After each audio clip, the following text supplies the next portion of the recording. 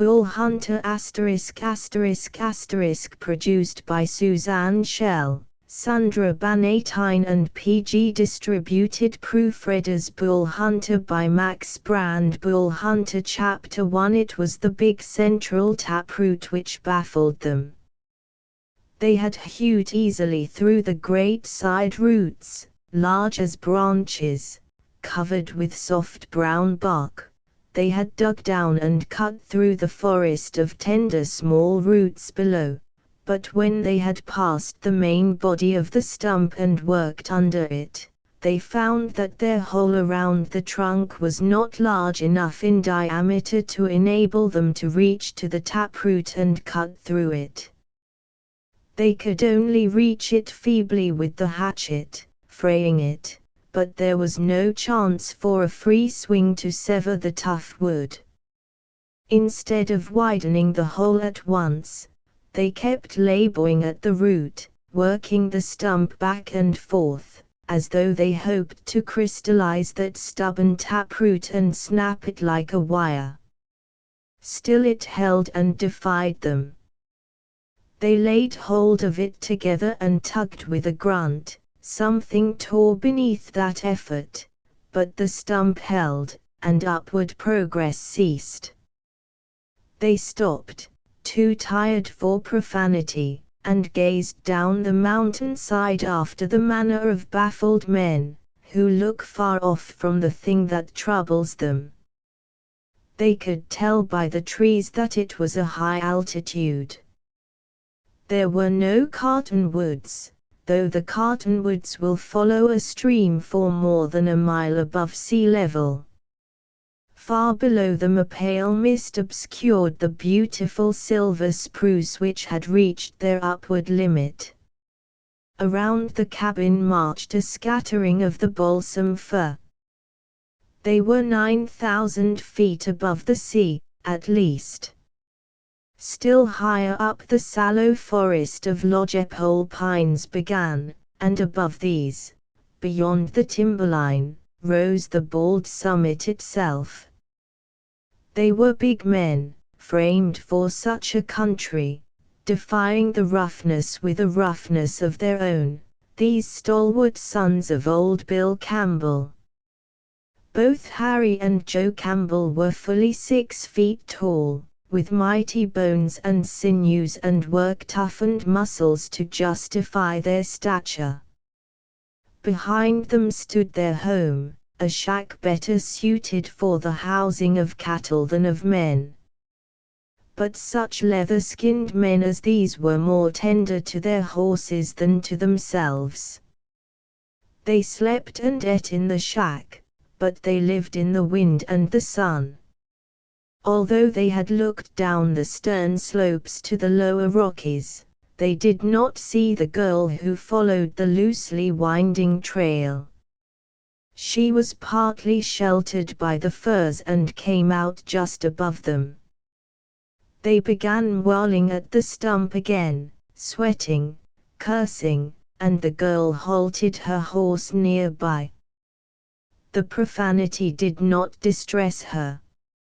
She was so accustomed to it that the words had lost all edge and point for her, but her freckled face stirred to a smile of pleasure at the sight of their strength, as they alternately smote at the taproot and then strove in creaking, grunting unison to work it loose. They remained so long oblivious of her presence that at length she called, "Why don't you dig a bigger hole, boys?" She laughed in delight as they jerked up their heads in astonishment. Her laughter was young and sweet to the ear, but there was not a great deal outside her laughter that was attractive about her. However, Joe and Harry gaped and grinned and blushed at her in the time-old fashion, for she lived in a country where to be a woman is sufficient. Beauty is an unnecessary luxury, soon taxed out of existence by the life. She possessed the main essentials of social power, She could dance unflaggingly from dark to dawn at the nearest schoolhouse dance, chattering every minute, and she could maintain a rugged silence from dawn to dark again, as she rode her pony home. Harry Campbell took off his hat, not in politeness, but to scratch his head. "Say, Jessie, where'd you drop from? Didn't see you coming no ways." "Maybe I come down like rain," said Jessie. All three laughed heartily at this jest. Jessie swung sidewise in her saddle with the lithe grace of a boy, dropped her elbow on the high pommel, and gave advice. "You got a pretty bad taproot under yonder.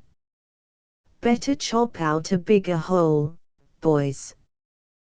But, say, what you clearing this here land for? Ain't no good for nothing, is it?" She looked around her. Here and there the clearing around the shanty ate raggedly into the forest, but still the plowed land was chopped up with a jutting of boulders. "Sure it ain't no good for nothing," said Joe. "It's just the old man's idea." He jerked a grimy thumb over his shoulder to indicate the controlling and absent power of the old man, somewhere in the woods. "Sure makes him glum when we ain't working. If they ain't nothing worthwhile to do he always sets us to grubbing up roots, and if we ain't digging up roots, we got to get out old Maggie Mare and try to plow in rocks like them. Nobody but Bull can do it." "I didn't know Bull could do nothing," said the girl with interest. "Or, he's a fool, right enough," said Harry, "but he just has a sort of head for knowing where the rocks are under the ground, and somehow he seems to make old Maggie Hose know where they lie, too. Outside of that he sure ain't no good. Everybody knows that." "Kind of too bad he ain't got no brains," said the girl. "All his strength is in his back, and none is in his head, my dad says. If he had some part of sense he'd be a powerful good hand." "Sure would be," agreed Harry.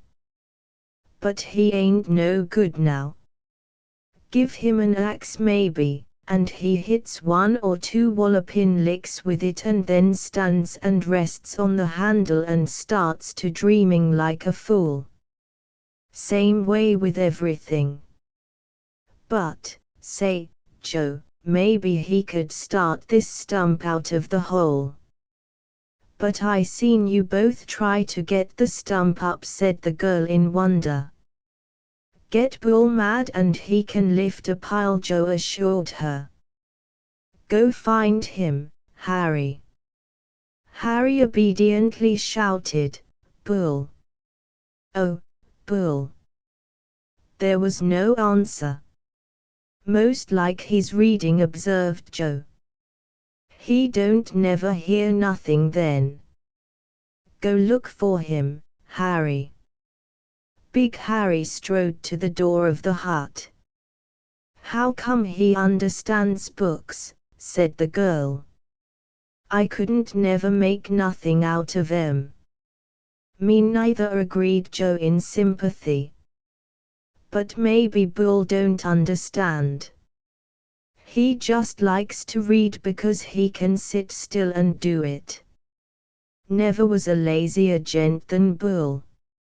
Harry turned at the door of the shack. "Yep, reading," he announced with disgust. He cupped his hands over his mouth and bellowed through the doorway, "Hey!" There was a startled grunt within, a deep, heavy voice and a thick articulation. Presently a huge man came into the doorway and leaned there, his figure filling it. There was nothing freakish about his build. He was simply overnormal in bulk, from the big head to the heavy feet. He was no more than a youth in age, but the great size and the bewildered puckering of his forehead made him seem older. The book was still in his hand. "Hey," returned Harry, "we didn't call you out here to read to us. Leave the book behind." Bull looked down at the book in his hand, seemed to waken from a trance, then, with a muffled sound of apology, dropped the book behind him. "Come here." He slumped out from the house. His gait was like his body, his stride large and loose. The lack of nervous energy which kept his mind from a high tension was shown again in the heavy fall of his feet and the forward slump of his head. His hands dangled aimlessly at his sides, as though in need of occupation. A ragged thatch of blonde hair covered his head and it was sunburned to straw color at the edges. His costume was equally rough. He wore no belt, but one strap, from his right hip, crossed behind his back, over the bulging muscles of his shoulder to the front of his left hip.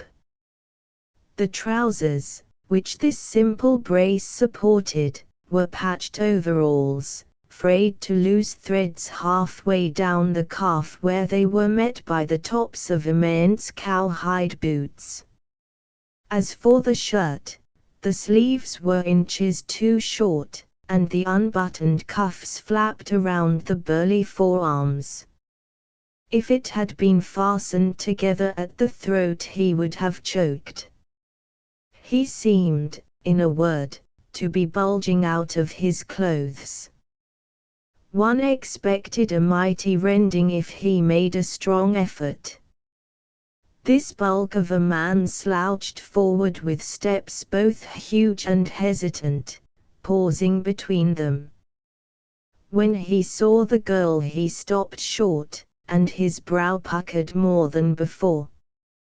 One felt that, coming from the shadow, he was dazed and startled by the brilliant mountain sunshine, and the eyes were dull and alarmed.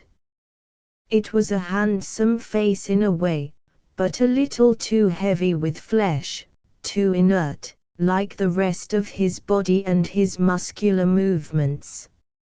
"She ain't going to bite you," said Harry Campbell. "Come on over here to the stump." He whispered to the girl, "Laugh at him." She obeyed his command. It brought a flush to the face of Bull Hunter and made his head bow. He shuffled to the stump and stood aimlessly beside it. "Get down into the hole, you fool," ordered Joe. He and Harry took a certain pride in ordering their cousin around. It was like performing with a lion in the presence of a lady. It was manipulating an elephant by power of the unaided voice. Slowly Bull Hunter dropped his great feet into the hole and then raised his head a little and looked wistfully to the brothers for further orders. But only half his mind was with them. The other half was with the story in the book. Their Quinton Duruard had been nodding at his guard in the castle, and the evil-faced little king had just sprung out and wrenched the weapon from the hands of the sleepy boy. Bull Hunter could see the story clearly, very clearly.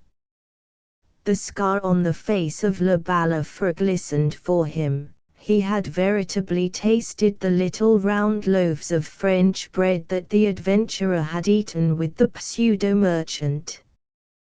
But to step out of that world of words into this keen sunlight, there was the difference. The minds which one found in the pages of a book were understandable. But the minds of living men, how terrible they were! One could never tell what passed behind the bright eyes of other human beings. They mocked one. When they seemed sad, they might be about to laugh. The minds of the two brothers eluded him, mocked him, slipped from beneath the slow grasp of his comprehension. They whipped him with their scorn.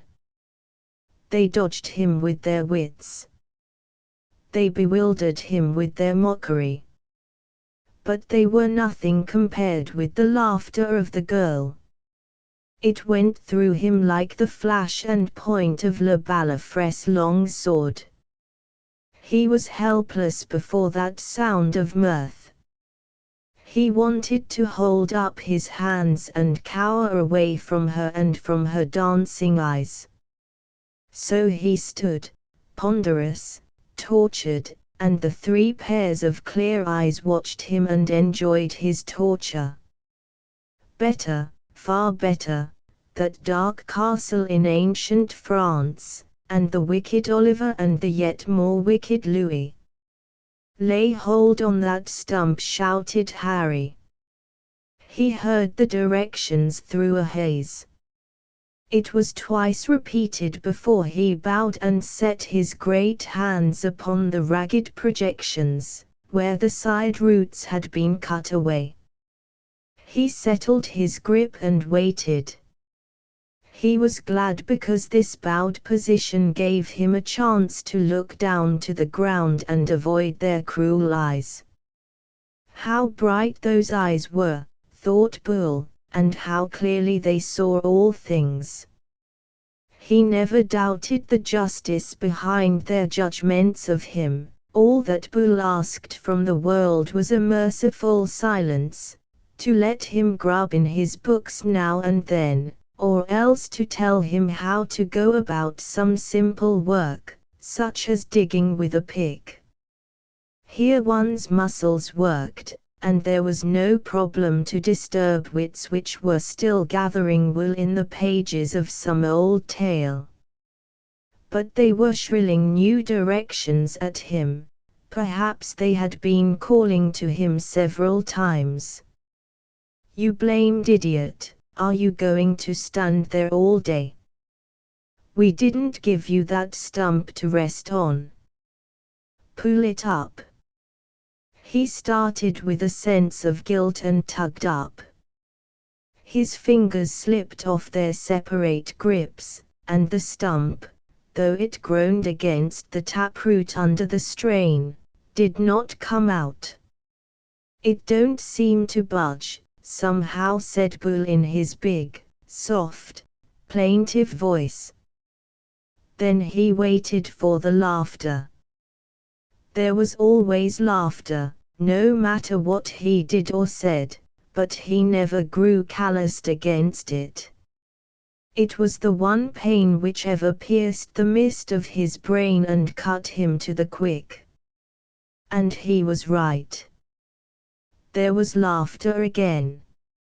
He stood suffering mutely under it. The girl's face became grave. She murmured to Harry, "Ever try praisin' to big stupid him? Are you joshin' me, Jessie? What's he ever done to be praised about?" "You watch," said the girl. Growing excited with her idea, she called, "Say, Boole." He lifted his head, but not his eyes. Those eyes studied the impatient feet of the girl's mustang. He waited for another stroke of wit that would bring forth a fresh shower of laughter at his expense. "Boole, you're mighty big and strong. About the biggest and strongest man I ever seen." Was this a new and subtle form of mockery? He waited dully. "I seen Harry and Joe both try to pull up that root, and they couldn't so much as budge it. But I bet you could do it all alone, Boole. You just try. I bet you could." It amazed him. He lifted his eyes at length, his face suffused with a flush, his big, cloudy eyes were glistening with moisture. "Do you mean that?" he asked huskily. For this terrible, clear-eyed creature, this mocking mind, this alert, cruel wit was actually speaking words of confidence. A great, dim joy welled up in the heart of Bull Hunter. He shook the forelock out of his eyes. "You just try, will you, Bull?" "I'll try." He bowed. Again his thick fingers sought for a grip, found places, worked down through the soft dirt and the pulpy bark to solid wood, and then he began to lift. It was a gradual process. His knees gave, sagging under the strain from the arms. Then the back began to grow rigid, and the legs in turn grew stiff, as every muscle fell into play. The shoulders pushed forward and down. The forearms, revealed by the short sleeves, showed a bewildering tangle of cord muscle, and, at the wrists, the tendons sprang out as distinct and white as the new strings of a violin. The three spectators were undergoing a change. The suppressed grins of the two brothers faded. They glanced at the girl to see if she were not laughing at the results of her words to Big Bull, but the girl was staring. She had set that mighty power to work, and she was amazed by the thing she saw. And they, looking back at Bull, were amazed in turn. They had seen him lift great logs, wrench boulders from the earth. But always it had been a proverb within the Campbell family that Bull would make only one attempt and, failing in the first effort, would try no more. They had never seen the mysterious resources of his strength called upon. Now they watched first the settling and then the expansion of the body of their big cousin. His shoulders began to tremble, they heard deep, harsh panting like the breathing of a horse as it tugs a ponderous load up a hill, and still he had not reached the limit of his power. He seemed to grow into the soil, and his feet ground deeper into the soft dirt, and ever there was something in him remaining to be tapped. It seemed to the brothers to be merely vast, unexplored recesses of muscle, but even then it was a prodigious thing to watch the strain on the stump increase moment by moment. That something of the spirit was being called upon to aid in the work was quite beyond their comprehension. There was something like a groan from Bull, a queer, animal sound that made all three spectators shiver where they stood. For it showed that the limit of that apparently inexhaustible strength had been reached and that now the anguish of last effort was going into the work. They saw the head bowed lower, the shoulders were now bunching and swelling up on either side. Then came a faint rending sound, like cloth slowly torn. It was answered by something strangely like a snarl from the laborer. Something jerked through his body as though a whip had been flicked across his back. With a great rending and a loud snap the big stump came up. A little shower of dirt spouted up with the parting of the taproot. The trunk was flung high, but not out of the hands of Bull Hunter. He whirled it around his head, laughing. There was a ring and clearness in that laughter that they had never heard before. He dashed the stump on the ground. "It's out," exclaimed Bull. "Look there." He strode upon them. As he straightened up, he became huger than ever. They shrank from him, from the veins which still bulged on his forehead and from the sweat and pallor of that vast effort. The very mustang winced from this mountain of a man who came with a long, sweeping, springing stride. On his face was a strange joy as of the explorer who tops the mountains and sees the beauty of the promised land beneath him. He held out his hand. "Lady, I got to thank you. You taught me how." But she shrank from his outstretched hand, as though she had lay brought to a larger end than she dreamed and was terrified by the thing she had made. You got a red stain on your hands." "Oh." He came to a stop sharply. The sharp edges, where the roots had been cut away, had worked through the skin and his hands were literally caked with mud and stained red. Bull looked down at his hands vaguely. It came to Harry that Bull was taking up a trifle too much of Jess's attention.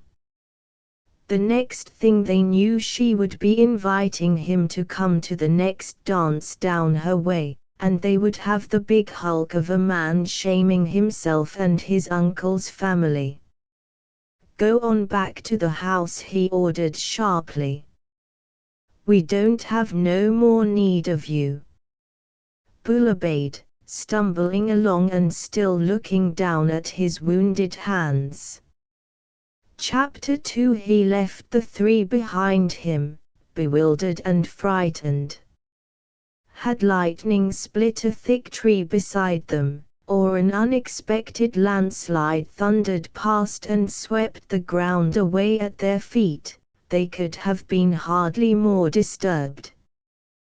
"Who'd have thought he could act like that?" remarked Joe. "My gosh, Jessie." They went and looked at the hole where the stump had stood. At the bottom was the white remnant of the taproot where it had burst under the strain. "It wasn't so much how he pulled up the stump," said the girl faintly.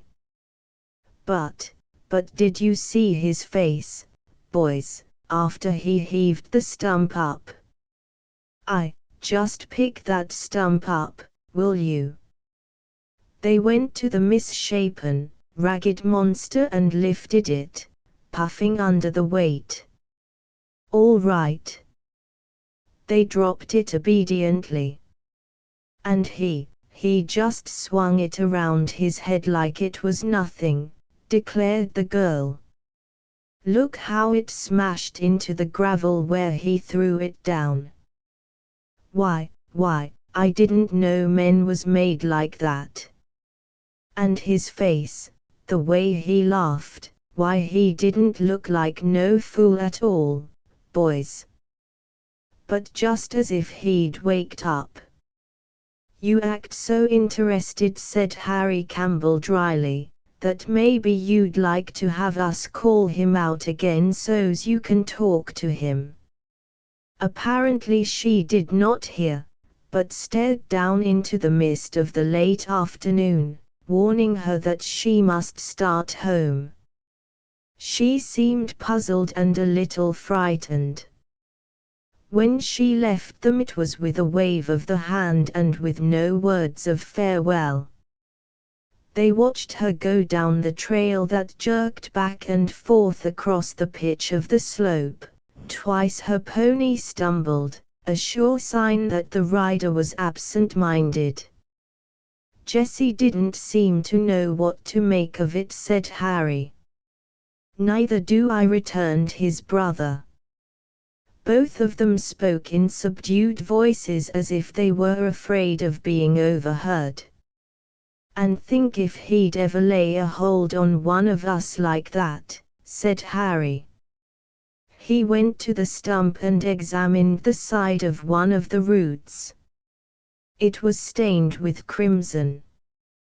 Look where his fingertips worked through the dirt and the bark, right down to the solid wood, murmured Joe. They looked at each other uneasily. My gosh, said Joe, think of the way I handled him the other night. He let me trip him up and throw him. He shuddered. Why, if he'd laid hold of me just once, he'd have squashed my muscles like they was rotten fruit. Of one accord they turned back to the house.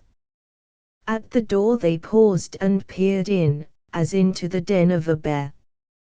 There sat Bull on the floor. He risked his weight to none of the crazy chairs, still looking at his stained hands. Then they drew back and again looked at each other with scared eyes and spoke in undertones. After this maybe he won't want to follow orders. Maybe he'll get sort of free and easy and independent. If he does, you watch Dad give him his marching orders. Dad won't have no one lifting heads agin him. Neither will I, snapped Joe. I guess we own this house.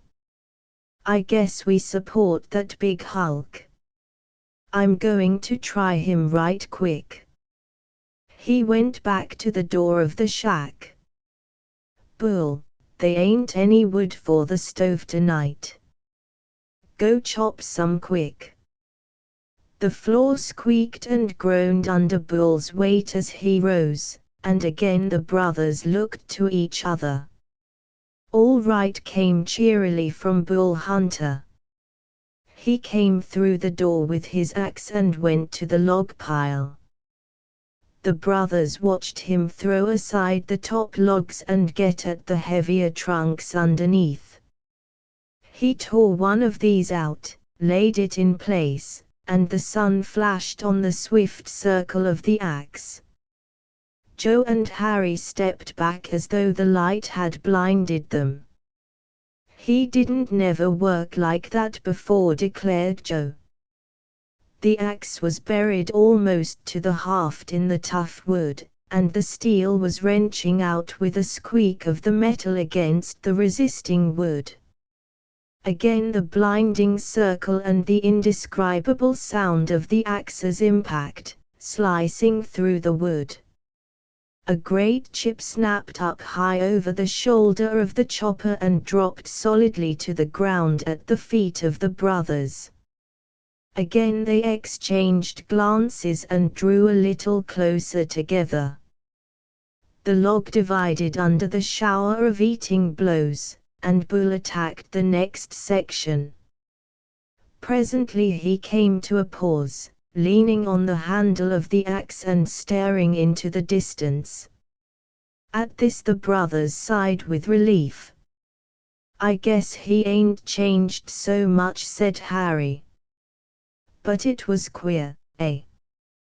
Kind of like a bear waking up after he'd been sleeping all winter. They jarred Bull out of his dream with a shout and set him to work again. Then they started the preparations for the evening meal. The simple preparations were soon completed, but after the potatoes were boiled, they delayed frying the bacon, for their father, old Bill Campbell, had not yet returned from his hunting trip and he disliked long-cooked food. Things had to be freshly served to suit Bill, and his sons dared the wrath of heaven rather than the biting reproaches of the old man. It was strange that Bill delayed his coming so long. As a rule he was always back before the coming of evening. An old and practiced mountaineer, he had never been known to lose sense of direction or sense of distance, and he was an hour overdue when the sun went down and the soft, beautiful mountain twilight began.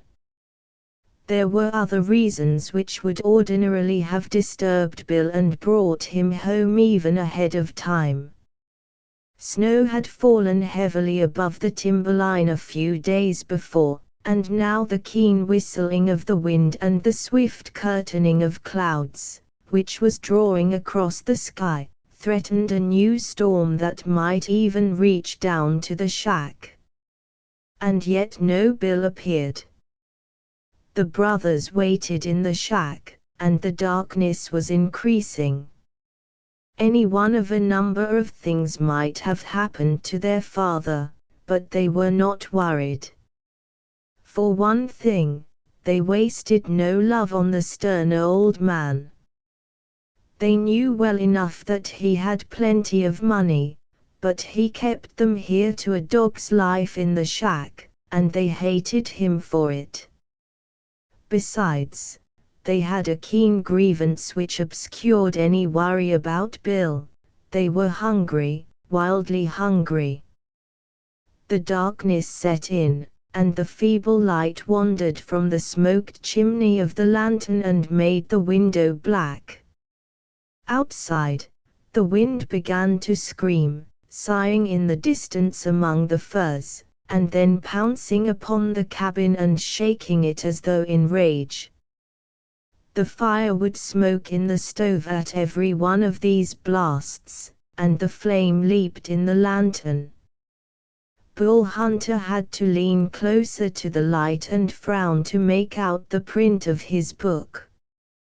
The sight of his stolid immobility merely sharpened their hunger, for there was never any passion in this hulk of a man. When he relaxed over a book, the world went out like a snuffed candle for him. He read slowly, lingering over every page, for now and again his eyes drifted away from the print, and he dreamed over what he had read. In reality he was not reading for the plot, but for the pictures he found, and he dreaded coming to the end of a book also, for books were rare in his life. A scrap of a magazine was a treasure. A full volume was a nameless delight. And so he worked slowly through every paragraph and made it his and dreamed over it until he knew every thought and every picture by heart. Once slowly devoured in this way, it was useless to reread a book. It was far better to simply sit and let the slow memory of it trail through his mind link by link, just as he had first read it and with all the embroiderings which his own fancy had conjured up. Often this stupid pondering over a book would madden the two brothers. It irritated them till they would move the lantern away from him. But he always followed the light with a sigh and uncomplainingly settled down again. Sometimes they even snatched the book out of his hands. In that case he sat looking down at his empty fingers, dreaming over his own thoughts as contentedly as though the living page were in his vision. There was small satisfaction in tormenting him in these ways. Tonight they dared not bother him. The stained hands were still in their minds, and the tremendous, joyous laughter as he whirled the stump over his head still rang in their ears. But they watched him with a sullen envy of his immobility. Just as a man without an overcoat envies the woolly coat of a dog on a windy December day. Only one sound roused the reader. It was a sudden loud snorting from the shed behind the house and a dull trampling that came to him through the noise of the rising wind. It brought Bull lurching to his feet, and the stove jingled as his weight struck the yielding center boards of the floor. Out into the blackness he strode. The wind shut around him at once and plastered his clothes against his body as if he had been drenched to the skin in water. Then he closed the door. "What brung him to life?" asked Harry. "Nothing," he just heard ol' Maggie snort. Always bothers him when Maggie gets scared of something, the old fool. Maggie was an ancient, broken-down draft horse. Strange vicissitudes had brought her up into the mountains via the logging camp. She was kept, not because there was any rail hauling to be done for Bill Campbell, but because, having got her for nothing, she reminded him of the bargain she had been. And Bull, apparently understanding the sluggish nature of the old mare by sympathy of kind, used to work her to the single plow among the rocks of their clearing. Here, every autumn, they planted seed that never grew to mature grain. But that was Bill Campbell's idea of making a home. Presently Bull came back and settled with a slump into his old place. "Going to snow?" asked Harry. "Yep. Feel it in the wind." It was an old joke among them, for Bull often declared with ridiculous solemnity that he could foretell snow by the change in the air. "Yep," answered Bull, "I felt the wind." He looked up at them, abashed, but they were too hungry to waste breath with laughter. They merely sneered at him as he settled back into his book. And, just as his head bowed, a far shouting swept down at them as the wind veered to a new point. "Uncle Bill," said Bull and rose again to open the door. The others wedged in behind his bulk and stared into the blackness. Chapter 3. They stood with the wind taking them with its teeth and pressing them heavily back. They could hear the fire flare and flutter in the stove. Then the wind screamed again, and the wail came down to them. "Uncle Bill," repeated Bull and, lowering his head, strode into the storm. The others exchanged frightened glances and then followed, but not outside of the shaft of light from the door. In the first place, it was probably not their father. Who could imagine Bill shouting for help? Such a thing had never been dreamed of by his worst enemies, and they knew that their fathers were legion. Besides, it was cold, and this was a wild goose chase, which meant a chilled hide and no gain. But, presently, through the darkness they made out the form of a horseman and the great bulk of Bull coming back beside him. Then they ran out into the night. They recognized the hatless, squat figure of their father at once, even in the dark, with the wind twitching his beard sideways.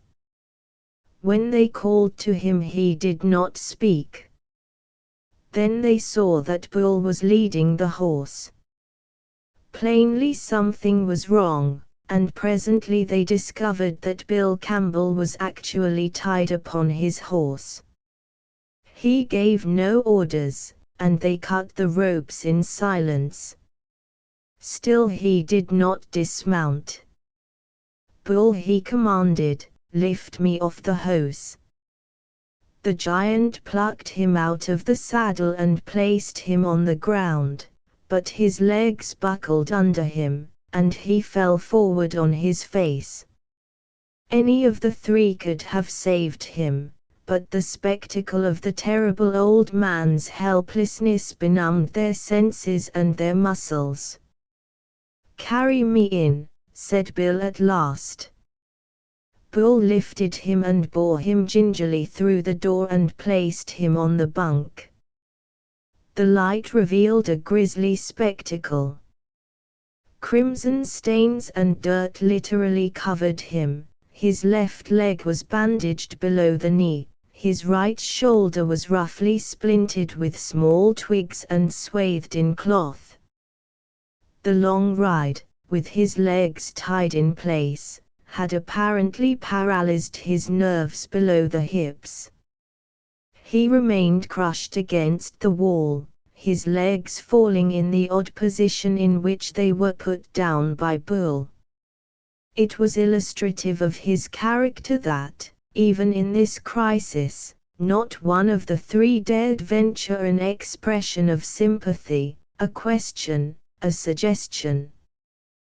Crumpled against the wall, his head bowed forward and cramped, the stern old man still controlled them with the upward glance of his eyes through the shag of eyebrows. "Gimme my pipe," he commanded. 3 hands reached for it. Pipe, tobacco, matches were proffered to him.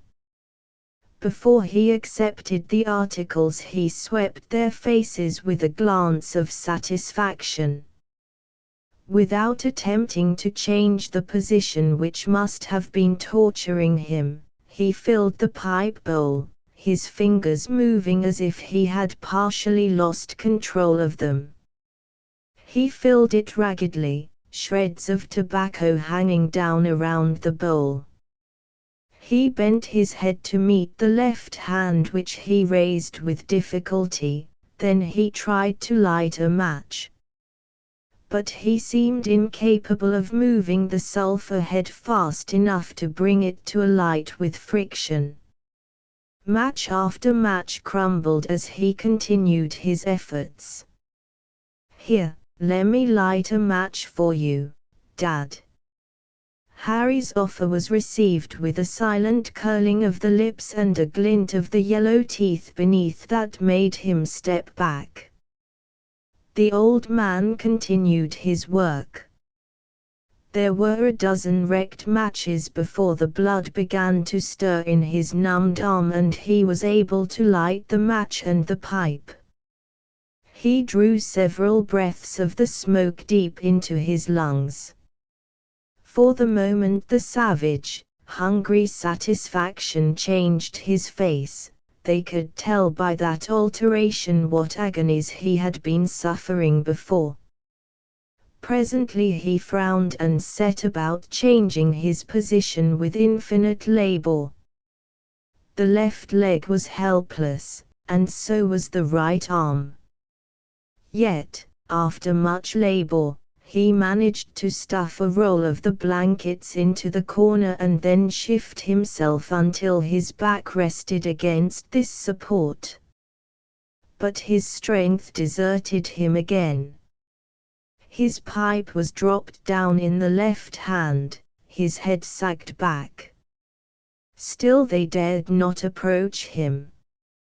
His 2 sons stood about, shifting from one foot to another, as if they expected a blow to descend upon them at any moment, as if each labored movement of terrible old Bill Campbell caused them the agony which he must be suffering. As for Bull Hunter, he sat again on the floor, his chin dropped upon his great fist, and wondered for a time at his uncle. It was the second great event to him, all in one day. First he had discovered that by fighting a thing, one can actually conquer. Second, he discovered that great fighter, his uncle, had been beaten. The impossible had happened twice between one sunrise and sunset. But men and the affairs of men could not hold his eye over long. Presently he dropped his head again and was deep in the pages of his book. At length Bill Campbell heaved up his head. It was to glare into the scared faces of his sons. "How long are you going to keep me waiting for food?" The order snapped them into action. They sprang here and there, and presently the thick slices of bacon were hissing on the pan, and the clouds of bacon smoke wafted through the cabin. When they reached Bill Campbell he blinked. Pain had given him a maddening appetite, yet he puffed steadily on his pipe and said nothing. The tin plate of potatoes and bacon was shoved before him, and the big tin cup of coffee. The three younger men sat in silence and devoured their own meal, the two sons swiftly, but Bull Hunter fell into musings, and part of his food remained uneaten. Then his glance wandered to his uncle and saw a thing to wonder at, a horrible thing in its own way. The nerveless left hand of the mountaineer, which had barely possessed steadiness to light a match, was far too inaccurate to handle a fork, and Bull saw his uncle stuffing his mouth with his fingers and daring the others to watch him. Something like pity came to Bull. It was so rare an emotion to connect with human beings that he hardly recognized it, for men and women, as he knew them, were brilliant, clever creatures, perfectly at home in the midst of difficulties that appalled him. But, as he watched the old man feed himself like an animal, the emotion that rose in Bull was the sadness he felt when he watched old Maggie stumbling among the rocks.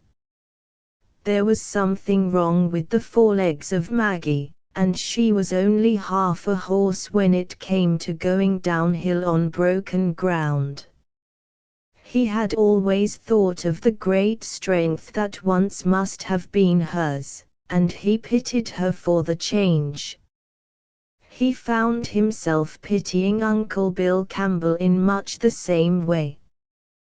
When Bill raised his tin cup, he spilled scalding coffee on his breast. The old man merely set his teeth and continued to glare his challenge at the three. But not one of the three dared speak a word, dared make an offer of assistance. What baffled the slow mind of Bull Hunter was the effort to imagine a force so great that battle with it had reduced the invincible Campbell to this shaken wreck of his old self. Mere bullets could tear wounds in flesh and break bones, but mere bullets could not wreck the nerves of a man so that his hand trembled as if he were drunk or hysterical with weariness. He tried to work out this problem. He conceived a man of gigantic size, vast muscles, inexhaustible strength, the power of a bear and the swift cunning of a wild cat. Such must have been the man who struck down Uncle Bill and sent him home a shattered remnant of his old self. There was another mystery. Why did the destroyer not finish his task? Why did he take pity on Uncle Bill Campbell and bind up the wounds he had himself made? Here the mind of Bull Hunter paused. He could not pass the mysterious idea of another than himself pitying Uncle Bill. It was pitying a hawk in the sky. Harry was taking away the dishes and throwing them in the little tub of lukewarm water where the grease would be carelessly soused off them. "Did you get up that stump?" asked Uncle Bill suddenly. There was a familiar ring in his voice. Woe to them if they had not carried out his orders. All three of the young men quaked, and Bull laid aside his book. "We done it," answered Joe in a quavering voice. "You done it?" asked Bill. We dug her pretty well clear," then Bull pulled her up. Some of the wrath ebbed out of the face of Bill as he glanced at the huge form of Bull. "Stand up," he ordered. Bull arose. The keen eye of the old man went over him from head to foot slowly. "Someday," he said slowly, speaking entirely to himself. "Someday, maybe." What he expected from Bull someday remained unknown. The dishwashing was swiftly finished. Then Uncle Bill made a feeble effort to get off his boots, but his strength had been ebbing for some time. His sons dared not interfere as the old man leaned slowly over and strove to tug the boot from his wounded leg, but Bull remembered, all in a flood of tenderness, some half-dozen small, kind things that his uncle had said to him. That was long, long ago, when the orphan came into the Campbell family. In those days his stupidity had been attributed largely to the speed with which he had grown, and he was expected to become normally bright later on, and in those days Bill Campbell occasionally let fall some gentle word to the great boy with his big, frightened eyes. And the half-dozen instances came back to Bull in this moment. He stepped between his cousins and laid his hand on the foot of his uncle. It brought a snarl from the old man, a snarl that made Bull straighten and step back, but he came again and put aside the shaking hand of Uncle Bill. His cousins stood at one side, literally quaking. It was the first time that they had actually seen their father defied. They saw the huge hand of Bull settle around the leg of their father, well below the wound, and then the grip closed to avoid the danger of opening the wound when the boot was worked off. After this he pulled the tight riding boot slowly from the swollen foot. Uncle Bill was no longer silent. The moment the big hand of his nephew closed over his leg, he launched a stream of curses that chilled the blood and drove his own sons farther back into the shadow of the corner. He demanded that they stand forth and tear Bull limb from limb. He disinherited them for cowardice. He threatened Bull with a vengeance compared with which the thunderbolt would be a feeble flare of light. He swore that he was entirely capable of taking care of himself, that he would step down into his grave sooner than be nursed and petted by any living human being. All the while, the great Bull leaned impassively over the wounded man and finally worked the boot free. That was not all. Uncle Bill had slipped over until he could reach a billet of wood beside his bunk. He struck at Bull's head with it, but the stick was brushed out of his palsied fingers with a single gesture, and, while Uncle Bill groaned with fury and impotence, Bull continued the task of preparing him for bed. He straightened the old body of the terrible Campbell, he heated water in the tub and washed away stains and dirt, he took off the stained bandages and replaced them with clean ones. His cousins helped in the latter part of this work. Weakness had reduced Uncle Bill to speechlessness. Finally the head of Bill Campbell was laid on a double fold of blanket in lieu of a pillow. A pipe had been tamped full and lighted by Bull and, crowning insult, set between Bill's teeth. When all this was accomplished, Bull retired to his corner, picked up his book, and was instantly absorbed.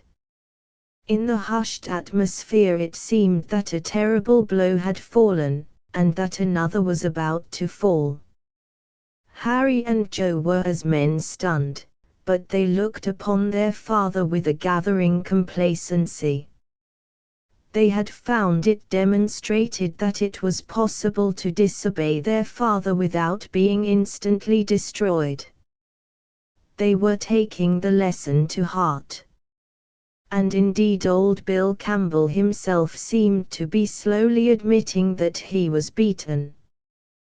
The illusion of absolute self-sufficiency, which he had built up through the years for the sake of imposing upon his sons and Bull Hunter, was now destroyed.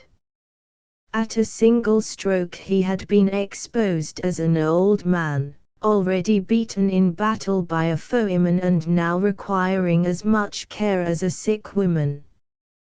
The shame of it burned in him, but the comfort of the smoothed bunk and the filled pipe between his teeth was a blessing.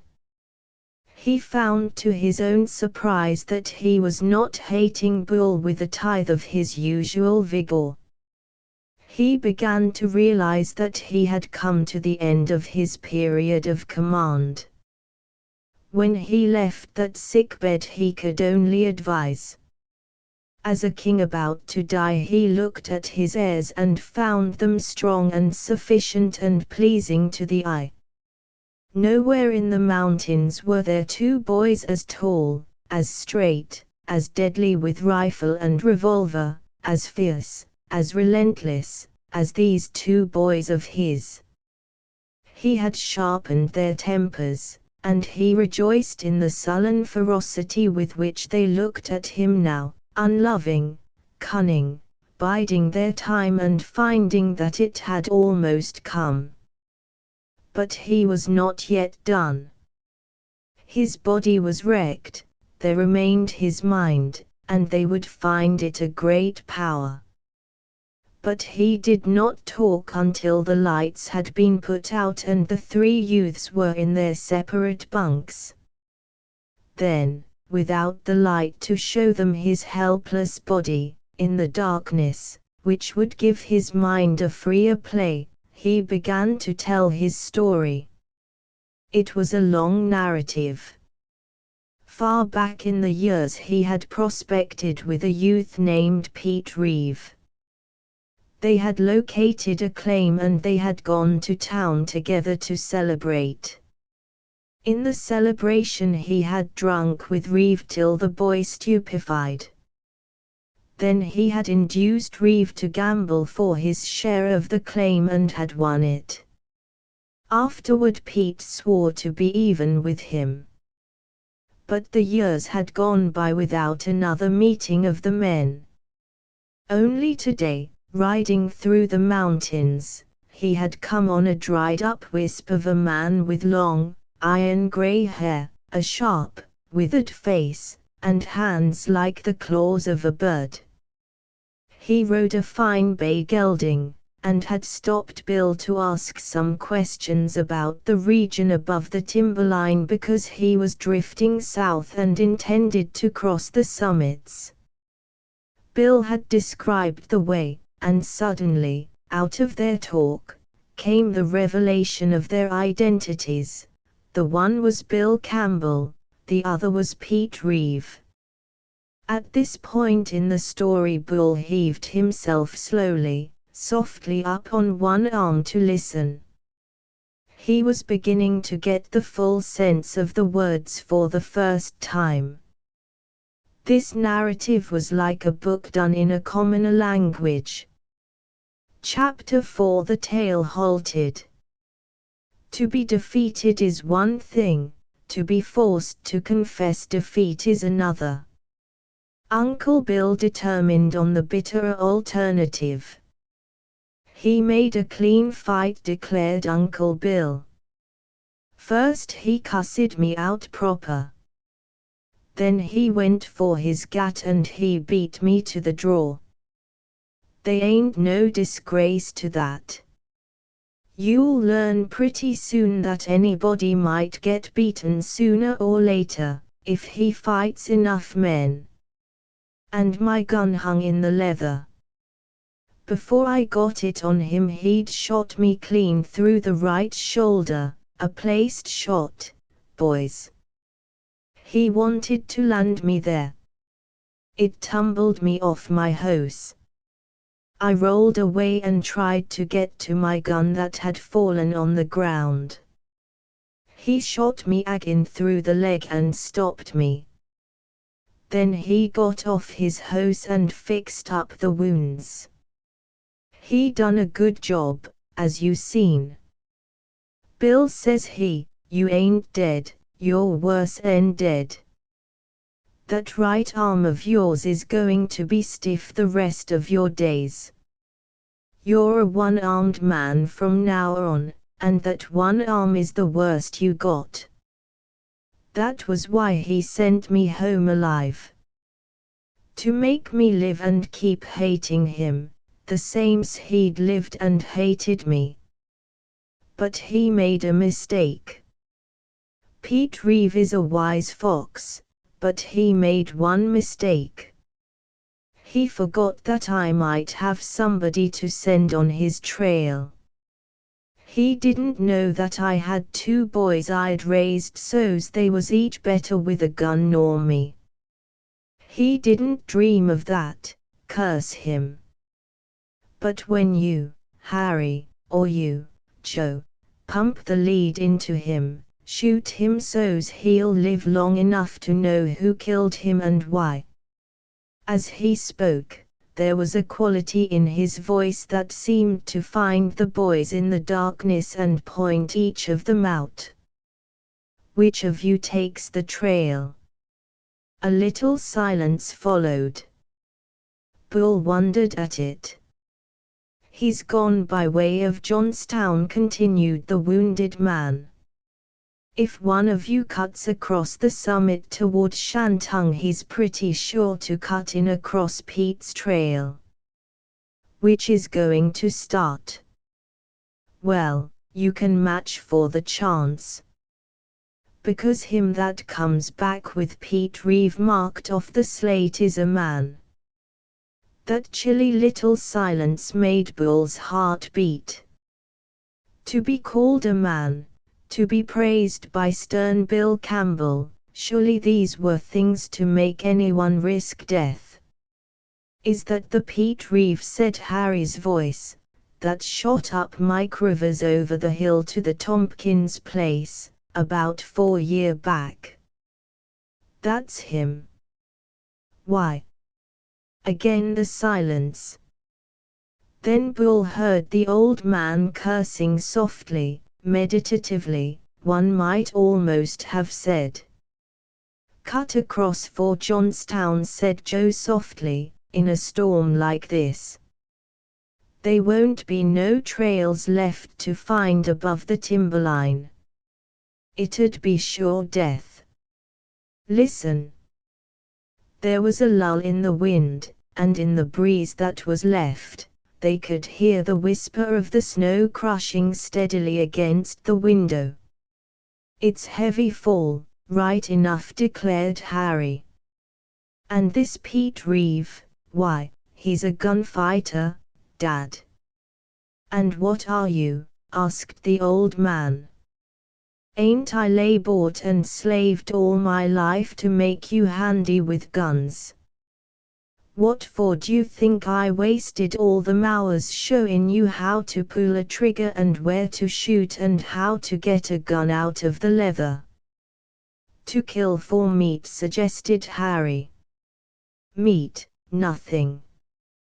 The kind of meat I mean walks on 2 feet and fights back.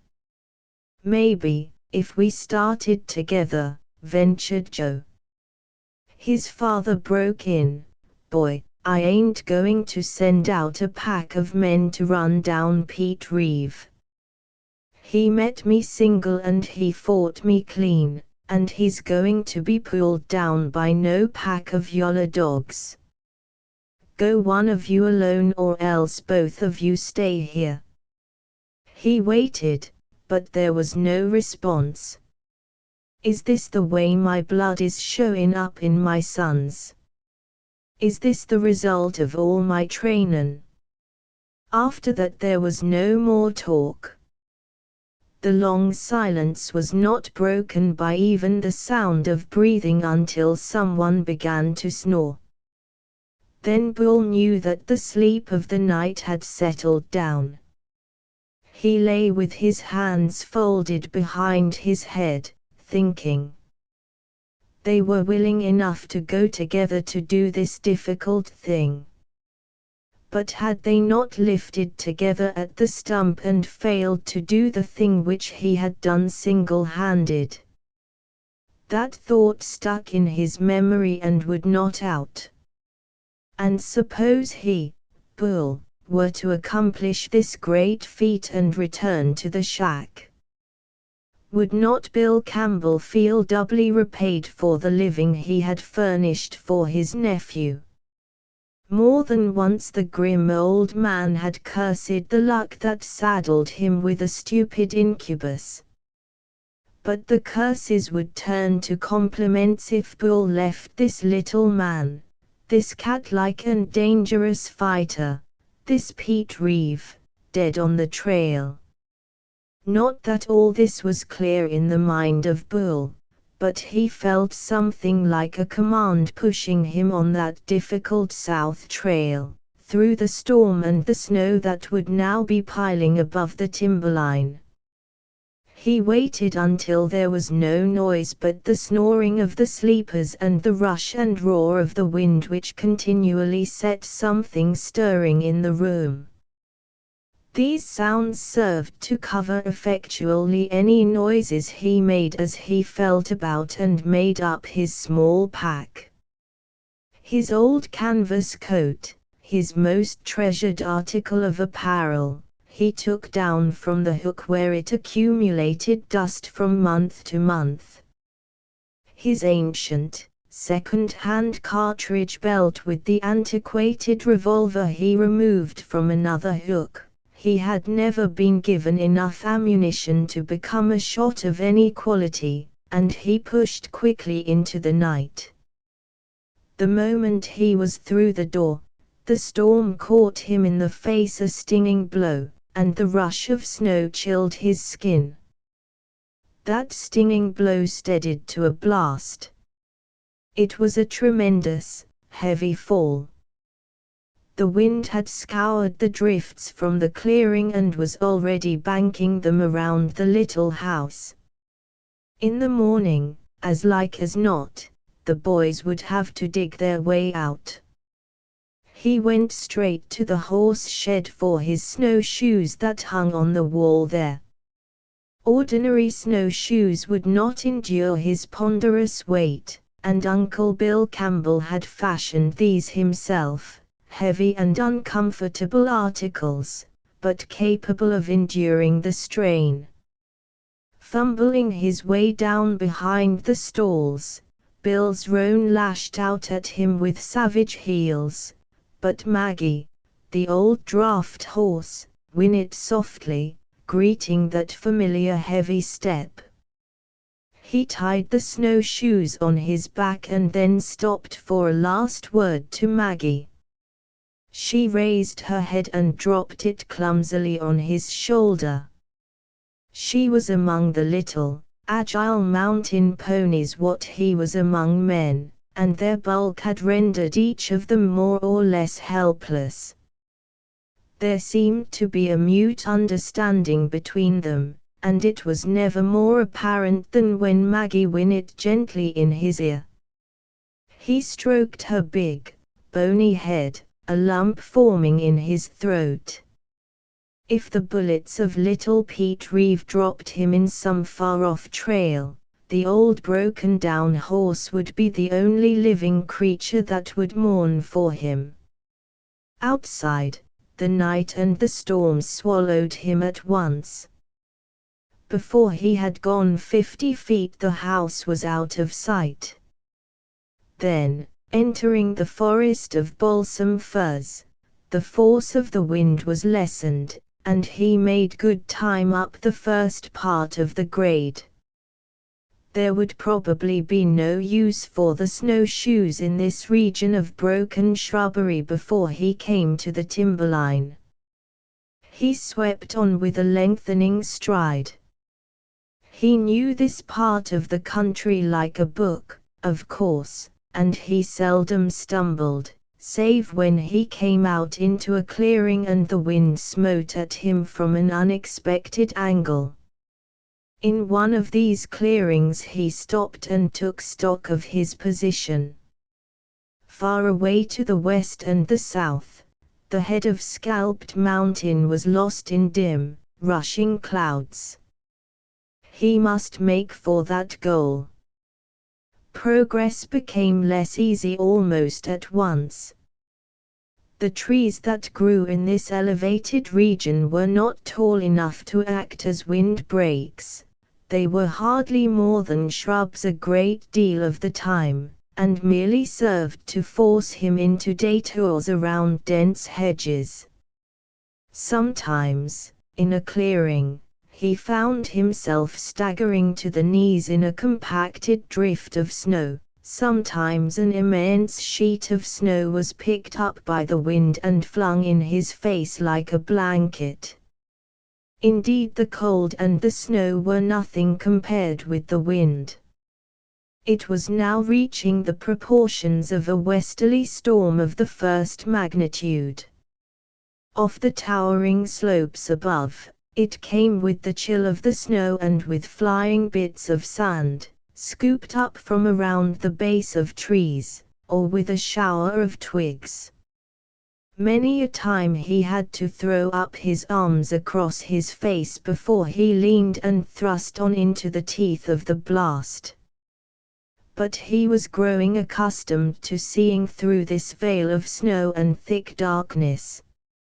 All things were dreamlike in dimness, of course, but he could make out terrific cloud effects, as the clouds gushed over the summit and down the slope a little way like the smoke of enormous guns, and again a pyramid of mist was like a false mountain before him, a mountain that took on movement and rushed to overwhelm him, only to melt away and become simply a shadow among shadows above his head. Once or twice before the dawn, he rested, not from weariness perhaps, but from lack of breath, turning his back to the west and bowing his head. Walking into the wind, it had become positively difficult to draw breath. Still it gained power incredibly. Up the side of Scalped Mountain it was a steady weight pressing against him rather than a wind. And now and then, when the weight relaxed, he stumbled forward on his knees. For there was now hardly any shelter. He was approaching the timberline where trees stand as high as a man and little higher. Dawn found him at the edge of the tree line. He flung himself on his face, his head on his arms, to rest and wait until the treacherous time of dawn should have passed. While the day grew steadily, his heart sank.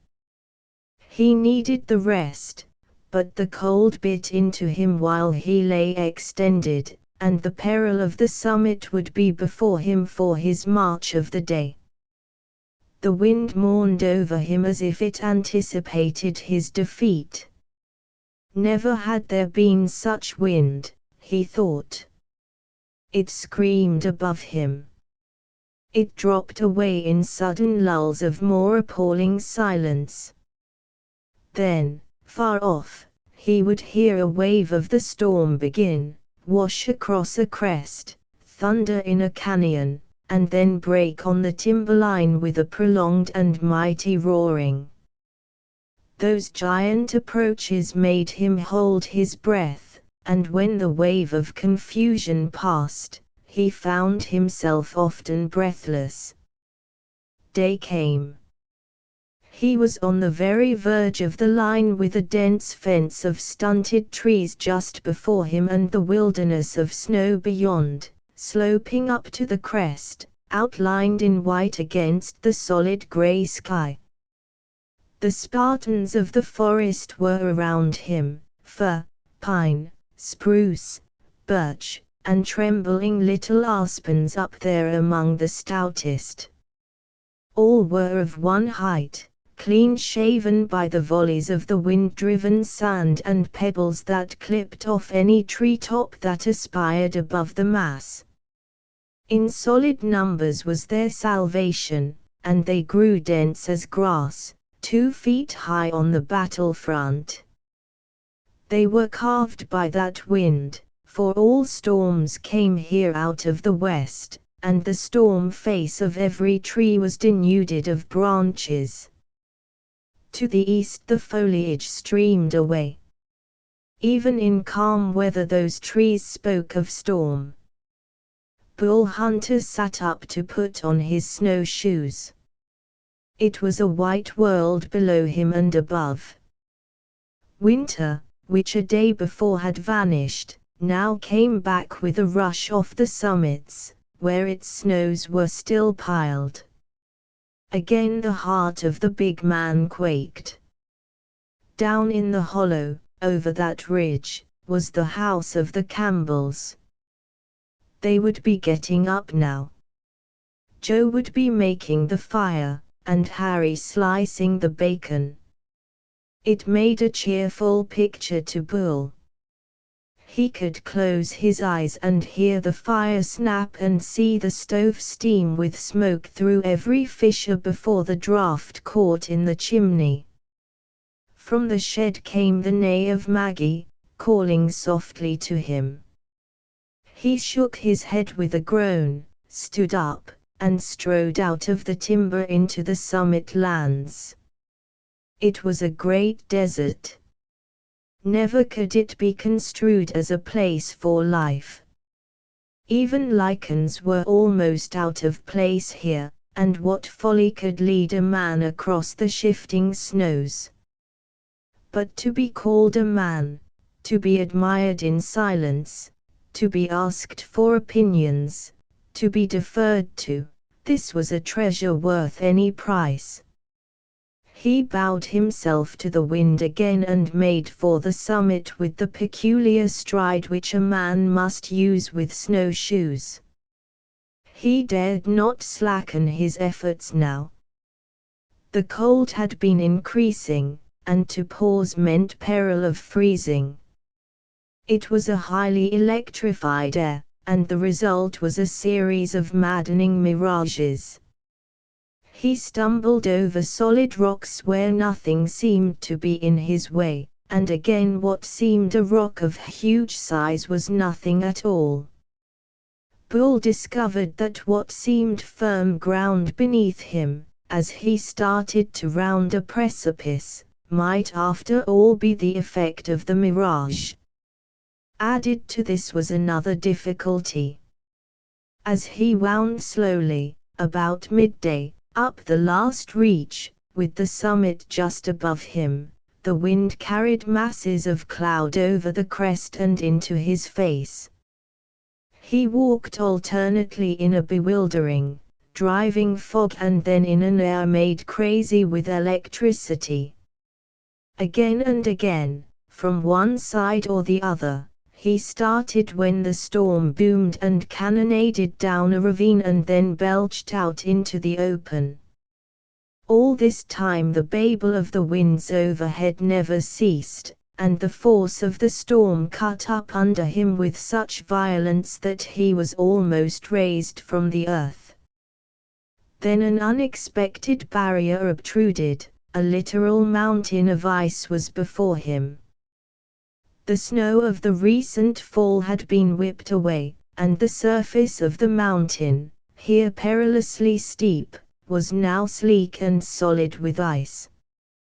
Bull looked gloomily toward the summit so close above him, and the ice glimmered in the dull light. There was only one way to make even the attempt. He sat down, took off his snowshoes, strapped them to his back, and began to work his way up the slope, battering out each foothold with the head of his axe. It was possible to ascend in this manner, but it would be practically impossible to descend. Once committed to this way, he had either to go on to the summit, or else perish. Working slowly, with little possible muscular exercise to warm him, he began to grow chilled and the wind-driven cold numbed his ears.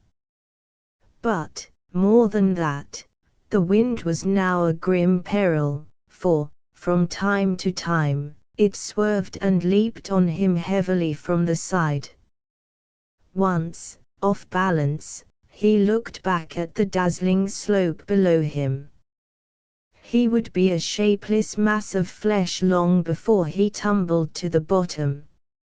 Vaguely, as he hewed his footholds and worked his way up, he yearned for the cleverness of Harry or the wit of Joe. What an ally either of them would be! That he was undertaking a task from which either of them would have shrunk in horror never occurred to him. Yonder, beyond the summit, lay his destiny, Johnstown, and this was the way toward it. It was a simple thing to Bull. He could no more vary from his course than a magnetic needle can vary from its pole. Suddenly he came on a break in the solid face of the ice. Above him was a narrow rift through the ice to the gravel beneath. How it was made, Bull could not guess. But he took advantage of it. Presently he was striding on toward the summit, beating his hands to restore the circulation and gingerly rubbing his ears. There was a magical change as he reached the summit and sat down behind some rocks to regain his breath and quiet his shaken nerves. The clouds split apart in the zenith, the sun burst through. On both sides the broad mountain billowed away to white lowlands. The air was alive with little, brilliant spots of electricity. It cheered Bull Hunter vastly. The gale, which was tumbling the clouds down the arch of the sky and toward the east, was more mighty than ever, but he put his head down to it confidently and began the descent.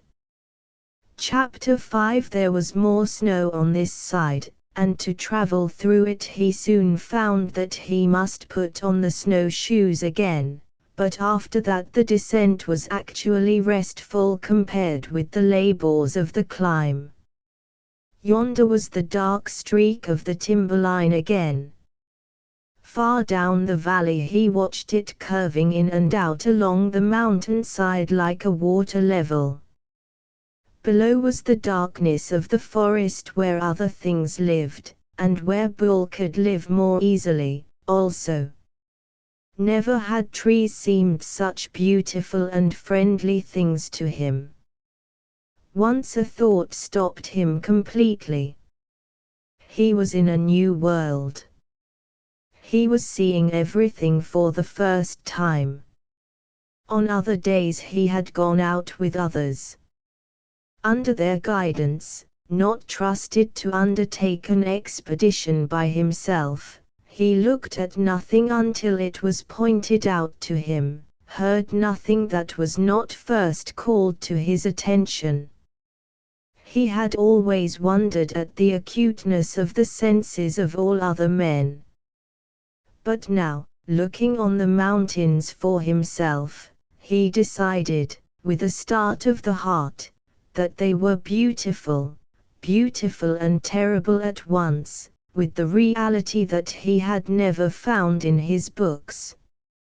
What leveled spear of a knight, in the pages of romance, could equal the invisible thrust of this wind? He reached the timberline. Looking back, he saw the summit, a brilliant line of white against a blue sky. Again the heart of Bull Hunter leaped.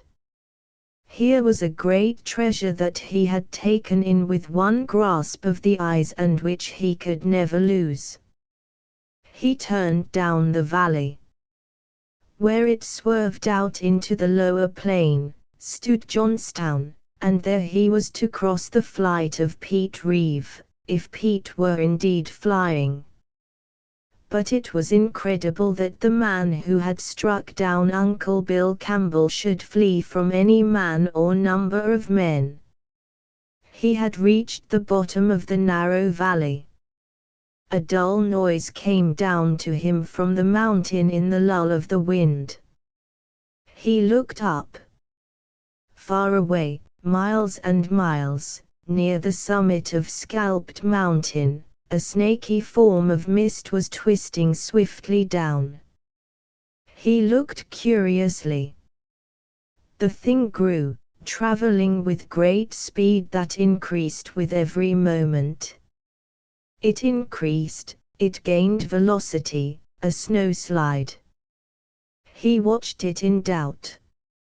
It was twisting like a snake down the farther side of the mountain, but, in his experience, slides were as treacherous as serpents. Bull started hastily for a low cliff that stood up from the floor of the valley, clear of the trees. He had not gone far when the wind fell away to a whisper, and a dull roaring caught his ear.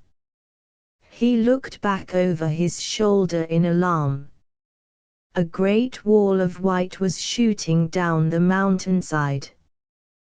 The little slide of surface snow, which had twisted across the surface of the old snows of the winter, had been gaining in weight, in momentum, picking up claws of shrubbery, teeth of stone, and eating through layer after layer of the old snow, packed hard as ice.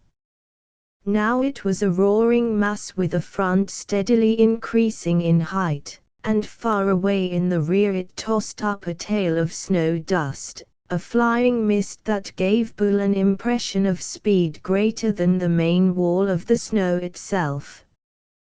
The noise grew amazingly, and coming in range of the opposite wall of the valley, a low and steadily increasing thunder poured into the ears of Bull. It was a fascinating thing to watch, and at this distance to the side he was quite safe.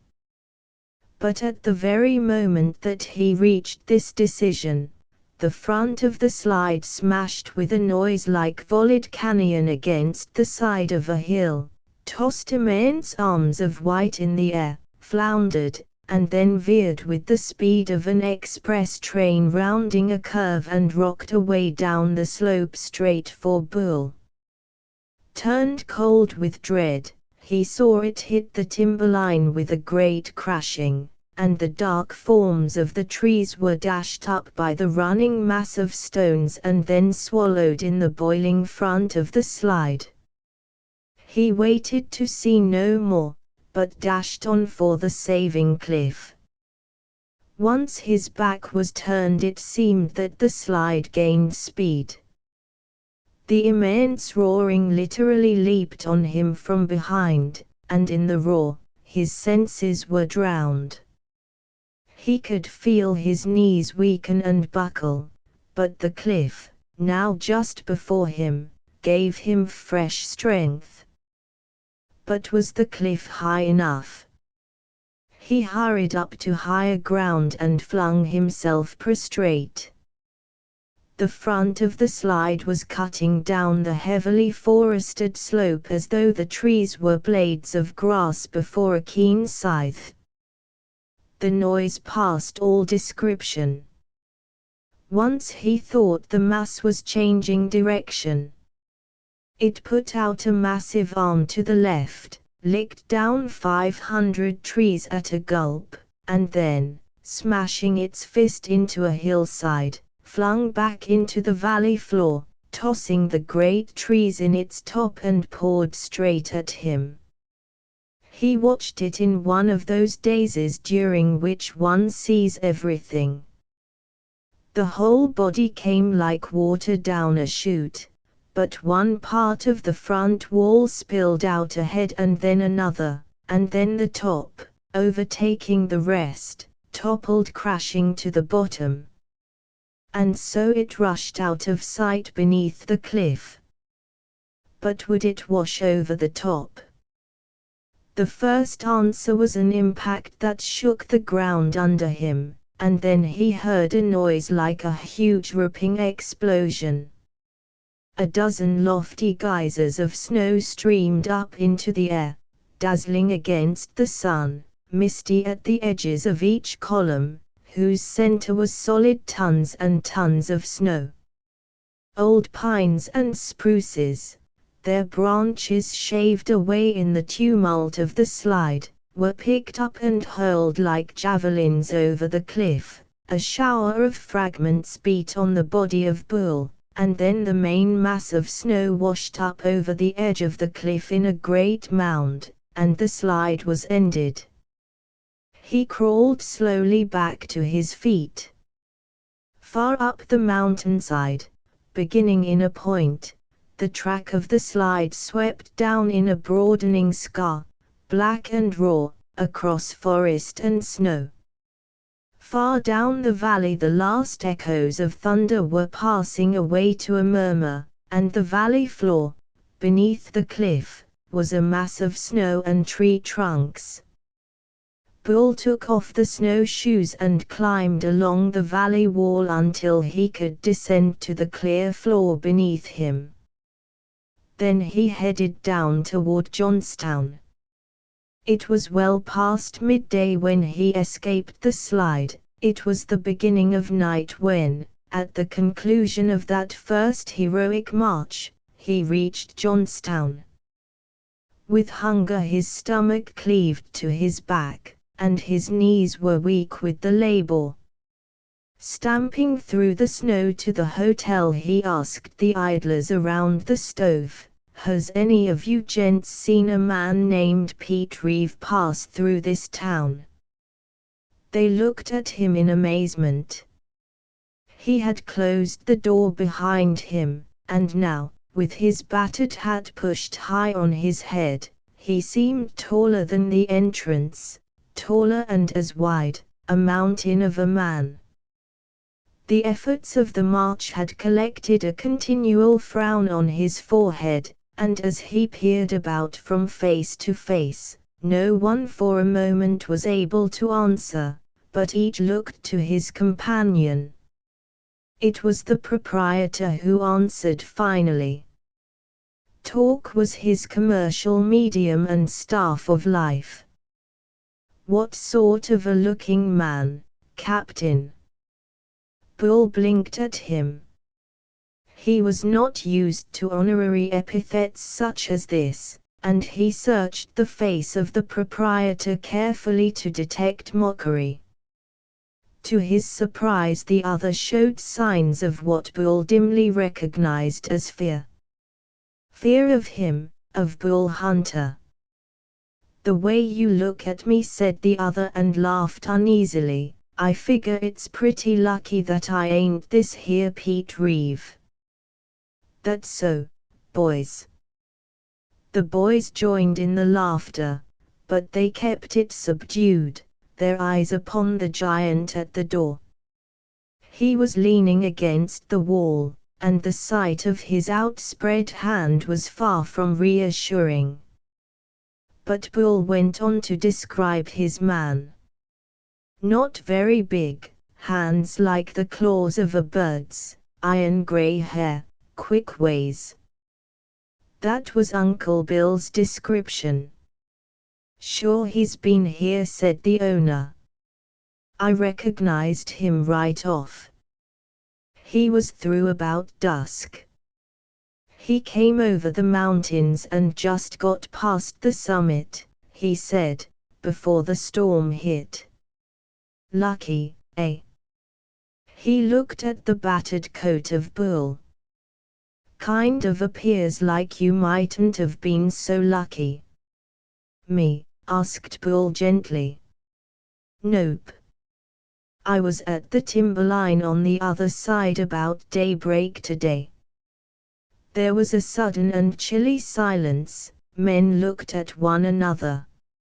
Obviously no man could have traveled that distance between dawn and dark, but it was as well not to express disbelief to a man who could tell a lie as big as his body. "I got to eat," said Bull. The proprietor jumped out of his chair. "I can fix you up, son." He led the way, Bull following with his enormous strides, and, as the floor creaked under him, the eyes of the others jerked after him, stride by stride. It was beginning to seem possible that this man had done what he said he had done. When the door slammed behind him and his steps went creaking through the room beyond, a mutter of a hum arose around the stove. As a matter of fact, it was the beginning of the great legend that was finally to bulk around the name of the big man. And it was fitting that the huge figure of Bull Hunter should have come upon the attention of men in this way, descending out of the storm and the mountains. That he had done something historic was far from the mind of Bull as he stalked into the dining room. "You sit right down here," his host was saying, placing a chair at the table. Bull tried the chair with his hand. It groaned and squeaked under the weight. "Chairs don't seem to be made for me," he said simply. "Besides, I'm more used to sitting on the floor." He dropped to the floor accordingly, with the effect of a small earthquake. The proprietor stared, but he swallowed his astonishment. "What you'd like to eat is something hearty, I figure." "What you got?" said Bull. "Well, Mrs. Johnny come in this morning with a dozen fresh eggs. Got some prime bacon, too, and some jerky and that dozen eggs," said Bull thoughtfully, "will start me, and then a platter of bacon, and you might mix up a bowl of flapjacks. You ain't got a quart or so of canned milk, partner?" The proprietor could only nod, for he dared not trust his voice. Fleeing to the kitchen, he repeated the prodigious order to his wife. Then he circled by a back way and communicated the tidings to the boys around the stove. "A couple of dozen eggs," he says to me, "and a few pounds of beef and 3 or 4 quarts of milk and a bowl of flapjacks and a platter of bacon" was the way the second version of the historic order for food came to the idlers. Half a dozen of the men risked the cold and the wind to steal around to the side of the house and peer through the window at the huge, bunched figure that sat on the floor. They found him with his chin dropped upon the burly fist and a frown on his forehead, for Bull was thinking. He would have been glad to have found Pete Reeve in Johnstown and have the matter over with. But, after all, it was beginning to occur to him that it might not be wise to kill the man in the presence of other people. They might attempt to correct him with the assistance of a rope and a limb of a tree. Somewhere he must cut in ahead of this Reeve and start out at him if possible. As for his ability to keep pace with a horse, he had no doubt that he could do it fairly well. More than once he had gone out on foot, while Harry and Joe rode, and he had pressed the little ponies, bearing their riders slowly up and down the slopes, to keep pace with him. On the level, of course, it was a different matter, but in broken country he more than kept up. "Have you got a grudge agin Reeve?" asked the host, as he brought in the fried eggs. "Maybe," admitted Bull, and instantly he began to attack the food. The proprietor watched with a growing awe. No Chinook ever ate snow as this hungry giant melted food to nothingness. He came back with the first stack of flapjacks and bacon and more questions. "But I'd think that a gent like you'd be pretty careful about tangling with Pete Reeve, him being so handy with a gun and you such a tolerable big target." "I've figured that all out," said Bull calmly. "But they's so much of me to kill that I don't figure one bullet could do the work." "Do you?" The eyes of the proprietor grew large. He swallowed, and before he could answer, Bull continued in the exposition of his theory. Before he shoots the next shot, maybe I can get my hands on him. You going to fight him bare hands agin a gun? You see, said Bull apologetically, I ain't much good with a gun, but I feel sort of curious about what would happen if I got my grip on a man. And that was the foundation on which another section of the Bull Hunter legend was built. Chapter 6. The bed on which Bull Hunter reposed his bulk that night was not the cot to which he was shown by his host. One glance at the spindling wooden legs of the canvas-bottomed cot was enough for Bull, and having wrapped himself in the covers he lay down on the floor and was instantly asleep. While it was still dark, he wakened out of a dream in which Pete Reeve seemed to be riding far, far away on the rim of the world. 10 minutes later Bull was on the trail out of Johnstown. There was only one trail for a horseman south of Johnstown, and that trail followed the windings of the valley. Bull planned to push across the ragged peaks of the Little Cloudy Mountains and head off the fugitive at Glen Crossing. 2 days of stern labor went into the next burst.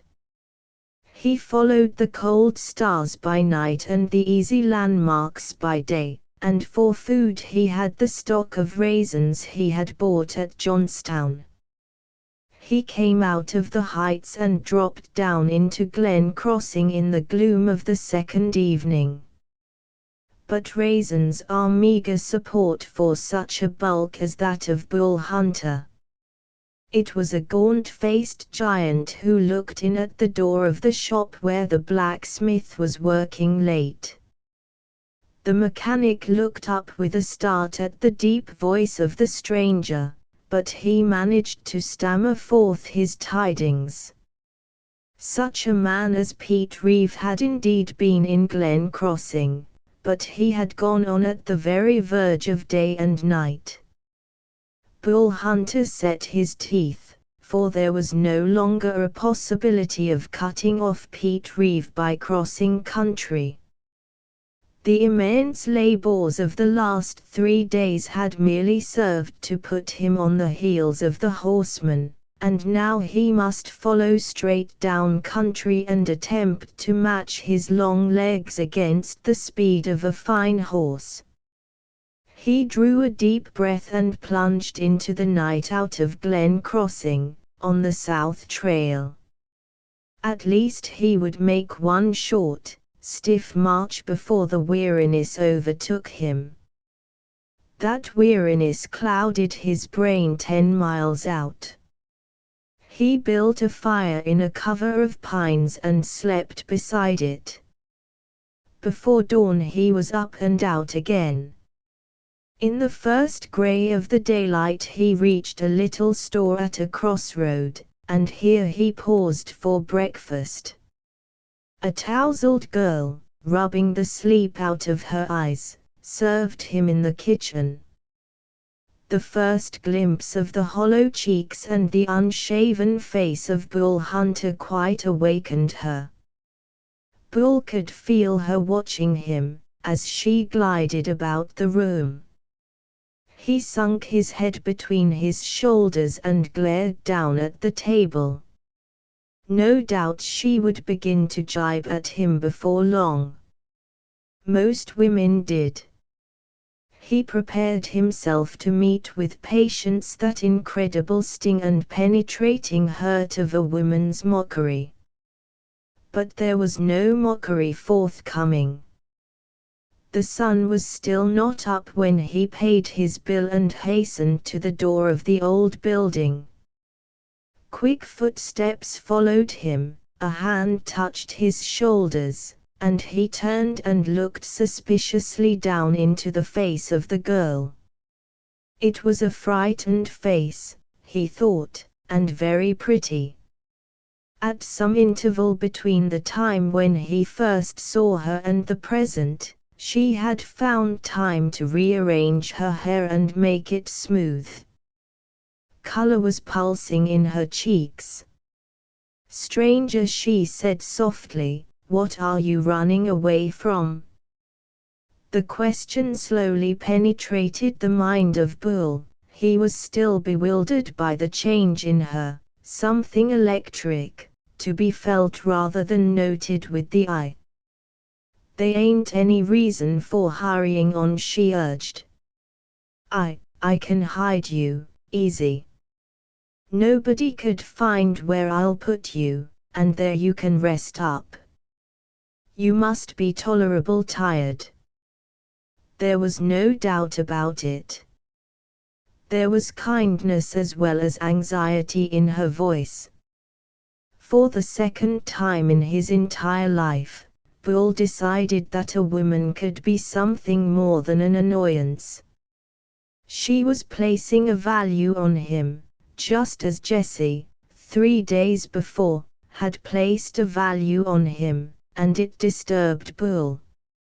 For so many years, he had been mocked and scorned by his uncle and cousins that deep in his mind was engraved the certainty that he was useless. He decided to hurry on before the girl found out the truth. "I can still walk," he said, "and, while I can walk, I got to go south. But, you gimme heart, lady. You gimme a pile of heart to keep going." Maybe, he paused, uncertain what to say next, and yet obviously she expected something more. "I'll get a chance to come back this way, and if I do, I'll see you. You can lay to that, I'll see you." He was gone before she could answer, and he was wondering why she had looked down with that sudden color and that queer, pleased smile. It would be long before Bull understood, but, even without understanding, he found that his heart was lighter and an odd warmth suffused him. The rising of the sun found him in the pale desert with the magic of the hills growing distant behind him, and he settled to a different step through the thin sand, a short, choppy step. His weight was against him here, but it would be even a greater disadvantage to a horseman, and with this in mind, he pressed steadily south. Every day on that south trail was like a year in the life of Bull.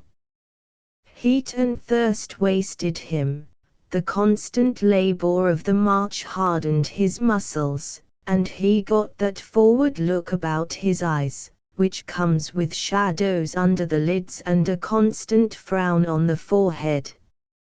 It was long afterward that men checked up his march from date to date and discovered that the distance between the shack of Bill Campbell and Halstead in the south was 150 miles over bitter mountains and burning desert, and that Bull Hunter had made the distance in 5 days.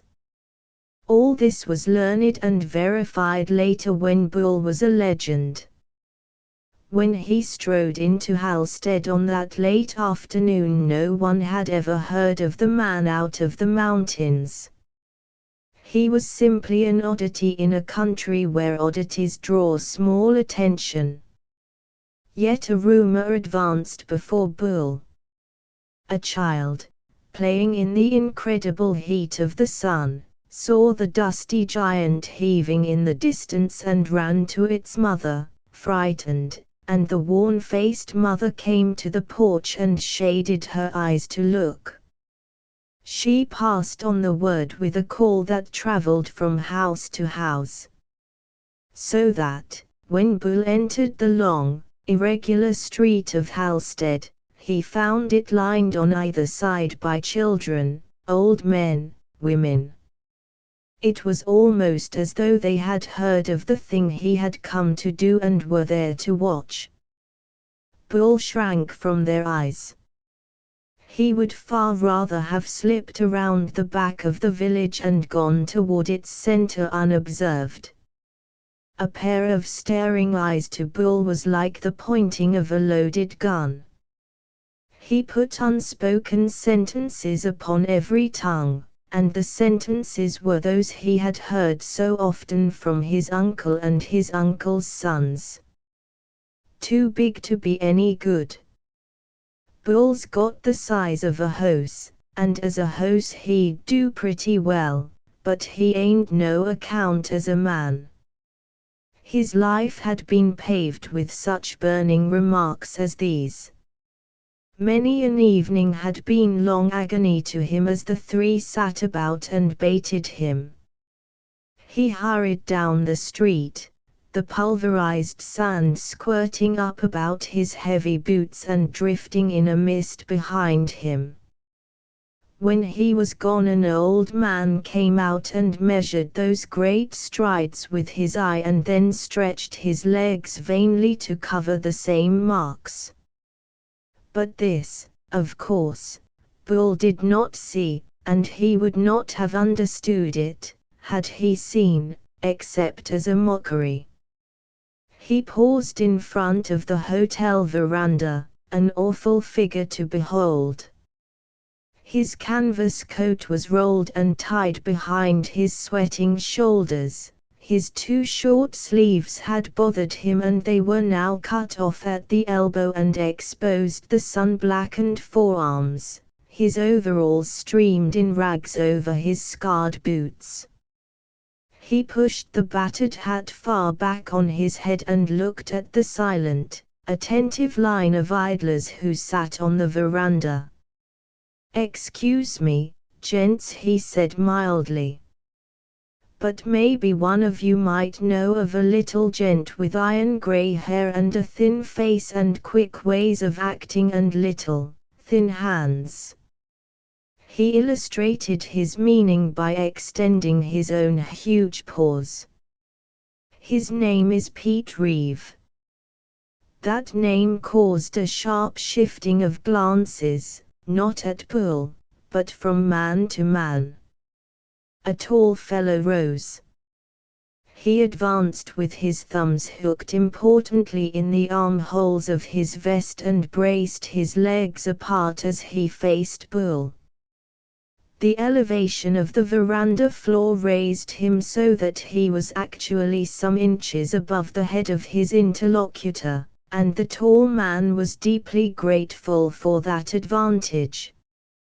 He was, in truth, a little vain of his own height, and to have to look up to anyone irritated him beyond words. Having established his own superior position, he looked the giant over from head to foot. He kept one eye steadily on Bull, as though afraid that the big man might dodge out of sight and elude him. "And what might you have to do with Pete Reeve?" he asked. "Mightn't you be a partner of Pete's? Kind of looks like you was following him sort of eager, friend." While this question was being asked, Bull saw that the line of idlers settled forward in their chairs to hear the answer. It puzzled him. For some mysterious reason these men disapproved of anyone who was intimately acquainted with Pete Reeve, it seemed. He looked blandly upon the tall man. "I never seen Pete Reeve," said Bull apologetically. "Ah. Yet you're follerin' him hot foot." "I was aiming to see him, you know," answered Bull. The tall man regarded him with eyes that began to twinkle beneath his frown. Then he jerked his head aside and cast at his audience a prodigious wink. The cloudy eyes of Bull had assured him that he had to do with a simpleton, and he was inviting the others in on the game. "You never seen him?" he asked gruffly, turning back to Bull. "You expect me to believe talk like that? Young man, do you know who I am? I dunno, murmured Bull, overawed and drawing back a pace. The action drew a chuckle from the crowd. Some of the idlers even rose and sauntered to the edge of the veranda, the better to see the baiting of the giant. His prodigious size made his timidity the more amusing. You dunno, eh? Asked the other. Well, son, I'm Sheriff Bill Anderson.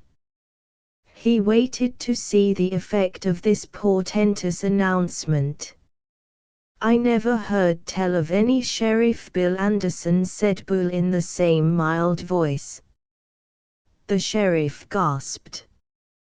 The idlers hastily veiled their mouths with much coughing and clearing of the throat. It seemed that the tables had been subtly turned upon the sheriff. You, exclaimed the sheriff, extending a bony arm. I got to tell you, partner, that I'm a pile suspicious. I'm suspicious of anybody that's a friend of Pete Reeve. How long have you knowed him? Bull was very anxious to pacify the tall man. He shifted his weight to the other foot. Something less than nothing, he hastened to explain. I ain't never seen him. And why'd you want to see him? What do you know about him? It flashed through the mind of Bull that it would be useless to tell what he knew of Pete. Obviously nobody would believe what he could tell of how Reeve had met and shot down Uncle Bill Campbell. For Bill Campbell was a historic figure as a fighter in the mountain regions, and surely his face must be bright even at this distance from his home.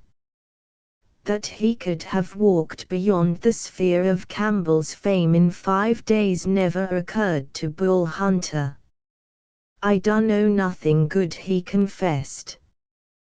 There was a change in the sheriff. He descended from the floor of the veranda with a stiff-legged hop and took Bull by the arm, leading him down the street. Son, he said earnestly, walking down the street with Bull, do you know anything agin this Pete Reeve? I want to know because I got Pete behind the bars for murder. Murder? Asked Bull. Murder, regular murder, something he'll hang for. And if you got any inside information that I can use agin him, why I'll use it and I'll be mighty grateful for it. You see, everybody knows Pete Reeve. Everybody knows that, for all these years, he's been going around killing and maiming men, and nobody has been able to bring him up for anything worse than self-defense.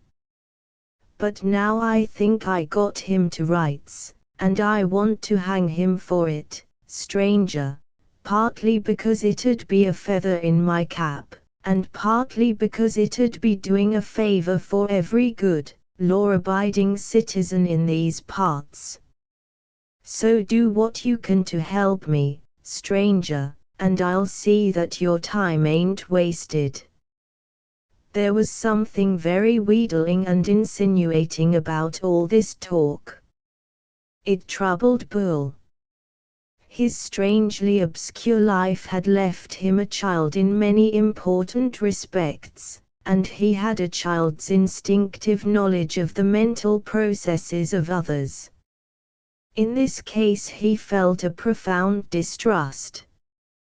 There was something wrong about this sheriff, his instincts told him, something gravely wrong. He disliked the man who had started to ridicule him before many men and was now so confidential, asking his help. Sheriff Anderson, he said, may I see this Reeve? Come right along with me, son. I ain't pressing you for what you know. but it may be a thing that'll help me to hang Reeve. And if it is, I'll need to know it. Understand? Public benefit, that's what I'm after. Come along with me and you can see if Reeve's the man you're after. They crossed the street through a little maelstrom of fine dust which a wind circle had picked up, and the sheriff led Bull into the jail. They crossed the tawdry little outer room with its warped floor creaking under the tread of Bull Hunter. Next they came face to face with a cage of steel bars, and behind it was a little grey man on a bunk. He sat up and peered at them from beneath bushy brows, a thin-faced man, extremely agile.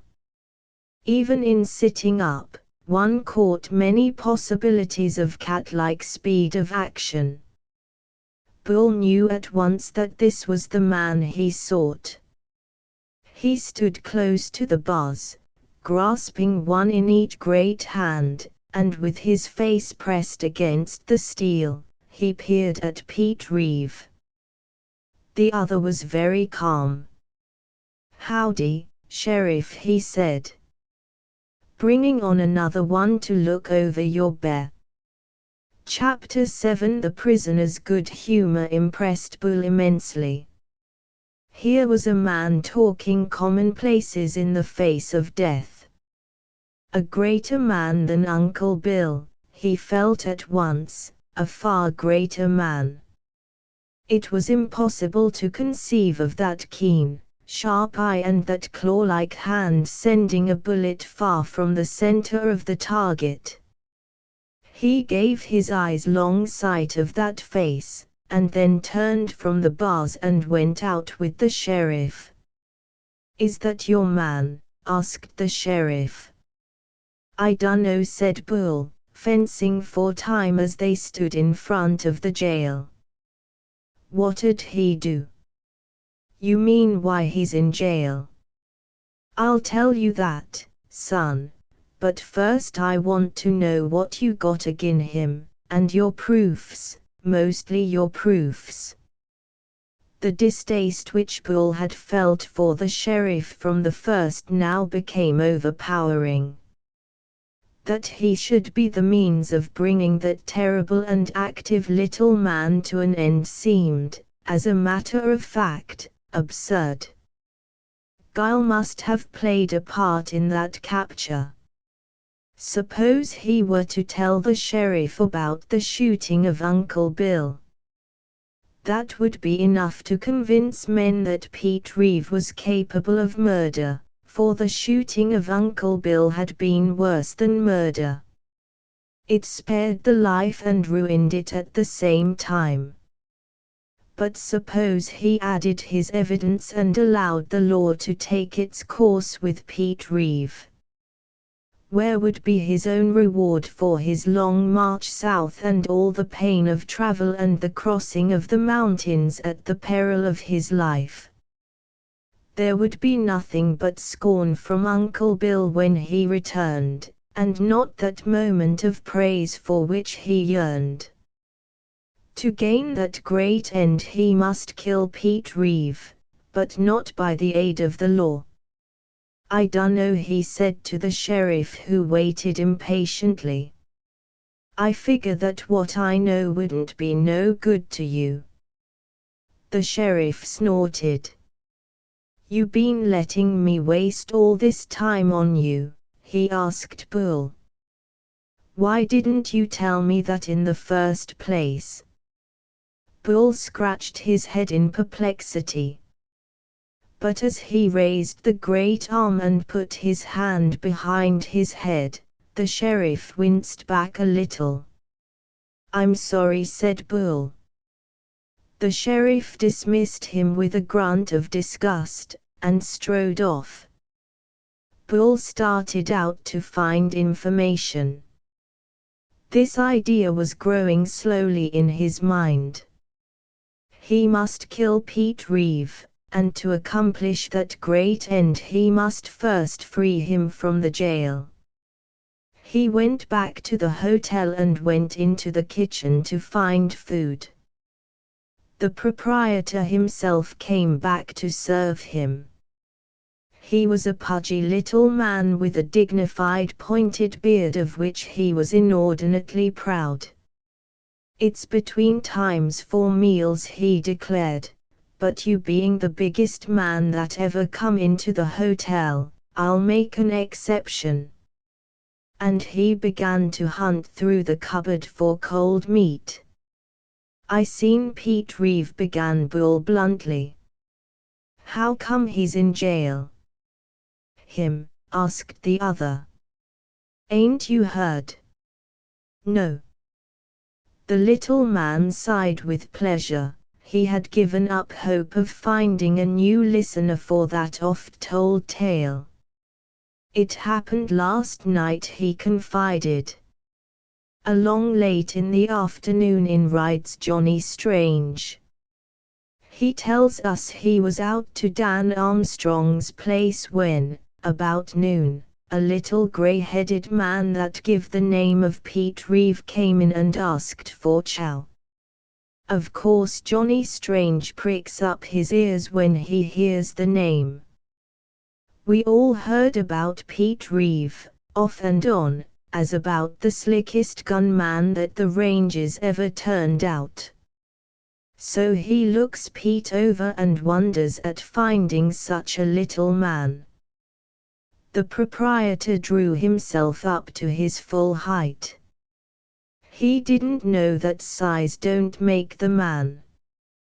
Well, Armstrong trotted out some chuck for Reeve, and after Pete had eaten, Johnny Strange suggested a game.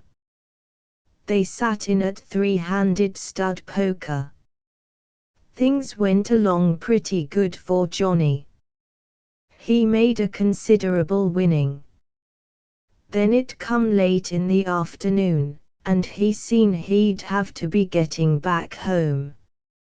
He offered to bet everything he'd won, or double or nothing, and when the boys didn't want to do that, it give him a clean hand to stand up and get out. He got up and said goodbye and hung around a while to see how the next hands went. So far as he could make out, Pete Reeve was losing pretty steady. Then he come on in. Well, when Johnny Strange told about Pete being out there, Sheriff Anderson was in the room and he rises up. "Don't look good to me," he says. "If a gunfighter is losing money, most like he'll fight to win it back. Maybe I'll go out and look that game over." And saying that he slopes out of the room.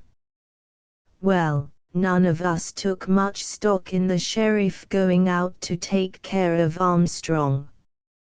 You see, Armstrong was the old sheriff, and he give Anderson a pretty stiff run for his money last election. They both been spending most of their time and energy the last few years hating each other. When one of them is in office, the other goes around saying that the gent that has the plum is a crook, and then Anderson goes out, and Armstrong comes in, and Anderson says the same thing about Armstrong. Take General, and they always had the boys worried when they was together, for fear of a gunfight and bullets flying. And so, when Anderson stands up and says he's going out to see that Reeve don't do no harm to Armstrong, we all sat back and kind of laughed. But we laughed at the wrong thing. Long about an hour or so after dark, we hear two men come walking up on the veranda, and one of them we knowed by the sound was the sheriff. "How could you tell by the sound?" asked Bull innocently. "Well, you see, the sheriff always wears steel rims on his heels like he was a horse. He's kind of close with his money, is old Anderson, I'll tell a man." We hear the ring of them heels on the porch, and pretty soon in comes the sheriff, herding a gent in ahead of him. And who d'you think that gent was? It was Reeve. Yes, sir, the old sheriff had stepped out and grabbed his man.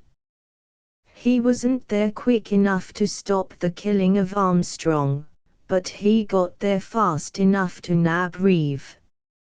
Seems that when he was riding up to the house he heard a shot fired, and then he seen a man run out of the house and jump on his horse, and the sheriff didn't stop to ask no questions. He just out with his gat and drills the gent's horse. And while Reeve was struggling on the ground, with the horse flopping around and dying, the sheriff runs up and sticks the irons on Reeve. Then he goes into the house and finds Armstrong lying shot through the heart. Clear as day. Reeve loses a lot of money, and when it comes to a pinch he hates to see that money gone when he could get it back for the price of one slug. So he outs with his gun and shoots Armstrong. And the worst part of it was that Armstrong didn't have no gun on at the time. The sheriff found Armstrong's gun hanging on the wall along with his cartridge belt. Yep, it was plain murder, and Pete Reeve'll hang as high as the sky, and a good thing, too. This story was a shock to Bull for a reason that would not have affected most men.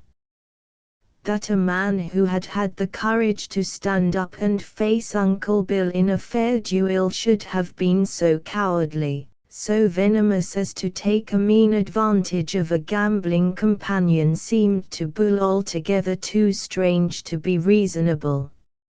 Certainly, if he had had a difference with this fellow, thought Bull, Pete Reeve was the man to let the other use his own weapons before he fought. But to shoot him down across a table, unwound, this was too much to believe. And yet it was the truth, and Pete Reeve was to hang for it. The big man sat shaking his head. And they found the money on Pete Reeve, he asked gloomily. They found the money he took off this Armstrong. There's the funny part of the yarn, said the proprietor glibly. Pete had the nerve to shoot the gent down in cold blood, but when he seen him fall he lost his nerve. He didn't wait to grab the money, but ran out and jumped on his horse and tried to get away. So there you are. But it pretty often happens that way. Take the oldest gunfighter in the world, and, if his stomach ain't resting just right, it sort of upsets him to see a crimson stain. I seen it happen that way with the worst of 'em, and in the old days they used to be a rough crowd in my barroom. They don't turn out that style of gent no more. He sighed as his mind flickered back into the heroic past. And Reeve, he admits he done the killing? Bull asked hopelessly. Him? Nope, he's too foxy for that. But the only story he told was so foolish that we laughed at him, and he ain't had the nerve to try to bluff us ever since. He says that he was sitting peaceable with Armstrong when all at once without no warning there was a shot from the window, the east window, I remember he was particular to say, and Armstrong dropped forward on the table, shot through the heart. Reeve says that he didn't wait to ask no questions. He blew the candle out, and having got the darkness on his side, he made a jump through the door and got onto his horse. He says that he wanted to break away to the trees and try to get a shot at the murderer from cover, but the minute he got onto his horse, he had his horse shot from under him. Was there any shots fired then? Yep. Reeve says that he fired a couple of times when he fell.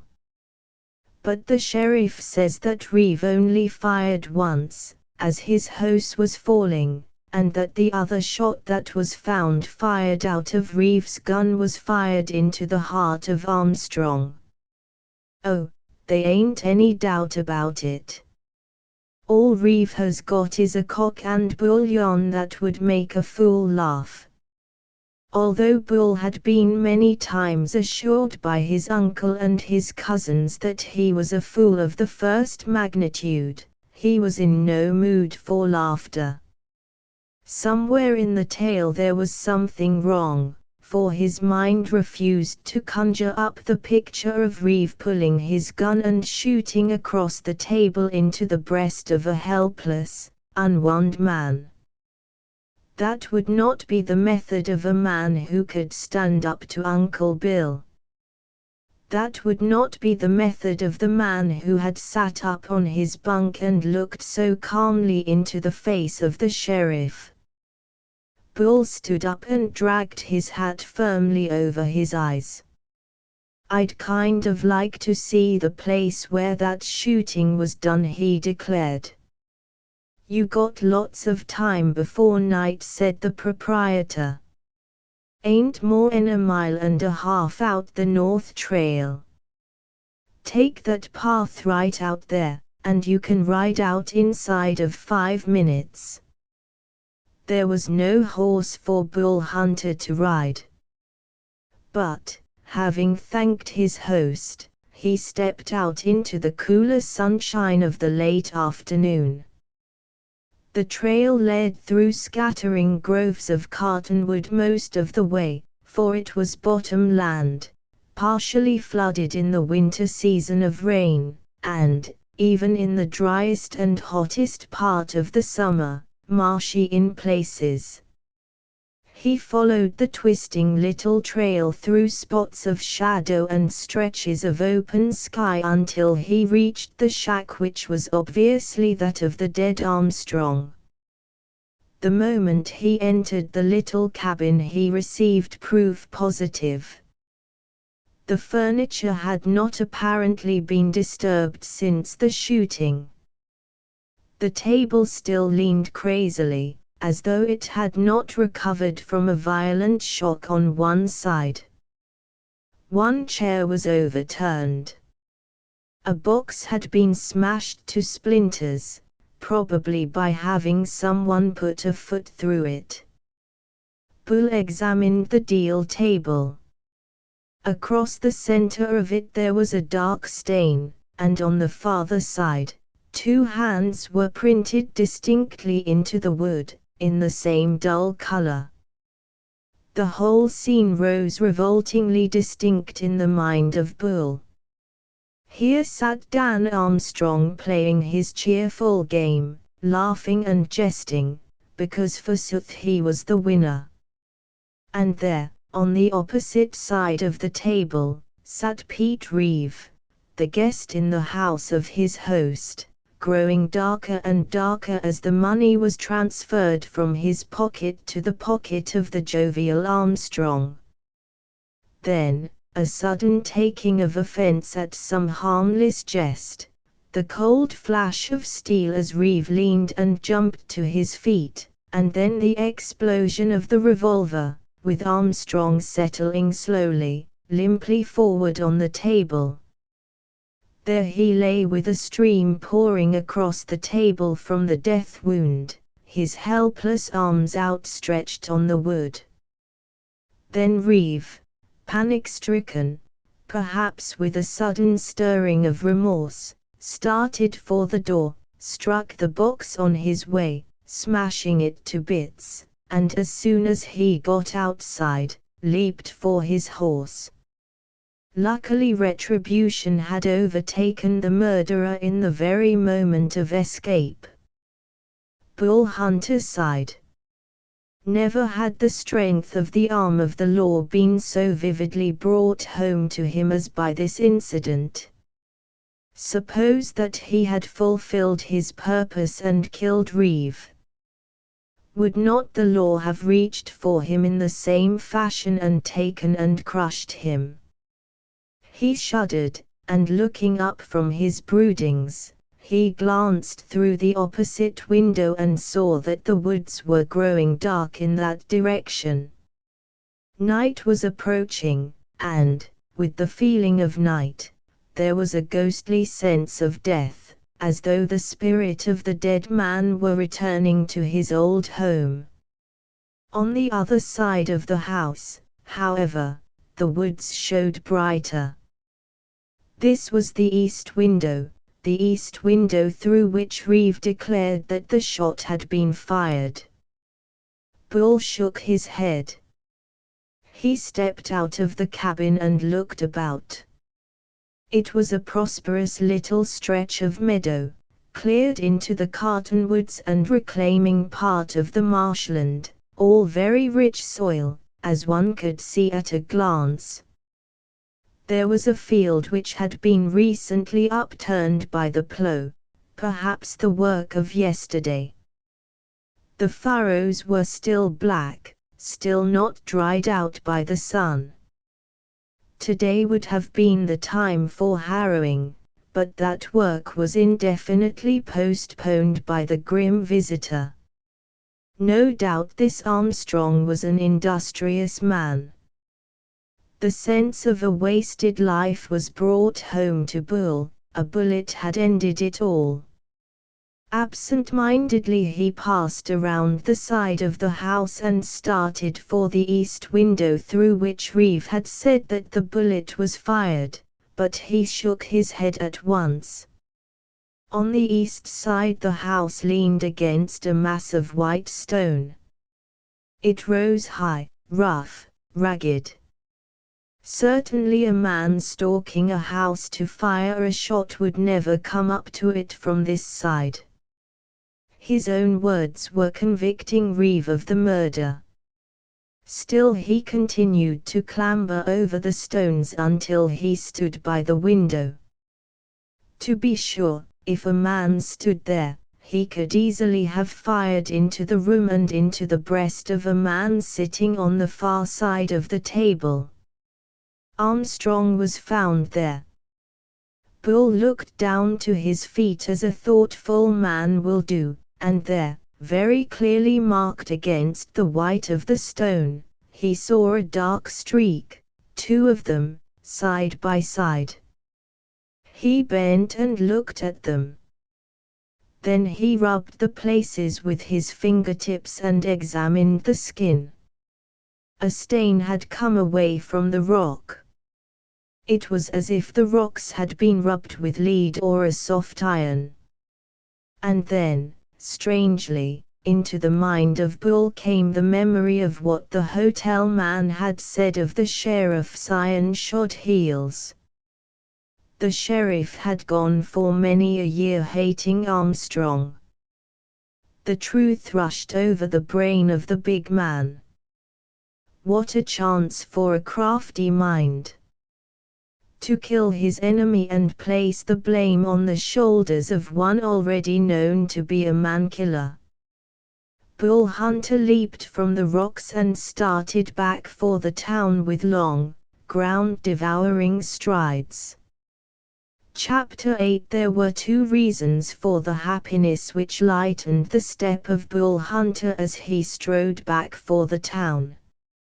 In the first place he saw a hope of liberating Reeve from jail and accomplishing his own mission of killing the man. In the second place he felt a peculiar joy at the thought of freeing such a man from the imputation of a cowardly murder. Yet he had small grounds for his hopes. Two little dark marks on the white, friable stone, marks that the first small shower of rain would wash away, marks that the first keen sun storm would rub off, this was his only proof. and with this to free one man from danger of the rope and place the head of another under the noose. It was a task to try the resources of a cleverer man than Bull. Indeed, the high spirits of Bull in some measure left him as he drew nearer and nearer to the village. How could he convict the sheriff? How, with his clumsy wits and his clumsy tongue, could he bring the truth to light? Had he possessed the keen eyes of his uncle, he felt that a single glance would have made the guilt stand up in the face of Anderson. But his own eyes, alas, were dull and clouded. Thoughtfully, with bowed head, he held his course. A strange picture, surely, this man who so devoutly wished to free another from the danger of the law in order that he might take a life into his own hands. But the contrast did not strike home to Bull. To him everything that he did was as clear as day. But how to go to work? If the man were like himself, it would be an easy matter. More than once he remembered how his cousins had shifted the blame for their own boyish pranks upon him. In the presence of their father they would accuse Bull with a well-planned lie, and the very fact that he had been accused made Bull blush and hang his head. Before he could be heard in his own behalf, the cruel eye of his uncle had grown stern, and Bull was condemned as a culprit. "The only time you show any sense," his uncle had said more than once, "is when you want to do something you hadn't ought to do." Steadily through the years he had served as a scapegoat for his cousins. They set a certain value upon him for his use in this respect. Ah, if only he had that keen, embarrassing eye of Bill Campbell with which to pierce to the guilty heart of the sheriff and make him speak. The eye of his uncle was like the eye of a crowd. It was an audience in itself and condemned or praised with the strength of numbers. It was this thought of numbers that brought the clue to a possible solution to Bull Hunter. When it came to him he stopped short in the road, threw back his head and laughed. "And what's all the celebration about?" asked a voice behind him. He turned and found Sheriff Anderson on his horse directly behind him. The soft loam of the trail had covered the sound of the sheriff's approach. Bull blushed with a sudden sense of shame. Moreover, the sheriff seemed unapproachably stern and dignified. He sat erect in the saddle, a cavalier figure with his long, well-drilled mustaches. "I dunno," said Bull vaguely, pushing his hat back to scratch his thatch of blonde hair. "I didn't know I was celebrating, particular." The sheriff watched him with small, evil eyes. "You been snooping around, son," he said coldly. "And we folks in this part, we don't like snoopers. Understand?" "No," said Bull frankly, "I don't exactly figure what you mean." Then he dropped his hand to his hip. "Git your hand off that gun," said the sheriff, his own weapon flashing instantly in the light. It had been a move like lightning. Its speed stunned and baffled Bull Hunter. Something cold formed in his throat, choking him, and he obediently drew his hand away. He did more. He threw both immense arms above his head and stood gaping at the sheriff. The latter eyed him for a moment with stern amusement, and then he shoved the gun back into its holster. "I guess they ain't much harm in you," he said, more to himself than to Bull. "But I hate a snooper worse than I do a rat. You can take the arms down." Bull lowered them cautiously. "You hear me talk?" asked the sheriff. "I hear," said Bull obediently. "I don't like snoopers." "Which means that I don't like you none too well. Besides, who in thunder are you?" "A wanderin' vagrant you look to me, and we got a law agin vagrants. You amble along on your trail pretty pronto, and no harm'll come to you. But if you're around town tomorrow, well, you've heard me talk." It was very familiar talk to Bull, not the words, but the commanding and contemptuous tone in which they were spoken. Crestfallen, he submitted.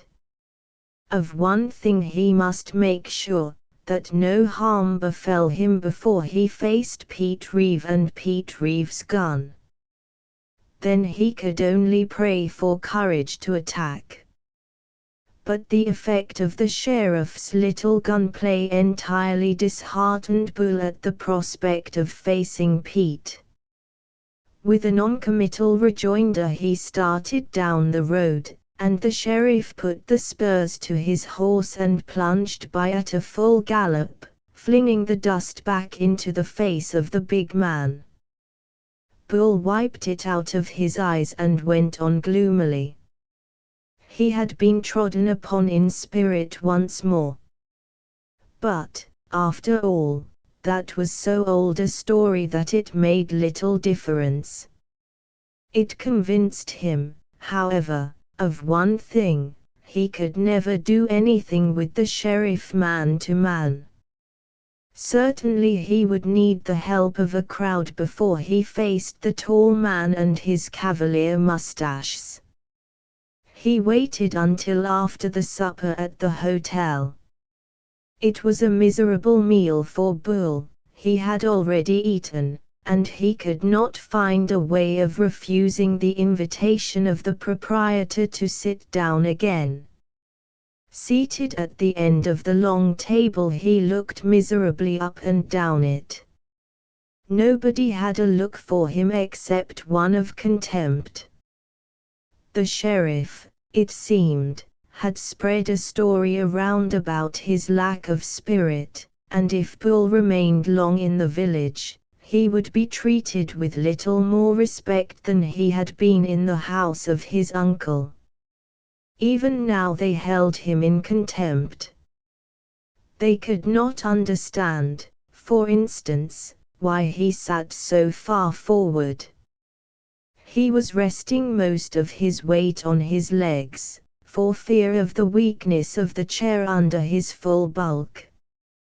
But that very bulk made them whisper their jokes and insults to one another.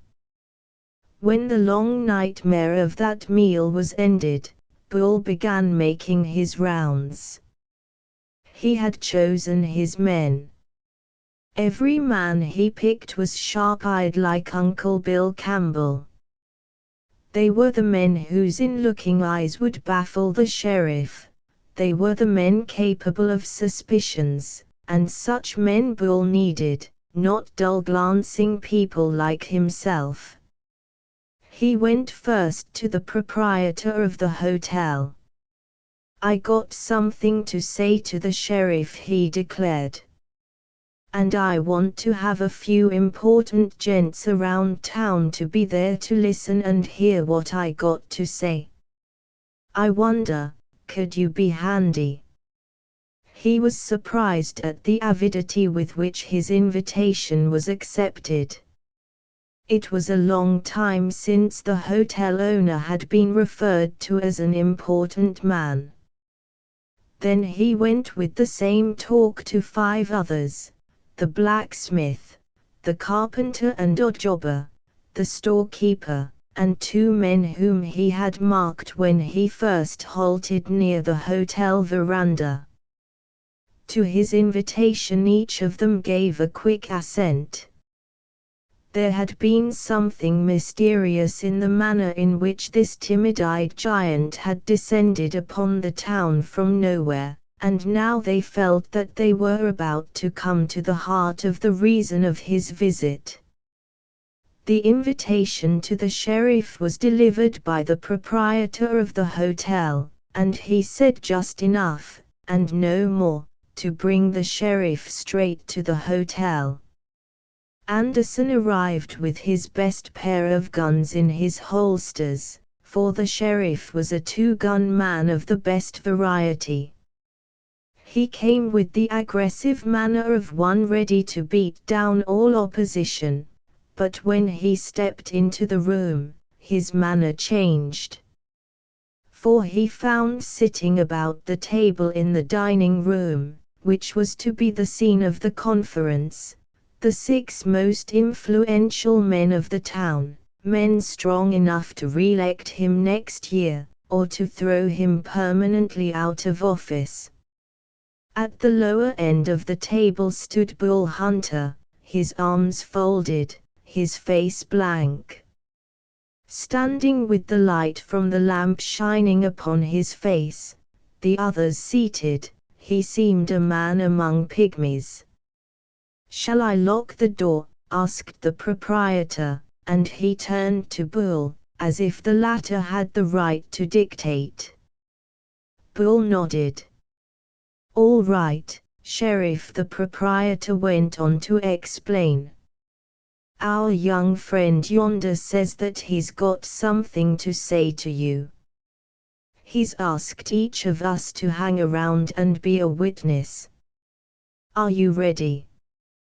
"Judd," burst out the sheriff, "you're an idiot. This overgrown booby needs a horseo-hipping, and that's the sort of an answer I'd like to make to him." Having delivered this broadside, he strode up and confronted Bull. It was a very poor move. In the first place, the sheriff had insulted one of the men who was about to act as his official judge. In the second place, by putting himself so close to Bull, he made himself appear a trifle ludicrous.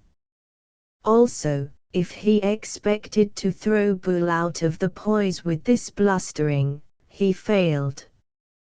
It was not that Bull did not feel fear, but he had seen a curious thing, the sinewy, long neck of the sheriff, and he was wondering what would happen if one of his hands should grip that throat for a single instant.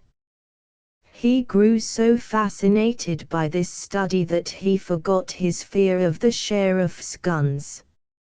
Anderson hastened to retreat from his false position. "Gents," he said, "excuse me for getting edgy. But, if you want me to listen to this fellow's talk, Hunter is his name." "Bull Hunter," said the proprietor. The sheriff took his place at the far end of the long table. Like Bull, he preferred to stand. "Start in your talk," he commanded. "It looks to me," said Bull gently, "that there's only one gent here that's wearing a gun." He had thrown his own belt on a chair, and now he fixed his eyes on the weapons of Anderson. The sheriff glared. "You want me to take off my guns? Son, I'd rather go naked." Judd, the hotel man, had already been insulted once by the sheriff, and he had been biding his time. This seemed an excellent opening. "Looks to me," he remarked, "like Mr. Hunter was right. He's got something pretty serious to say, and he don't want to take no chances on your cutting him short with a bullet." The sheriff glared at Bull and then cast a swift glance over the faces of the others. He read upon them only one expression, a cold curiosity. Plainly they agreed with Judd, and the sheriff gave way. He took off his belt and tossed it upon a chair near him. Then he faced Bull again, but he faced the big man with half his confidence destroyed. As he had said, he felt worse than naked without his revolvers under his touch, but now he attempted to brave out the situation. "Well," he said jocularly, "what you going to accuse me of, Bull Hunter?" "I'm just going to tell a little story that I been thinking about," said Bull.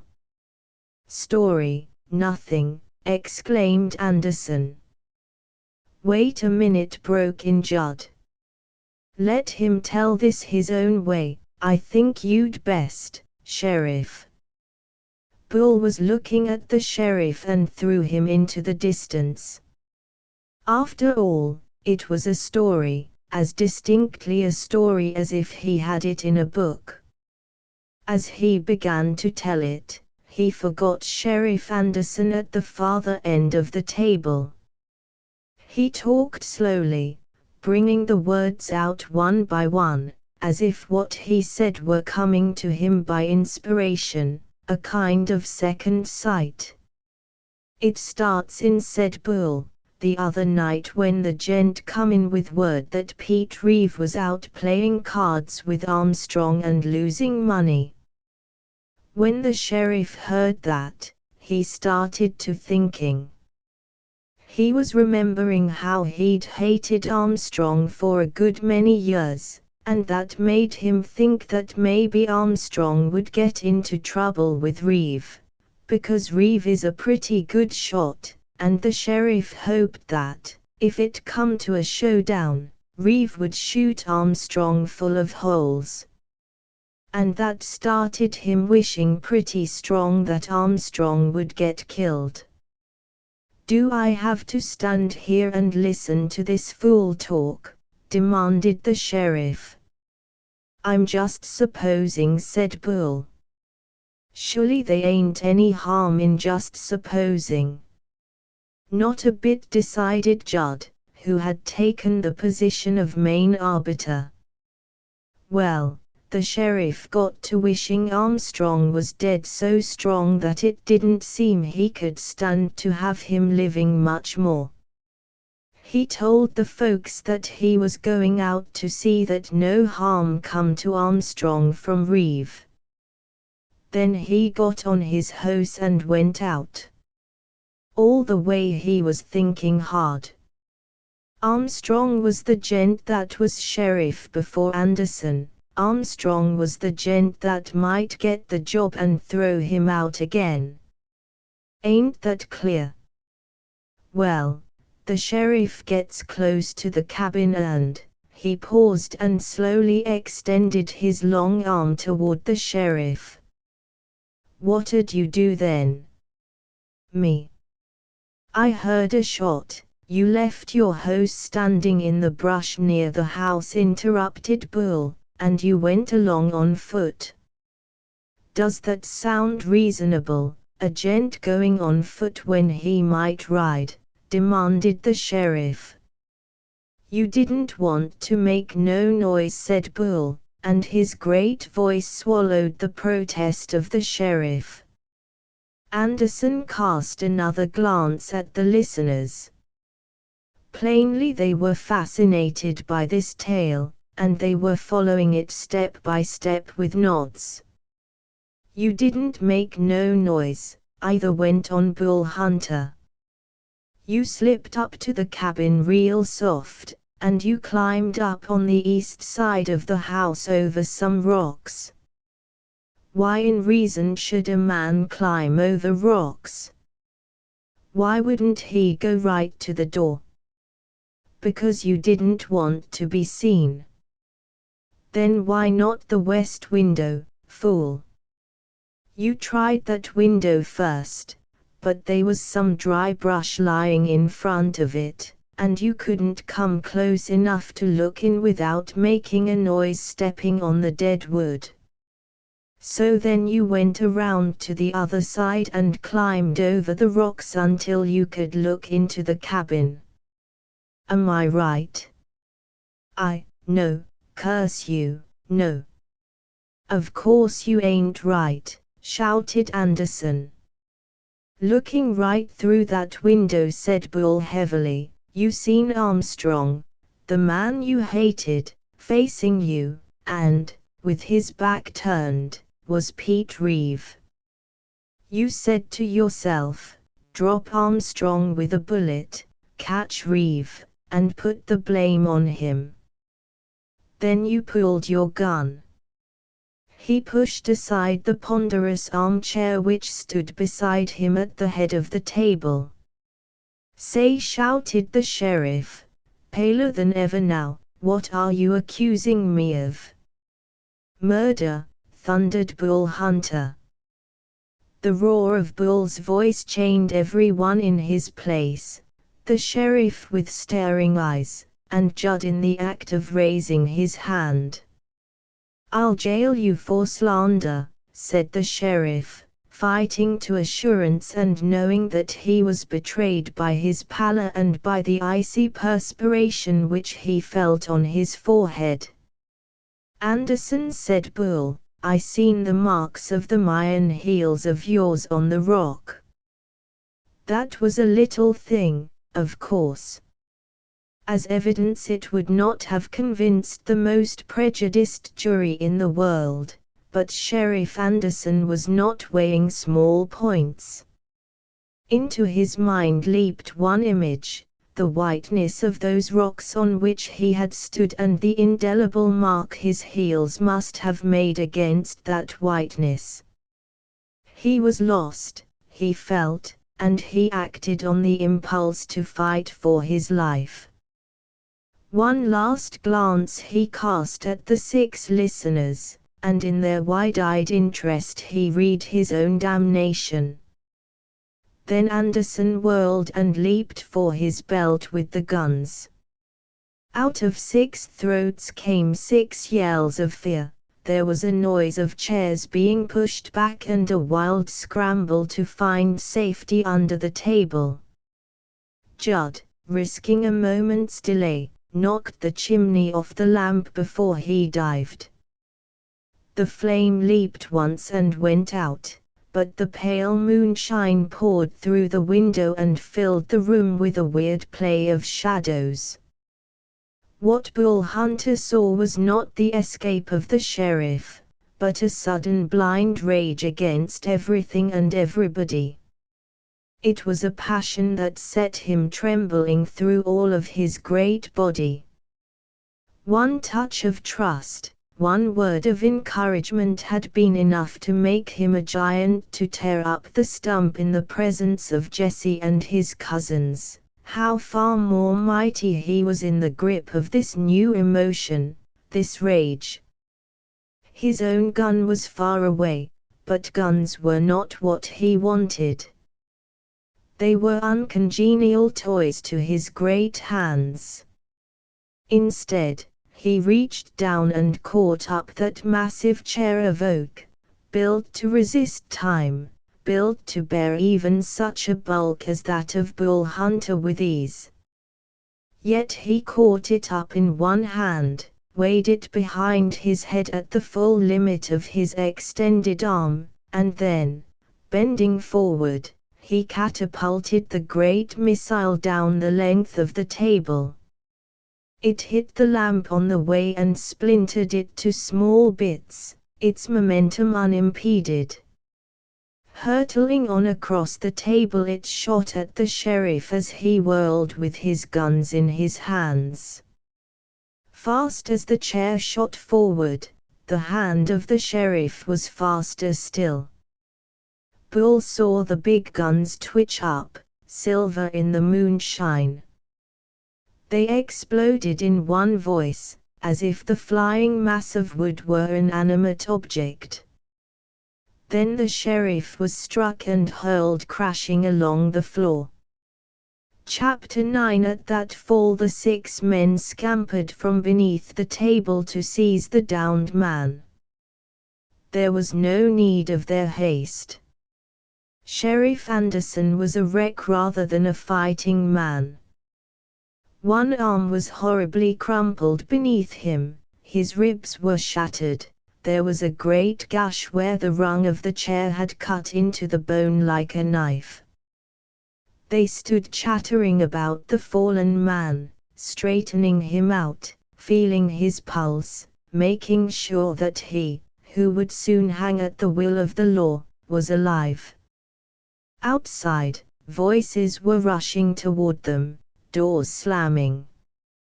Bull Hunter broke through the circle, bent over the limp body, and drew a big bundle of keys from a pocket. Then, without a word, he went back to the far end of the room, buckled on his gun belt, and in silence left the room. The others paid no heed.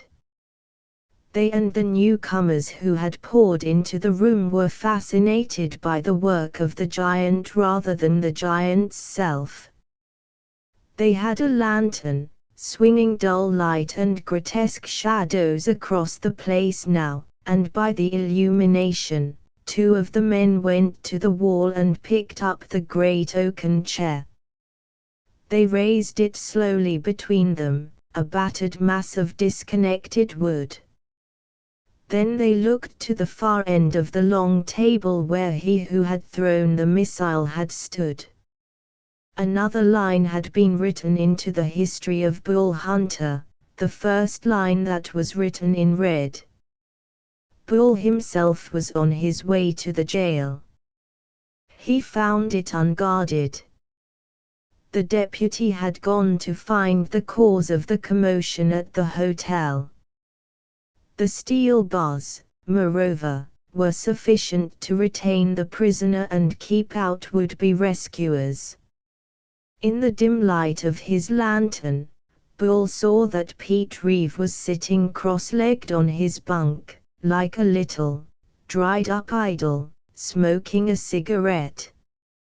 His only greeting to the big man was a lifting of the eyebrows. But, when the big key was fitted into the lock and the lock turned, he showed his first signs of interest. He was standing up when Bull opened the door and strode in. "Have you got your things?" said Bull curtly. "What things, big fellow?" "Why, guns and things, and your hat, of course." Pete Reeve walked to the corner of the cell and took a sombrero off the wall. "Here's that hat," he answered, "but they ain't passing out guns to jailbirds, not in these parts." "You ain't a jailbird," answered Bull, "so we'll get that gun." "Know where it is?" Reeve followed without a question through the open door, only stopping as he passed beyond the bars, to look back to them with a shudder. It was the first sign of emotion he had shown since his arrest. But his step was lighter and quicker as he followed Bull into the front room. "In that closet, yonder," said Reeve, pointing to a door. "That's where they keep the guns." Bull shook out his bundle of keys into the great palm of his hand. "Not those keys, the deputy has the key to the closet," said Pete. "I saw Anderson give it to him." Bull sighed. "I ain't got much time, partner," he said. Approaching the door, he examined it wistfully. "But, maybe, they's another way." He drew back a little, raised his right leg, and smashed the heavy cowhide boot against the door. The wood split from top to bottom, and Bull's leg was driven on through the aperture. He paused to wrench the fragments of the door from lock and hinges and then beckoned to Pete Reeve. "Look for your gun in here, Reeve." The little man cast one twinkling glance at his companion and then was instantly among the litter of the closet floor. He emerged strapping a belt about him, the holster tugging far down, so that the muzzle of the gun was almost at his knee. Bull appreciated the diminutive size of the man for the first time, seeing him in conjunction with the big gun on his thigh. There was an odd change in the little man also, the moment his gun was in place.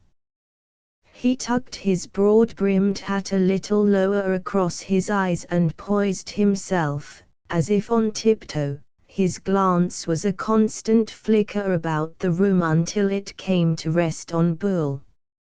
"Suppose you let me in on the meaning of all this.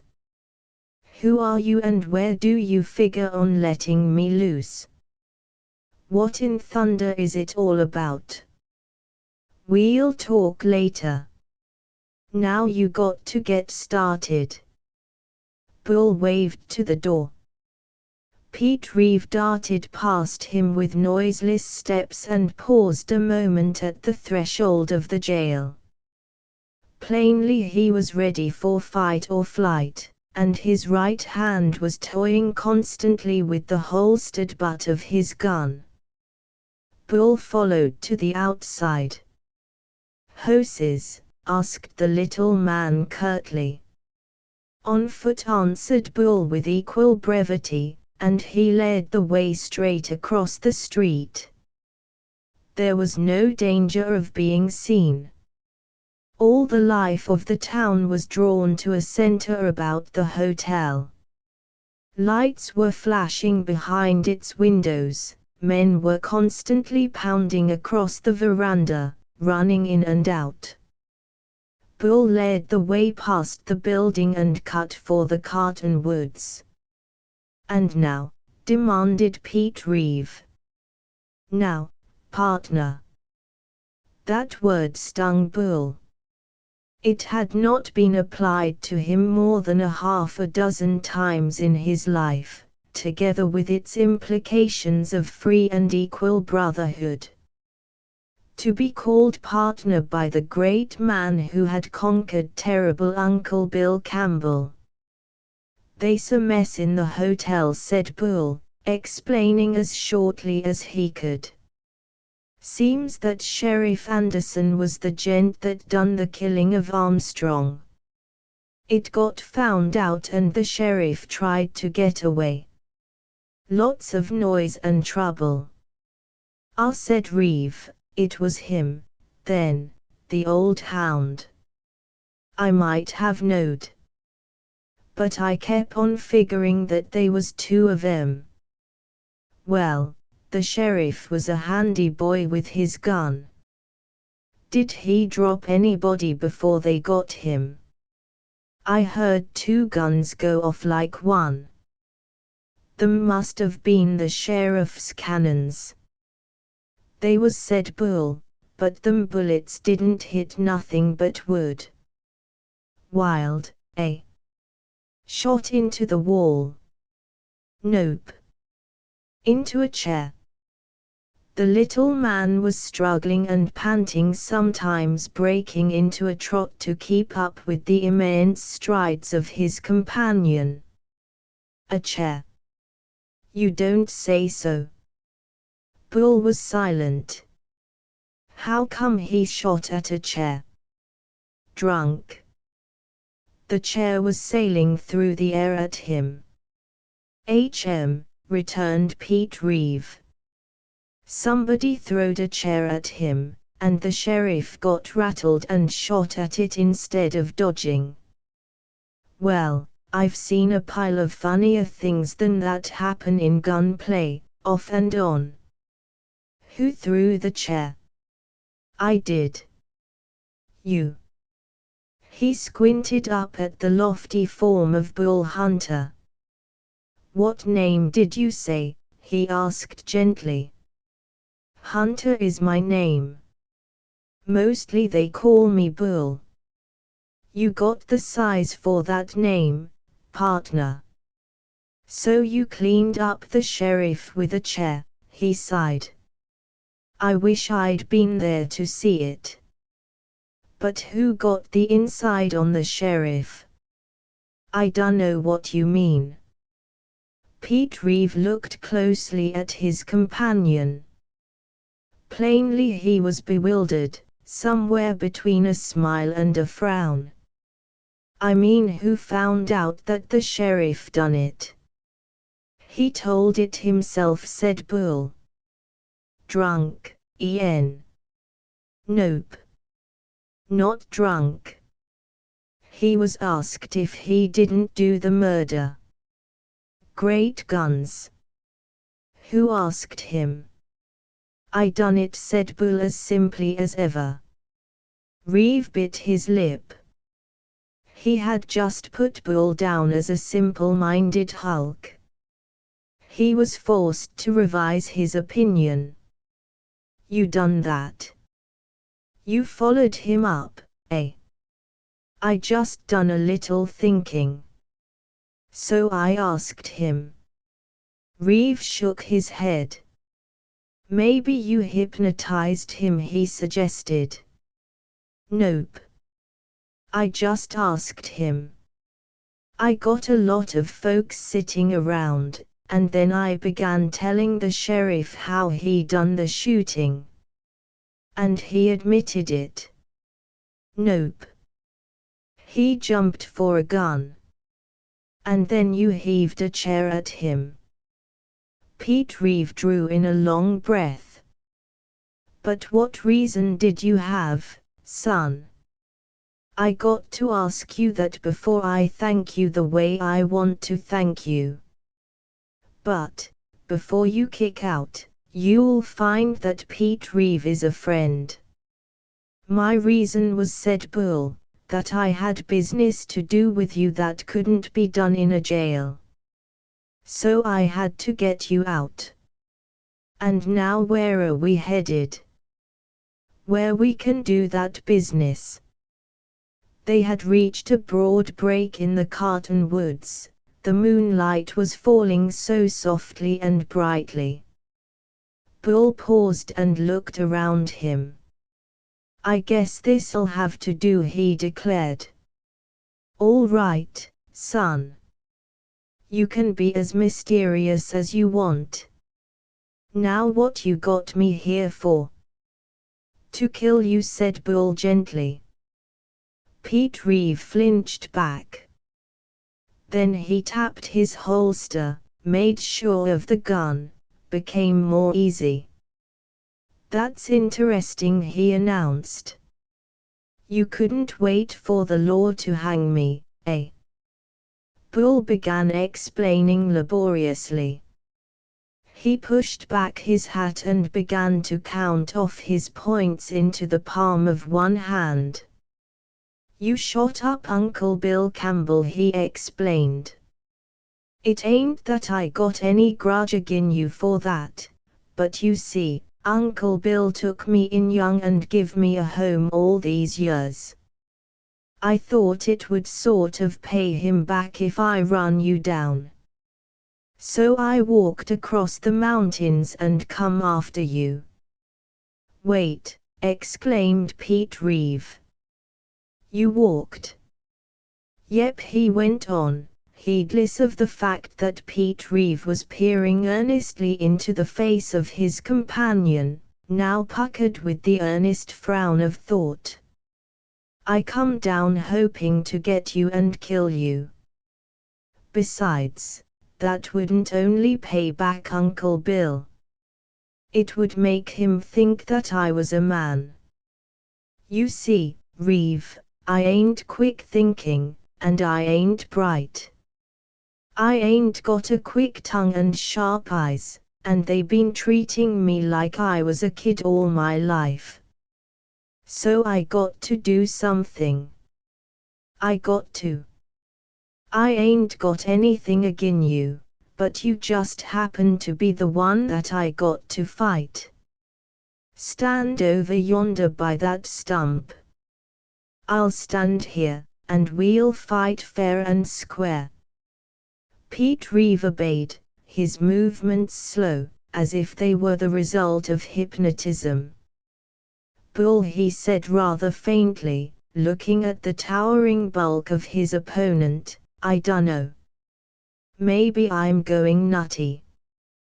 But I figure that you come down here to kill me for the sake of getting your uncle to pat you on the back once or twice.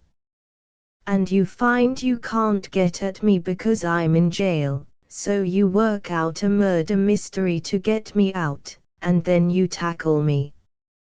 You say you ain't very bright. I dunno. Maybe you ain't bright, but you're mighty different." He paused and rubbed his forehead. "Son, I've seen pretty good men in my day, but I ain't never seen one that I cotton to like I do to you. You've saved my life. How can you figure on me going out and taking yours, now?" "You ain't going to, maybe," said Bull calmly. "Maybe I'll get to you." "Son," answered the other almost sadly, shaking his head, "when I'm right, with a good, steady nerve, they ain't any man in the world that can sling a gun with me. And tonight I'm right. If it comes to a showdown, but are you pretty good with a gun yourself, Bull?" "No," answered Bull frankly. "I ain't any good compared to an expert like you. But I'm good enough to take a chance. Them sort of chances ain't taken twice, Bull." "You see," said Bull, "I'm going to make a rush as I pull the gun, and if I get to you before I'm dead, well, all I ask is to lay my hands on you, you see." The little man shuddered and blinked. "I see," he said, and swallowed with difficulty. "But, in the name of reason, Bull, have sense. Lemme talk." "I'll tell you what that uncle of yours was." "Don't talk," exclaimed Bull Hunter. "I sort of like you, partner, and it sort of breaks me down to hear you talk." "Don't talk, but listen. The next time that frog croaks we go for our guns, eh? That frog off in the marsh." He had hardly spoken before the ominous sound was heard, and Bull reached for his gun. For all his bulk of hand and unwieldy arms, the gun came smoothly, swiftly into his hand. He would have had an ordinary man covered, long before the latter had his gun muzzle clear of the leather. But Pete Reeve was no ordinary man. His arm jerked down, his fingers flickered down and up. They went down empty, they came up with the burden of a long revolver, shining in the moonlight, and he fired before Bull's gun came to the level for a shot. Only Pete Reeve knew the marvel of his own shooting this day. He had sworn a solemn and silent oath that he would not kill this faithful, courageous fellow from the mountains. He could have planted a bullet where the life lay, at any instant of the fight. But he fired for another purpose. The moment Bull reached for his weapon he had lurched forward, aiming to shoot as he ran. Pete Reeve set himself a double goal. His first intention was to disarm the giant, the other was to stop his rush. For, once within the grip of those big fingers, his life would be squeezed out like the juice of an orange. His task was doubly difficult in the moonlight. But the first shot went home nicely, aimed as exactly as a scientist finds a spot with his instruments. Where the moon's rays splashed across the bare right forearm of Bull, he sent a bullet that slashed through the great muscles. The revolver dropped from the nerveless hand of the giant, but Bull never paused. On he came, empty-handed, but with power of death, as the little man well knew, in the fingers of his extended left hand. He came with a snarl, a savage intake of breath, as he felt the hot slash of Pete's bullet. But Reeve, standing erect like some duelist of old, his left hand tucked into the hollow of his back, took the great gambling chance and refused to shoot to kill. He placed his second shot more effectively, for this time he must stop that tremendous body, advancing upon him. He found one critical spot. Between the knee and the thigh, halfway up on the inside of the left leg, he drove that second bullet with the precision of a surgeon. The leg crumpled under Bull and sent him pitching forward on his face. Perhaps the marsh ground was unstable, but it seemed to Pete Reeve that the very earth quaked beneath his feet as the big man fell. He swung his gun wide and leaned to see how serious was the damage he had done. Bleeding would be the greater danger. But that fraction of a second brought him into another peril. The giant heaved up on his sound right leg and his sound left arm, and flung himself forward, two limbs dangling uselessly. With a hideously contorted face, Bull swung his left arm in a wide circle for a grip and scooped in Pete Reeve, as the latter sprang back with a cry of horror. The action swept Pete in and crushed his gun hand and arm against the body of his assailant, paralyzing his only power of attack or defense. Reeve was carried down to the ground as if beneath the bulk of a mountain. There was no question of sparing life now. Pete Reeve began to fight for life. He wrestled at his gun to tug it free, but found it anchored. He pulled the trigger, and the gun spoke loud and clear, but the bullet plunged into empty space. Then he felt that left arm begin to move, and the hand worked up behind his back like a great spider. Higher it rose, and the huge, thick fingers reached up and around his throat, fumbling to get at the windpipe. Pete Reeve made his last effort. It was like striving to free himself from a ton's weight. Hysteria of fear and horror seized him, and his voice gave utterance to his terror. As he screamed, the big fingers joined around his throat. Any further pressure would end him.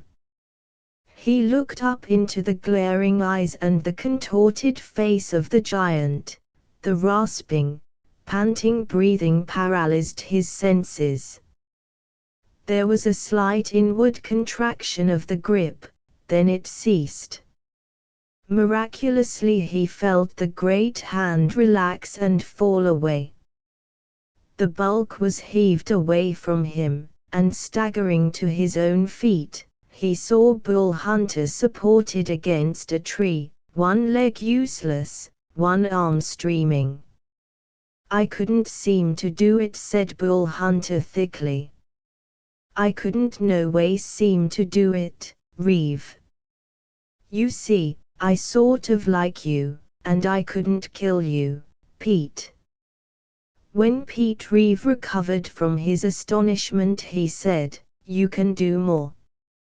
You can go home and tell that infernal hound of an uncle of yours that you had the life of Pete Reeve under your fingertips and that you didn't take it.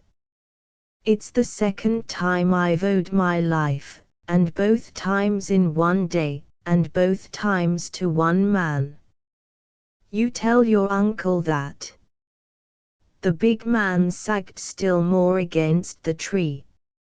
I'll never go home, Pete, unless ghosts walk, and I'll never tell Uncle Bill anything, unless the ghosts talk. I'm dying pretty pronto, I think, Pete. Dying. You ain't hurt bad, Bull. It's the bleeding, all the senses is running out of my head, like water, and the moon is turning black, and he slumped down at the foot of the tree. Chapter 10. When old Farmer Morton and his son came in their buckboard through the marshes, they heard the screaming of Pete Reeve for help. Leaving their team, they bolted across country to the open glade. There they found Pete still shouting for help, kneeling above the body of a man, and working desperately to arrange an effectual tourniquet. They ran close and discovered the two men. Old Morton knew enough rude surgery to stop the bleeding. It was he who counted the pulse and listened to the heart. "Low," he said, "very low, life is just flickerin', stranger." "If they's as much light of life in him," said Pete Reeve, "as the flicker of a candle, I'll fan it up till it's as big as a forest fire. Man, he's got to live." Said Morton. "And how come the shooting?" "Stop your fool questions," said Reeve. "Help me get him to town and to a bed." It was useless to attempt to carry that great, loose-limbed body. They brought the buckboard perilously through the shrubbery and then managed, with infinite labor, to lift Bull Hunter into it. With Pete Reeve supporting the head of the wounded man and cautioning them to drive gently, they managed the journey to the town as softly as possible. At the hotel a strong-armed cortege bore Bull to a bed, and they carried him reverently. Had his senses been with him he would have wondered greatly, and had his uncle, or his uncle's sons, been there, they would surely have laughed uproariously. In the hotel room Pete Reeve took command at once. "He's too big to die," he told the dubious doctor. "He's got to live. And the minute you say he can't, out you go and another doc comes in. Now do your work." The doctor, haunted by the deep, fiery eyes of the gunfighter, stepped into the room to minister to his patient. He had a vague feeling that, if Bull Hunter died, Pete Reeve would blame him for lack of care. In truth, Pete seemed ready to blame everyone. He threatened to destroy the whole village if a dog was allowed to howl in the night, or if the baby next door were permitted to cry in the day. Silence settled over the little town, silence and the fear of Pete Reeve. Pete himself never left the sickroom. Wide-eyed, silent-footed, he was ever about. He seemed never to sleep, and the doctor swore that the only reason Bull Hunter did not die was because death feared to enter the room while the awful Reeve was there. But the long hours of unconsciousness and delirium wore away. Then came the critical period when a relapse was feared. Finally the time came when it could be confidently stated that Bull was recovering his health and his strength. All this filled a matter of weeks. Bull was still unable to leave his bed. He was dull and listless, bony of hand, and liable to sleep many hours through the very heart of the day. At this point of his recovery the door opened one day, and, in the warmth of the afternoon, a big man came into the room, shutting the door softly behind him. Bull turned his head slowly and then blinked, for it was the unshaven face of his cousin, Harry Campbell, that he saw.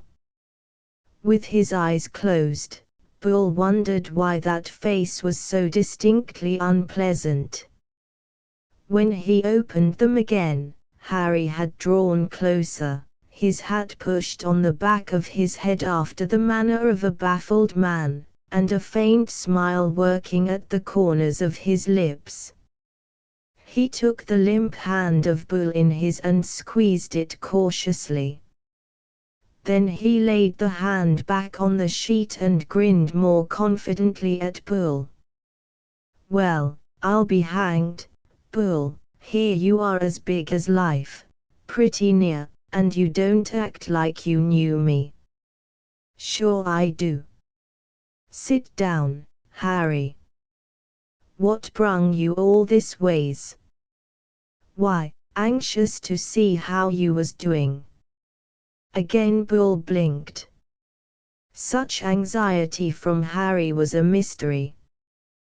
"They ain't talking about much else up our way," said Harry, "but how you come across the mountains in the storm, and how big you are, and how you got the sheriff, and how you rushed Pete Reeve bare-handed. Sure is some story. All the way down I just had to say that I was Bull Hunter's cousin to get free meals." He licked his lips and grinned again. "So I come down to see how you was." "I'm doing tolerable fair," said Bull slowly, "and it was good of you to come this long ways to ask that question. How's things to home?" "Dad's bunged up for life, can't do nothing but cuss, but at that he lays over anything you ever hear."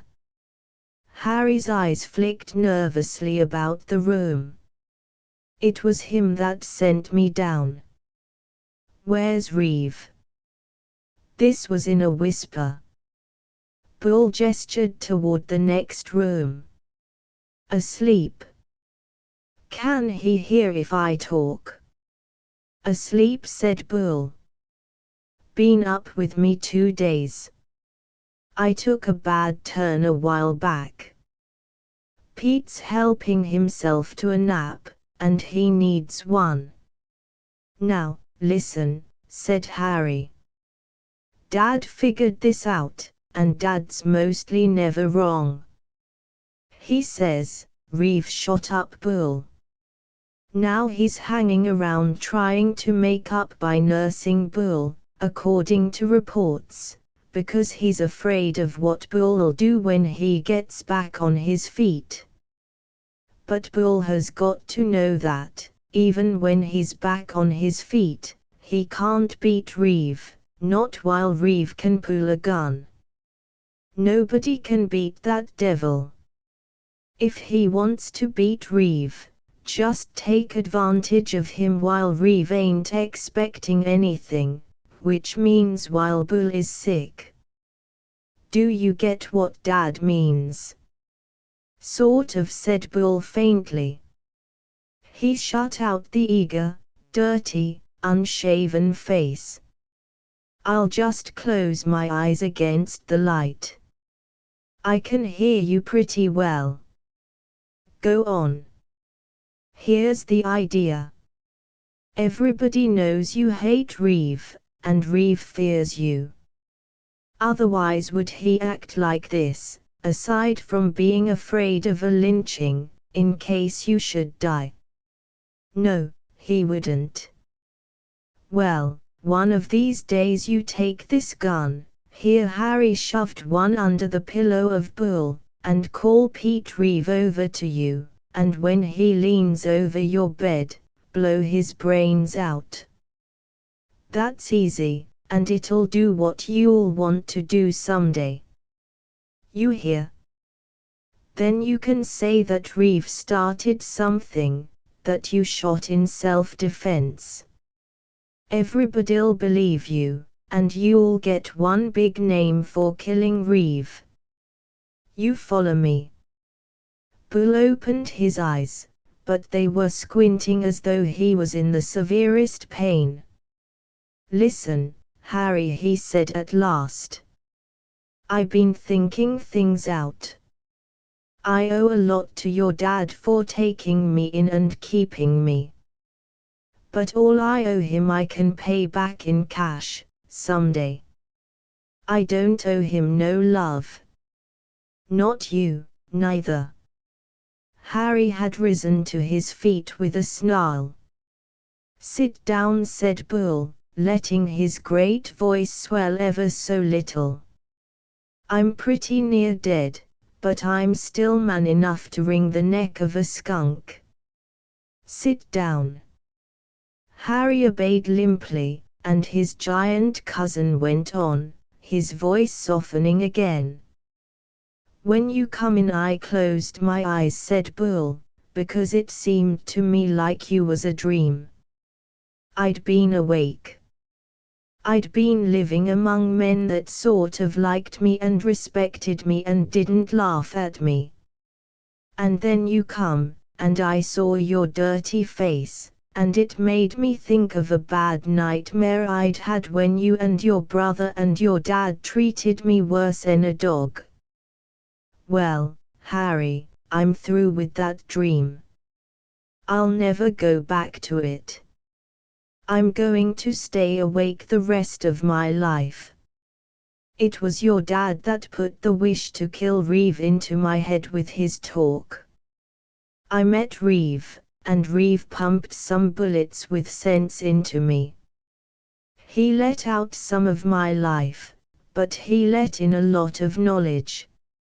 Among other things he showed me what a friend might be.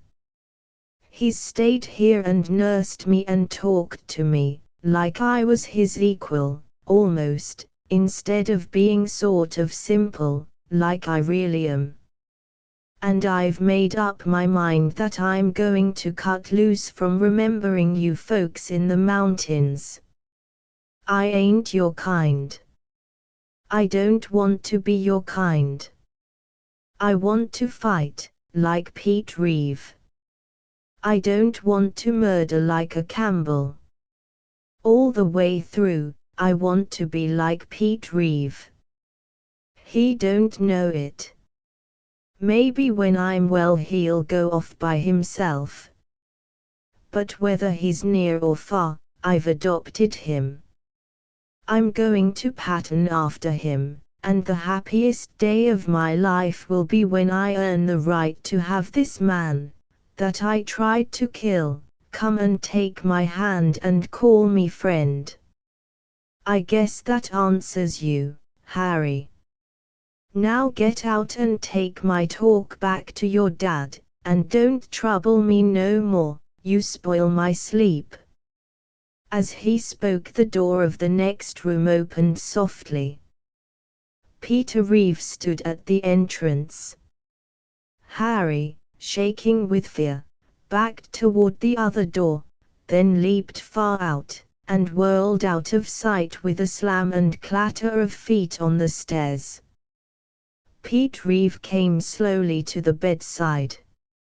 "I was awake, son," he said, "and I couldn't help hearing." Bull flushed heavily. "It's the best thing I ever heard," said Pete, "the best thing that's ever come to my ears, partner." With that word their hands joined. In reality, far more than he dreamed, Bull had been born again. Chapter 11. When they were together, they made a study in contrasts. By seeing one it was possible to imagine the other. For instance, seeing the high, narrow forehead, peaked face, the grey-flecked hair of Pete Reeve, his nervous step, his piercing and uneasy eyes, seeing this man with his body from which all spare flesh was wasted so that he remained only muscle and nerve, It was easy to conjure up the figure of Bull Hunter by thinking of opposites. Their very voices held a world of difference.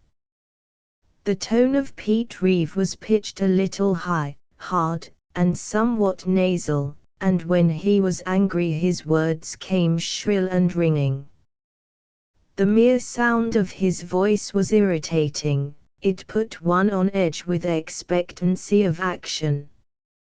Whereas the full, deep, slow, musical voice of Bull Hunter was a veritable sleep producer. Men might fear Charlie Bull Hunter because of his tremendous bulk, but children, hearing his voice, were unafraid. The motions of Pete Reeve were as fast and as deft as the whiplash striking of a snake. The motions of Bull Hunter were premeditated and cautious, as befitting one whose hands might crush what they touched, and whose footfall made a flooring groan.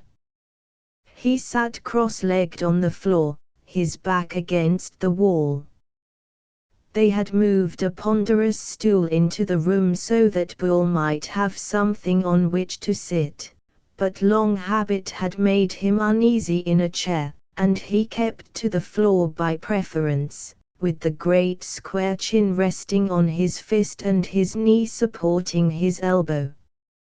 That position pressed the forearm against the biceps and the big muscles bulged out on either side, vast as the thigh of a strong man. With lion-like wrinkles of attention between his eyes, he listened to the exposition of the little man, and followed his movements with patient submission, like a pupil to whom a great master has consented to unfold the secrets of his brushwork. In such a manner did Bull Hunter drink in the words and the acts of Pete Reeve. And, indeed, where guns were the subject of conversation it would have been hard to find a man more thoroughly equipped to pose as an expert than Pete Reeve. That fleshless hand, all speed of motion as it whipped out the gun from the nerve and sinew, became an incredible ghost with the holster, and the long, heavy Colt danced and flashed at his fingertips as though it were a gilded shadow. As he worked he talked, and as he talked he strode constantly back and forth through the room with his light falling, mincing steps. He grew excited. He flushed. There came a thrill and a ring and a deepening of the voice. For the master was indeed talking of the secrets of his craft. 1,000 men of the mountains and the cattle ranges, men who, for personal pride or for physical need, studied accuracy and speed in gunplay, would have paid untold prices to learn these secrets from the lips of the little man. To Bull Hunter the mysteries were revealed for nothing, freely, and drilled and drummed into him through the weeks of his convalescence, and still the lessons continued now that he was hale and hearty once more, as the clean-swept platters from which he ate 3 times a day gave evidence. "I've practiced, you admit," said Bull in his slow voice, as Pete Reeve came to a pause. "But I haven't got your way with a gun, Pete. You've got a genius for it. I don't blame you for laughing at me when I try to get out my gun fast. I can shoot straight. That's because I haven't any nerves, as you say, but I'll never be able to get out a gun as fast as a thought, the way you do. Fact is, Pete, I don't think fast, you know." "Shut up," exploded Pete Reeve, who had been inwardly chafing with impatience during the whole length of this speech. "Sometimes you talk like a fool, Bull, and this is one time." Bull shook his head. My arms are too big, he said sadly. The muscle gets in my way. I can feel it bind when I try to jerk out the gun fast. Better give up the job, Pete. I sure appreciate all the pains you've taken with me, but I'll never be a gunfighter. Pete Reeve shook his head with a sigh and then dropped into a chair, growing suddenly inert. No use, he groaned. All because you ain't got any confidence, Bull. He leaned forward in his sudden way. Know something? I been keeping it back, but now I'll tell you the straight of it. You're faster with a gun right now than 4 men out of 5. Bull gaped in amazement. Fact, cried Reeve. You get it out slicker than most, and after it's out, you shoot as straight as any man I've ever seen. Trouble is, you don't appreciate yourself. You've had it drilled into you so long that you're stupid that now you believe it. All nonsense. You got more than 1 million have and you're fast right now on the draw. Once get hold of how important it is, and you'll keep trying. But you think it's only a game. You just play at it, you don't work. I wish you could have seen me when I was first practicing with a gun. I lived with it. Hours every day it was my companion, and right up to now, there ain't a day goes by that I don't spend some time keeping on edge with my revolver. Bull, you'll have to do the same thing. You hear? He sprang up again. It was impossible for him to remain seated a long time. You think it don't mean much? Look here. The Colt flicked into his hand and lay trembling in his palm, and as he talked, it shifted smoothly, as if of its own volition, forward toward his fingertips, backward, to the side, dropping out until it seemed about to fall, only to be caught with one finger through the trigger guard and spun up again. Always the heavy weapon was in motion as though some of the nervous spirit of Reeve had entered the heavy metal. It responded to his thoughts rather than to his muscles. Bull Hunter gazed enchanted. He was accustomed to forgetting himself and admiring others. Look here, went on the little man. Look at me. I weigh about 120. I'm skinny. I'm a runt. And look at you. You weigh, heaven knows what. No fat, but all muscle from your head to your feet. You're the strongest man that I've ever seen. Take me, I'm not a coward, but you, Bull, you don't know what fear means. Well, there you are, without fear, and stronger than 3 strong men. You're pretty fast with a gun, and you shoot straight as a hawk looks. And still, if we stood face to face and went for our guns, I'd live, and you with your muscle would be dead, Bull. I know. Bull nodded. That's what this gun means, cried Pete. This gun, and the fact that I can get it out of the leather faster than you do. Not very much faster. But by just as much quicker as it takes for an eyelid to wink. That ain't much time, but it's enough time to mean life or death. That's all. I'm not the only man that's faster than you are. They's others.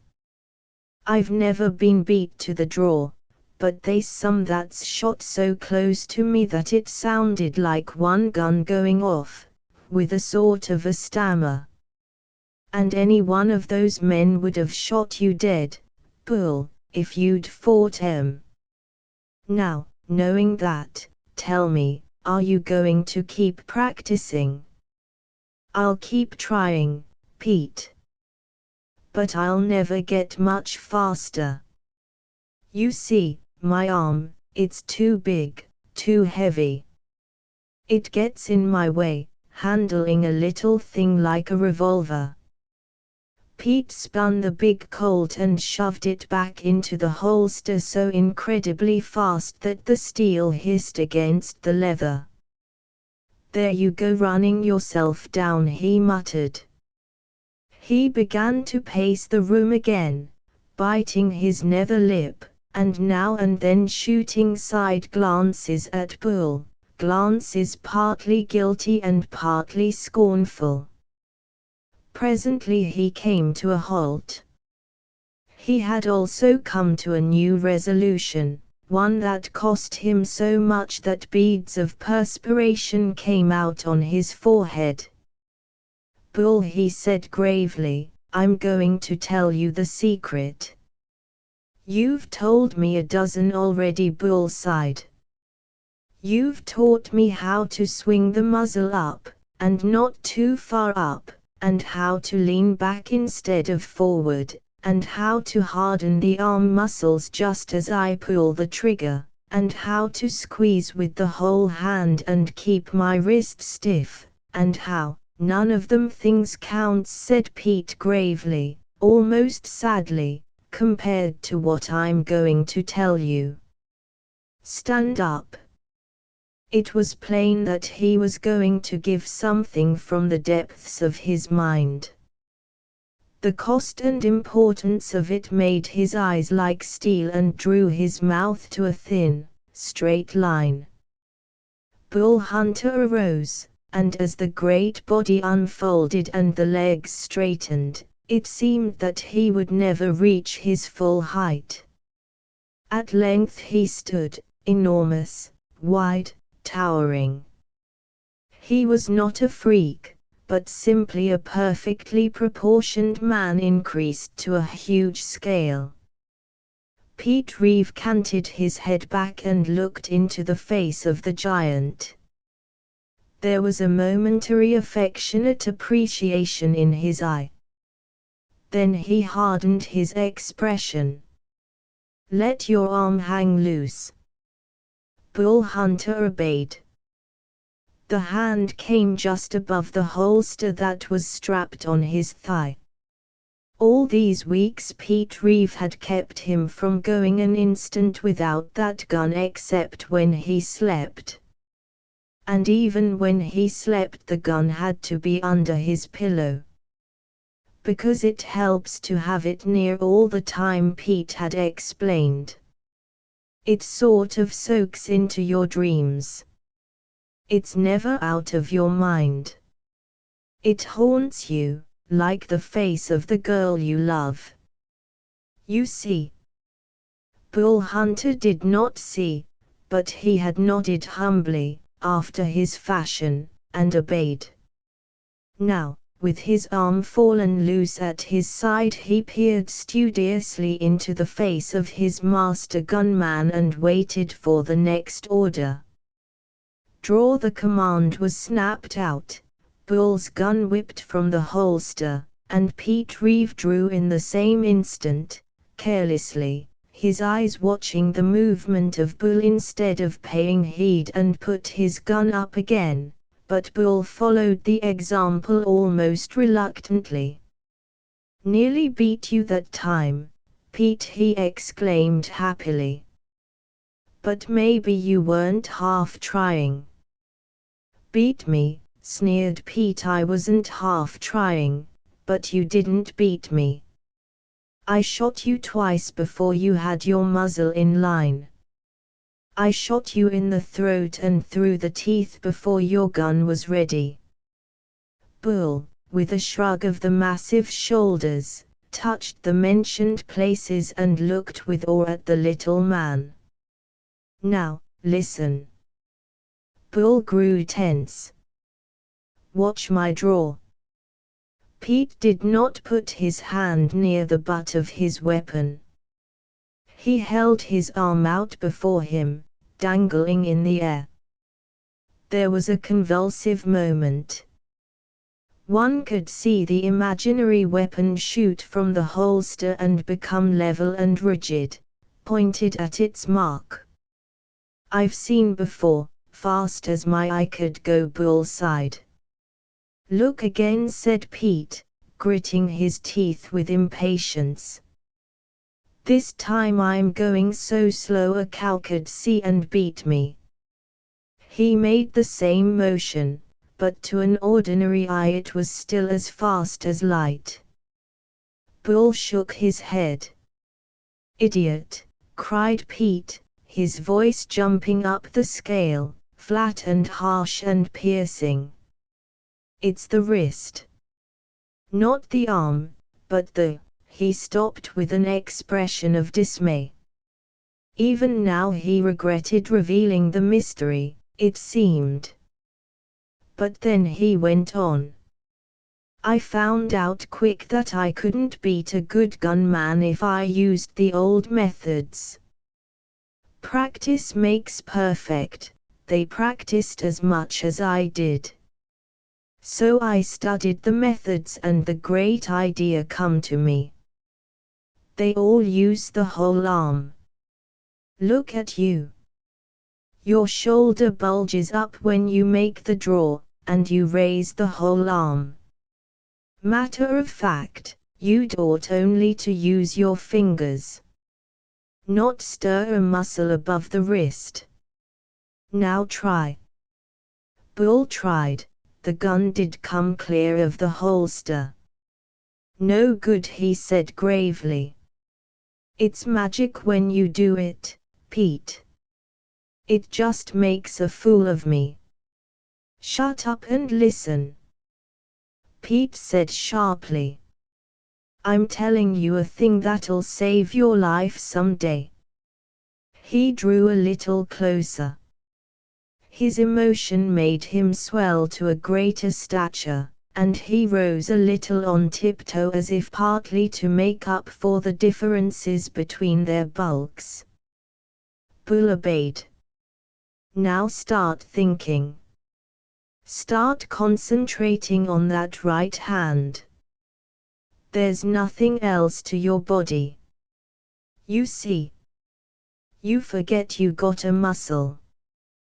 There's 3 things in the world. You see. Just 3 things and no more. There's your gun with a bullet in it, there's your hand that's going to get the gun out, and there's your target, that doorknob, say. Keep on thinking. They ain't any more to your body. You're just a hand and an eye. All your nerves are down there in that hand. They're all piled down there. That hand is full of electricity. Don't let your eyes wander. Keep on concentrating. You're stocking the electricity in that hand. When your hand moves, it'll be as fast as the jump of a spark. And when that hand moves, the gun is going to come out clean in it. It's got to come out with it. You hear?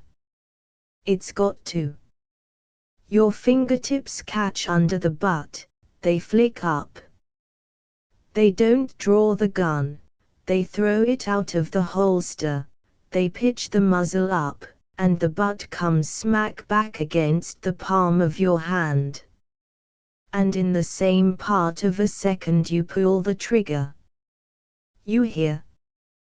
He leaned forward, trembling from head to foot. The eyes of the big man were beginning to narrow. I hear, I understand, he said through his teeth. You don't pull the gun. You think it out of the leather. And then the bullet hits the doorknob. You don't move your arm. Your arm doesn't exist. You're just a hand and a brain, thinking. And that thought sends a bullet at the mark. He leaped back. There was a wink of light at the hip of Bull Hunter, and the gun roared. Instantly he cried out, alarmed, confused, ashamed. I didn't mean to shoot, Pete. I'm a fool. I didn't mean to. I sort of couldn't help it. The trigger was just pulled without my wanting it to.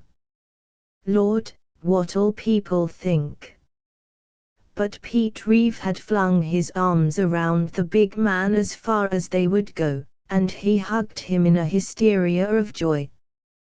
Then he leaped back, dancing, throwing up his hands. You done it, he cried, his voice squeaking, hysterical. I made a fool of myself, all right, said Bull, bewildered by this exhibition of joy where he had expected anger. Fool nothing. Look at that knob. The doorknob was a smashed wreck, driven into the thick wood of the door by the heavy slug of the revolver. Footsteps were running up the stairs of the hotel. Pete Reeve ran to the door and flung it open. It's all right, boys, he called. Cleaning a gun and it went off. No harm done. Chapter 12. And now, said Pete Reeve, looking almost ruefully at his pupil, with a little practice on that, they ain't a man in the world that could safely take a chance with you. I couldn't myself. Pete. I mean it, son. Not a man in the world. I was afraid all the time. I was afraid you didn't have that there electricity in you, or whatever they call it. I was afraid you had too much beef and not enough nerves. But you haven't. And now that you have the knack, keep practicing every day, thinking the gun out of the leather, that's the trick. Bull Hunter looked down to the gun with great, staring eyes, as though it was the first time in his life that he had seen the weapon. Pete Reeve noted his expression and abruptly became silent, grinning happily, for there was the dawn of a great discovery in the eyes of the big man. The gun was no longer a gun. It was a part of him. It was flesh of his flesh. He had literally thought it out of the holster, and the report of the weapon had startled him more than it had frightened anyone else in the building. He looked in amazement down to the broad expanse of his right hand. It was trembling a little, as though, in fact, that hand were filled with electric currents. He closed his fingers about the butt of the gun. At once the hand became steady as a rock. He toyed with the weapon in loosely opened fingers again, and it slid deftly. It seemed impossible for it to fall into an awkward position. The voice of Pete Reeve came from a great distance.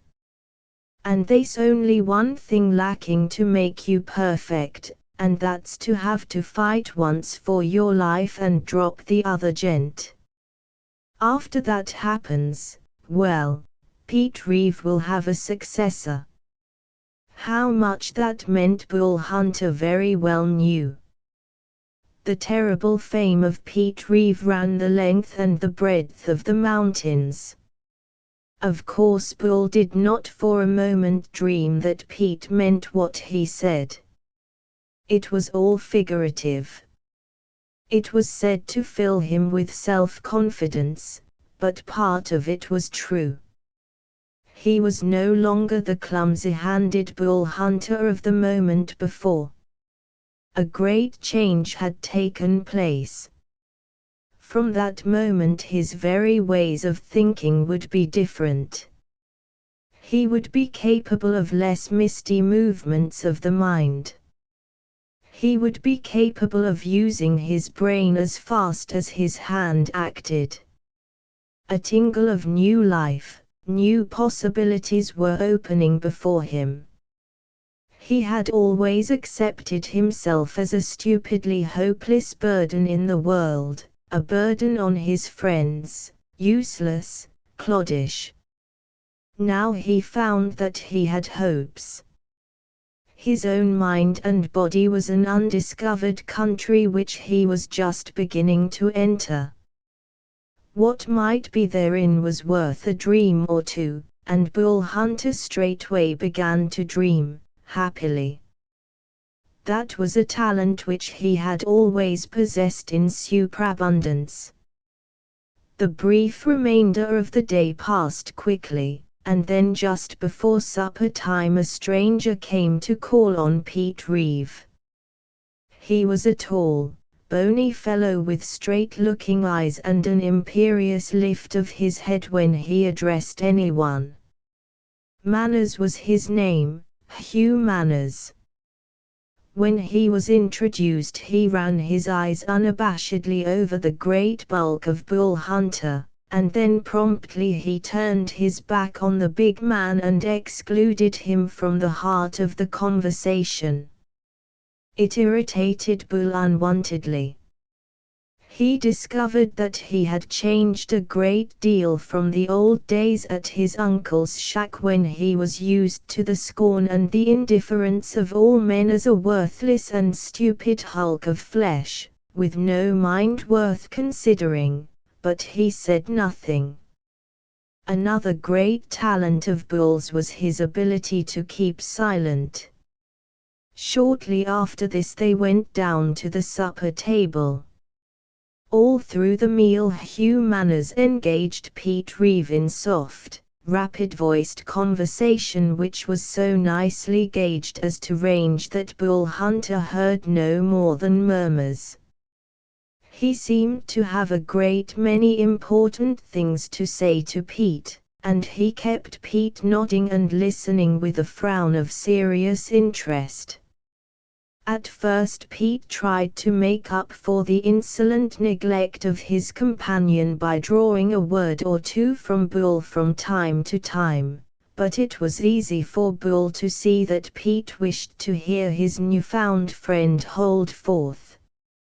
It hurt Bull, but he resigned himself and drew out of the talk.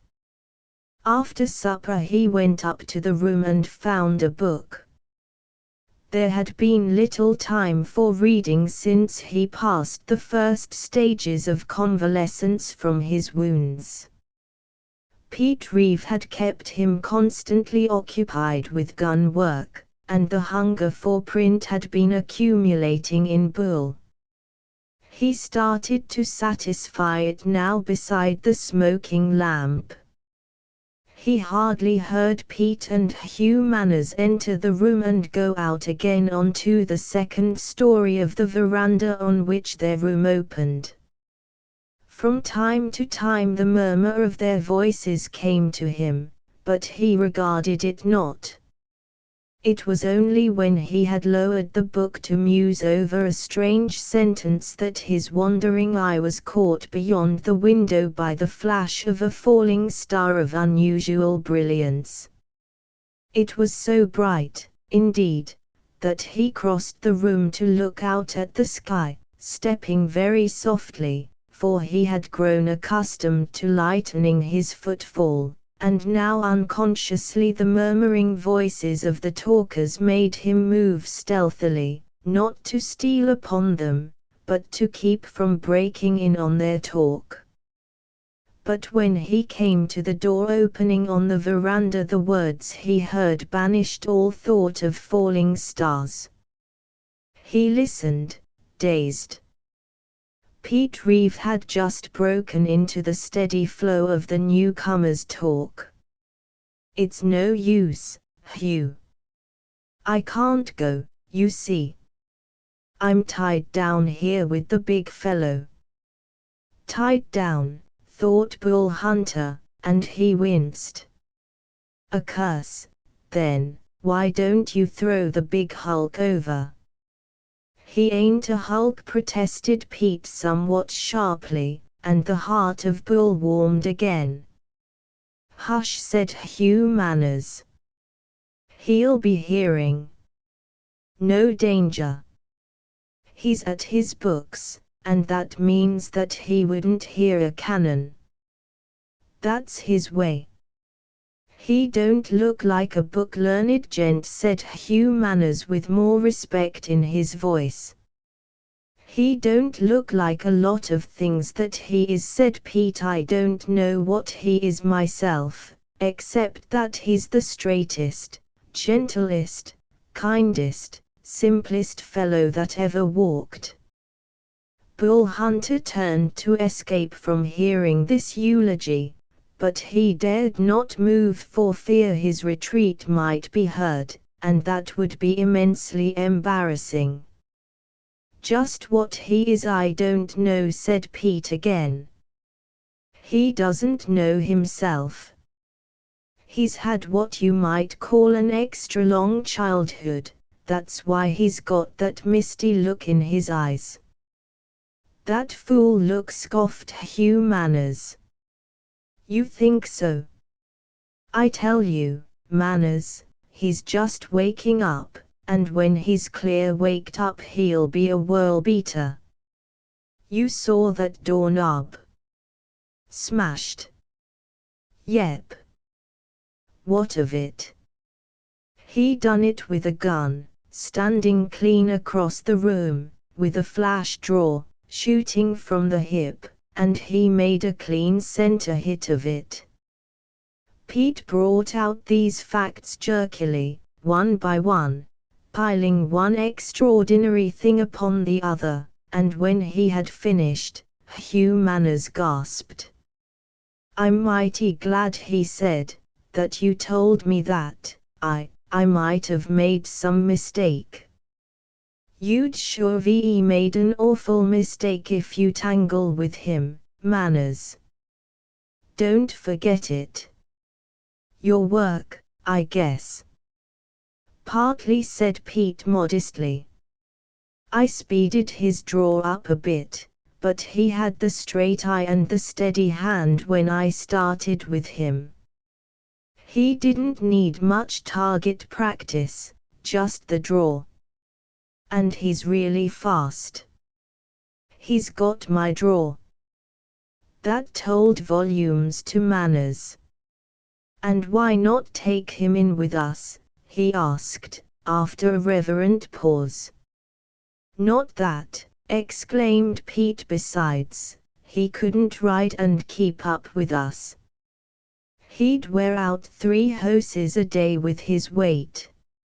Maybe we could find an extra strong horse. He ain't so big as to kill a good strong horse, Pete. I've seen a horse that carried, no good, said Pete with decision. I wouldn't even talk to him about our business. He don't guess it. He thinks that well, he don't have any idea about how I make a living, that's all. But how will you make a living if you stick with him? I dunno, Pete sighed. But I'm not going to turn him down. But ain't you about used up your money? It's pretty low. And you're supporting him. Sure. He ain't got a cent. Bull started. He had not thought of that matter at all, but it stood to reason that Pete had expended a large sum on him. Sponging, said Manners cynically.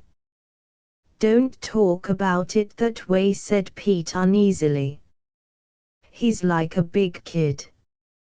He don't think about those things. If I was broke, he'd give me his last cent. That's what you think. Shut up, Manners. Bull is like a cross between a son and a brother. Pretty big of bone for your son, Pete. You'll have a hard time supporting him, and Manners chuckled. Then, more seriously, you're making a fool of yourself, partner. Throw this big hulk over and come back with me. There's loads of money staked out waiting for us. Listen, said Pete solemnly. I'm going to tell you why I'll never turn Bull Hunter down if I live to be 100. When I was a kid, a dirty trick was done me by old Bill Campbell. I waited all these years till a little while ago to get back at him. Then I found him and fought him.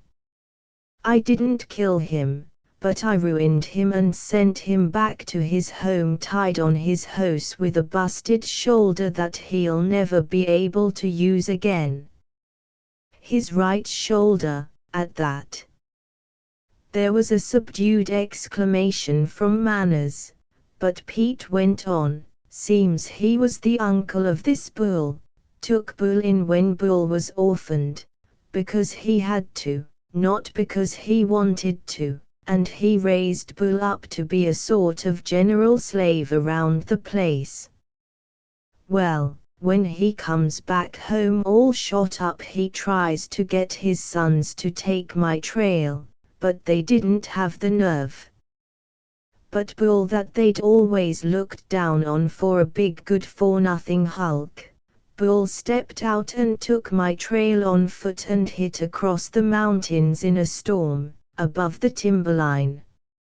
And he followed till he come up with me here, where he found me in jail, accused of a murder.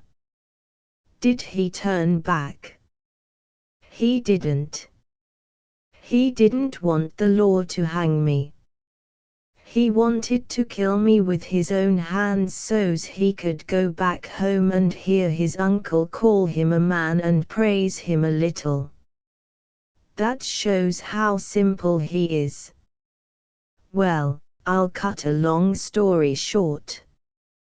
Bull scouted around, found out that the sheriff had done the killing himself and just saddled the blame on me, and then he makes the sheriff confess, gets me out of jail, and takes me out in the woods. Now, says he, you've got a gun, and I've got a gun, and I'm going to kill you if I can. No use arguing. He goes for his gun. I didn't want to kill a man who'd saved my life. I tried to stop him with bullets. I shot him through the right arm and made him drop his gun. Then he charged me barehanded. There was a gasp from Manners. Barehanded, repeated Pete, that's the stuff that's in him. I shot him through the left leg. He pitched onto his face, and then hanged if he didn't get up on one arm and one leg and throw himself at me. He got that big arm of his around me. I couldn't do a thing. My gun was squeezed between him and me. He started fumbling. Pretty soon he found my throat with them big gorilla fingers of his. I thought my last minute had come.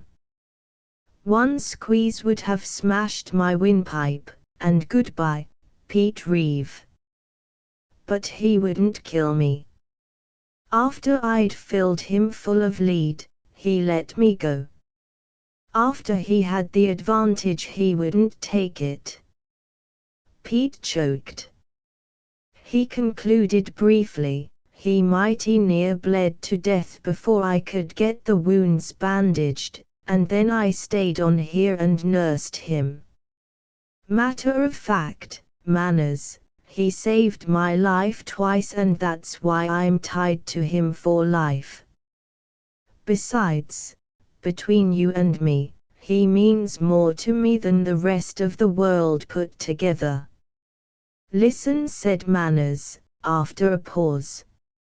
"I see what you mean and I'll tell you what you got to do. That big boy will do anything you tell him. He follows you with his eyes. Well, we'll find a hose that will carry him.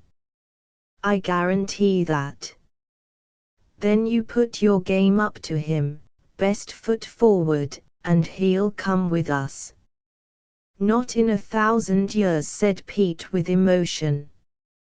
"That boy will never go crooked if I can keep him straight. Do you know what he's done? Because his uncle and cousins tried to get me, he's sworn never to see one of 'em again. He's given them up, his own flesh and blood, to follow me, and I'm going to stick to him." "That's complete and final." "No, Pete, of all the fools." Bull waited to hear no more. He stole back to the table on the far side of the room, sick at heart, and sat down to think or try to think. The truth came to him slowly. Pete Reeve, whom he had taken as his ideal, was, as a matter of fact, he dared not think what. The blow shook him to the center. But he had been living on the charity of Reeve. He had been draining the resources of the generous fellow. And how would he ever be able to pay him back? One thing was definite. He must put an end to any increase of the obligations. He must leave. The moment the thought came to him, he tore a flyleaf out of the book and wrote in his big, sprawling hand, "Dear Pete, I have to tell you that it has just occurred to me that you have been paying all the bills, and I've been paying none. That has to stop, and the only way for me to stop it is to go off all by myself. I hate to sneak away, but if I stay to say goodbye I know you'll argue me out of it because I'm no good at an argument. Goodbye and good luck, and remember that I'm not forgetting anything that has happened, that when I have enough money to pay you back I'm coming to find you if I have to travel all the way around the world. Your partner, Bull." That done, he paused a moment, tempted to tear up the little slip. But the original impulse prevailed. He put the paper on the table, picked up his hat, and stole slowly from the room. Chapter 13. He went out the back door of the hotel so that few people might mark his leaving, and cut for the woods. Once in them, he changed his direction to the east, heading for the lower, rolling hills in that direction. He turned back when the lights of the town had drawn into one small, glimmering ray. Then this, too, went out, and with it the pain of leaving Pete Reeve became acute. He felt lost and alone, that keen mind had guided him so long. As he stalked along with the great swinging strides through the darkness, the holster rubbed on his thigh and he remembered Pete. Truly he had come into the hands of Pete Reeve a child, and he was leaving him as a man. The dawn found him 40 miles away and still swinging strongly down the winding road. It was better country now. The desert sand had disappeared, and here the soil supported a good growth of grass that would fatten the cattle. It was a cheerful country in more ways than the greenness of the grass, however. There were no high mountains, but a continual smooth rolling of hills, so that the landscape varied with every half-mile he traveled. and every now and then he had to jump a runlet of water that murmured across his trail. A pleasant country, a clear sky, and a cool wind touching at his face. The contentment of Bull Hunter increased with every step he took. He had diminished the sharpness of his hunger by taking up a few links of his belt, but he was glad when he saw smoke twisting over a hill and came, on the other side, in view of a crossroads village. He fingered the few pieces of silver in his pocket. That would be enough for breakfast, at least.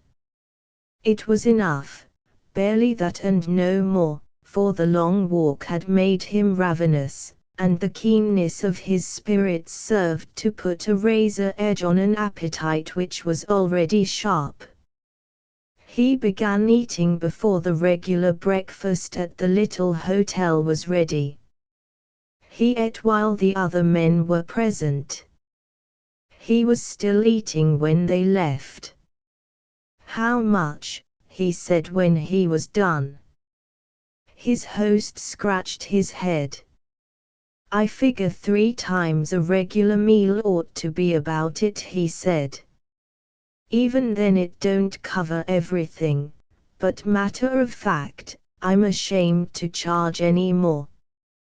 His ruefulness changed to a grin when he had the money in his hand, and Bull Hunter rose from the table. "But you got something to feed, son," he said. "You certainly got something to feed. And, is what the boys are saying right?" It came to Bull that while he sat at the table there had been many curious glances directed toward him, and a humming whisper had passed around the table more than once. But he was accustomed to these side glances and murmurs, and he had paid no attention. Besides, food had been before him. "I don't know. What do they say?" "That you're Dunbar from the south, Hal Dunbar." "That's not my name," said Bull. "My name is Hunter." "I guess they were wrong," said the other. "Trouble is, every time anybody sees a big man they say, 'There goes Hal Dunbar.' But you're too big even to be Dunbar, I reckon." He surveyed the bulk of Bull Hunter with admiring respect. This personal survey embarrassed the big man. He would have withdrawn, but his host followed with his conversation. "We know Dunbar is coming up this way, though. He sent the word on up that he's going to come to ride Diablo. I guess you've heard about Diablo." Bull averred that he had not, and his eyes went restlessly down the road. It wove in long curves, delightfully white with the bordering of green on either side. He could see it almost tossing among the far-off hills. Now was the time of all times for walking, and if Pete Reeve started to trail him this morning, he would need to put as much distance behind him by night as his long legs could cover. But still the hotel proprietor hung beside him. He wanted to make the big man talk. It was possible that there might be in him a story as big as his body. "So you ain't heard of Diablo?" "Devil is the right name for him. Black as night and meaner than a mountain lion. That's Diablo. He's big enough and strong enough to carry even you. Account of him being so strong, that's why Dunbar wants him." "Big enough and strong enough to carry me," repeated Bull Hunter. He had had unfortunate experiences trying to ride horses. His weight crushed down their quarters and made them walk with braced legs. To be sure, that was up in the high mountains where the horses were little more than ponies. Yep. Big enough. He's kind of a freak horse, you see. Runs to almost 17 hands, I've heard tell, though I ain't seen him. He's over to the bridal place yonder in the hills, along about 15 miles by the road, I figure. He run till he was 3 without ever being taken up, and he got wild as a mustang. They never was good on managing on the bridal place, you see. And then when they tried to break him, he started doing some breaking on his own account. They say he can jump about halfway to the sky and come down stiff-legged in a way that snaps your neck near off. I seen young Huneker along about a month after he tried to ride Diablo.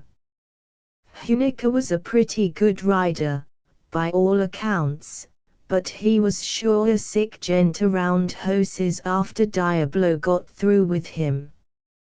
Scared of a 10-year-old mare, Huneker was, after Diablo finished with him. Scott Porter tried him, too. That was a fight. Lasted close on to an hour, they say, nip and tuck all the way. Diablo wasn't bucking all the time. No, he ain't that way. He waits in between spells till he's thought up something new to do. And he's always thinking, they say. But if he wasn't so mean, he'd be a wonderful horse. Got a stride as long as from here to that shed, they say. He rambled on with a growing enthusiasm. And think of a horse like that being given away. Given away, said Bull with a sudden interest. And then he remembered that horses were outside of his education entirely. He listened with gloomy attention while his host went on. Yes, sir. Given away is what I said, and given away is what I mean. Old Chick Bridule has kept him long enough, he says. He's tired of paying buckaroos for getting busted up trying to ride that horse. Man-eater, that's what he calls Diablo, and he wants to give the horse away to the first man that can ride him. Hal Dunbar heard about it and sent up word that he was coming up to ride him. He must be a brave man, said Bull innocently. He had an immense capacity for admiring others. Brave. The proprietor paused as though this had not occurred to him before. Why, they ain't such a thing as fear in Hal Dunbar, I guess. But if he decides to ride Diablo, he'll ride him, well enough. He has his way about things, Hal Dunbar does. The sketchy portrait impressed Bull Hunter greatly. You know him, then? How'd I be mistaking you for him if I knowed him? No, he lives way down south, but they's a pile heard about him that's never seen him.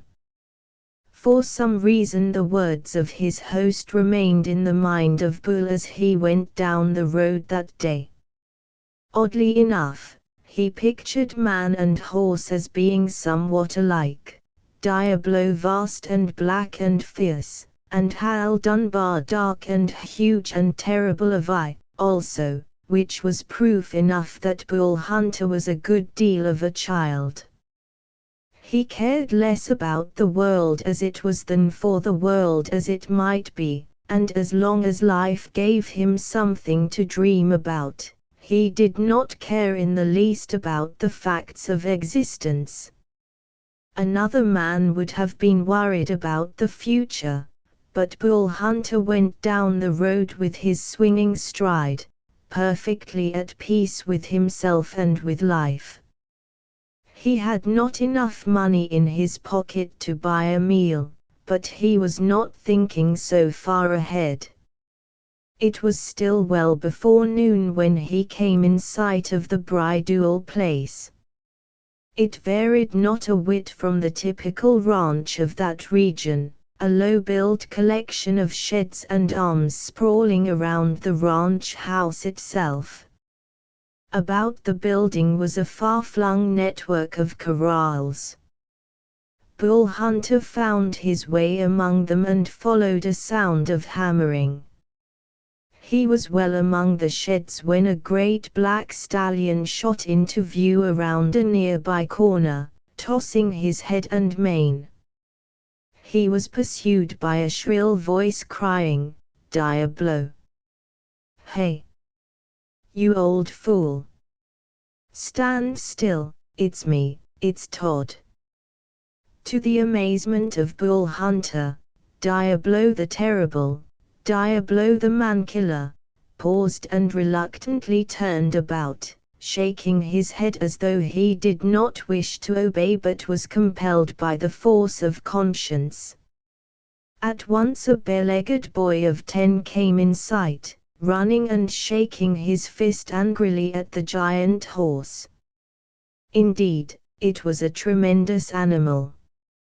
Not the 17 hands that the hotel proprietor had described to Bull, but a full 16-3, and so proudly high-headed, so stout-muscled of body, so magnificently long and tapering of leg, that a wiser horseman than the hotel keeper might have put Diablo down for more than 17 hands. Most tall horses are like tall men. They are freakish and malformed in some of their members, but Diablo was as trim as a pony. He had the high withers, the mightily sloped shoulders, and the short back of a weight carrier. And although at first glance his underpinning seemed too frail to bear the great mass of his weight or withstand the effort of his driving power of shoulders and deep, broad thighs, yet a closer reckoning made one aware of the comfortable dimensions of the cannon bone with all that this feature portended. Diablo carried his bulk with the grace which comes of compacted power well in hand. Not that Bull Hunter analyzed the stallion in any such fashion.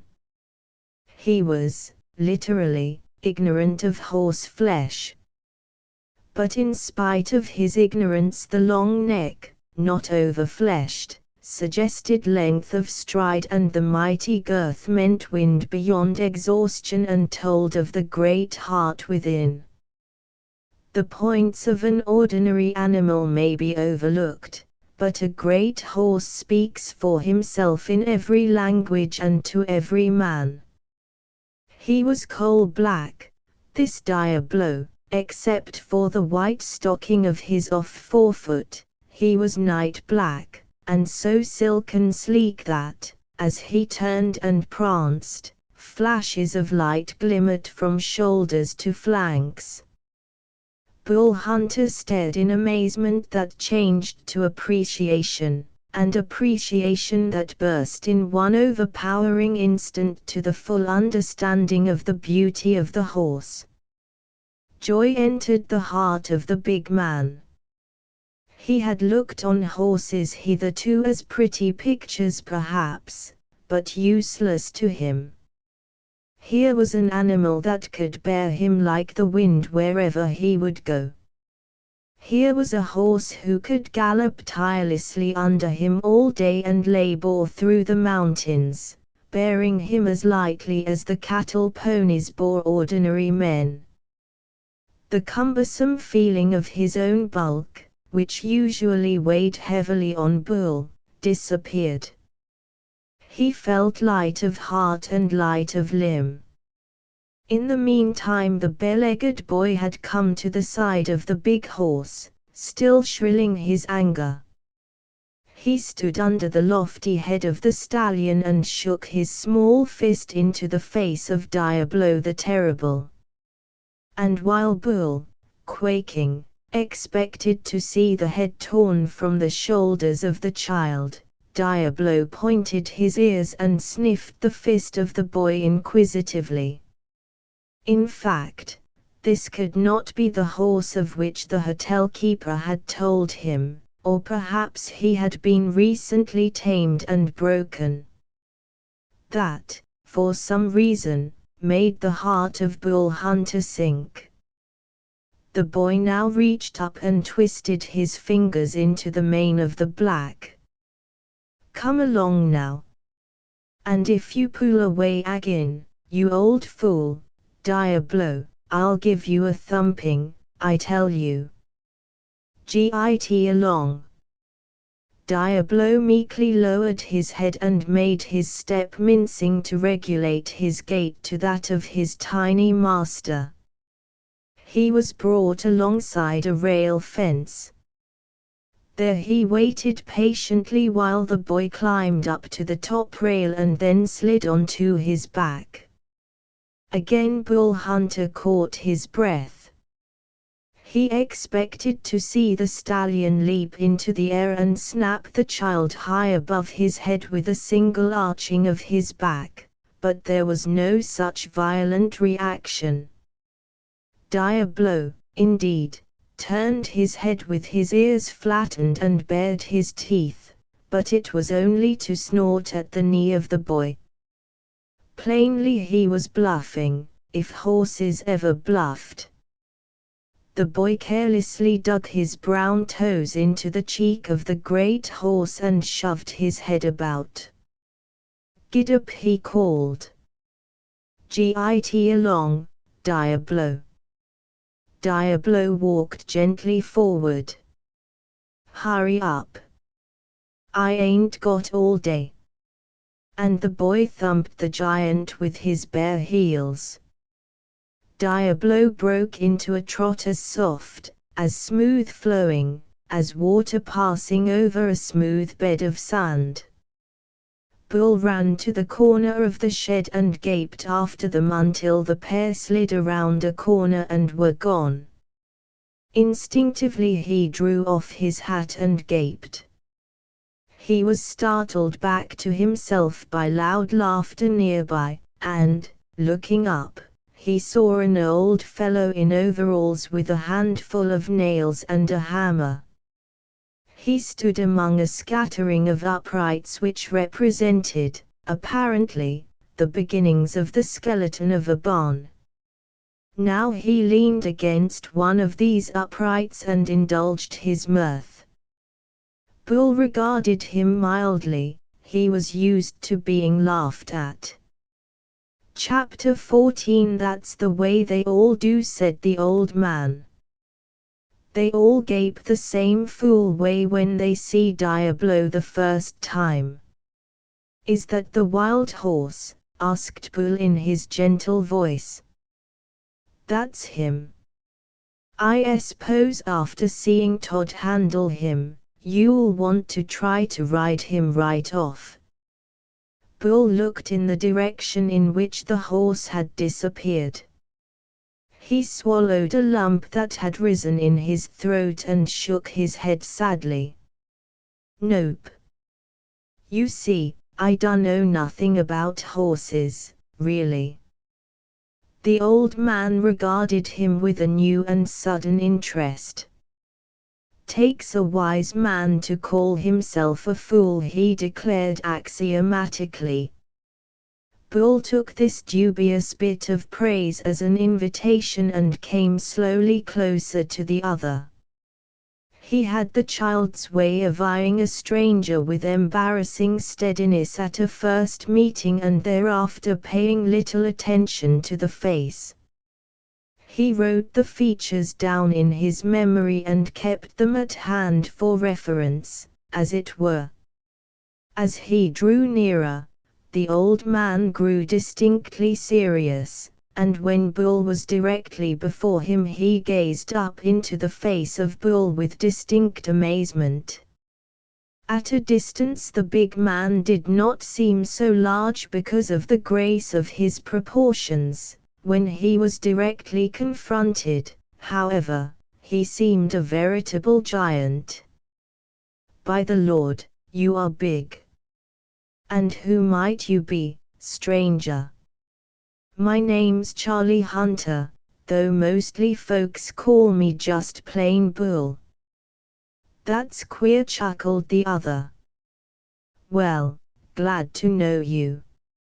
I'm Bridewell." They shook hands, and Bridewell noted the gentleness of the giant. As a rule, strong men are tempted to show their strength when they shake hands. Bridewell appreciated the modesty of Charlie Hunter. "And you didn't come to ride Diablo?" "No, I just stopped in to see him." "And," Bull sighed profoundly, "I know. He gives even me a touch now and then, though I know what a devil he is." "Devil," repeated Bull, astonished. "Why, he's as gentle as a kitten." "Because you seen Todd ride him." Bridewell laughed. "That don't mean nothing. Todd can bully him, sure.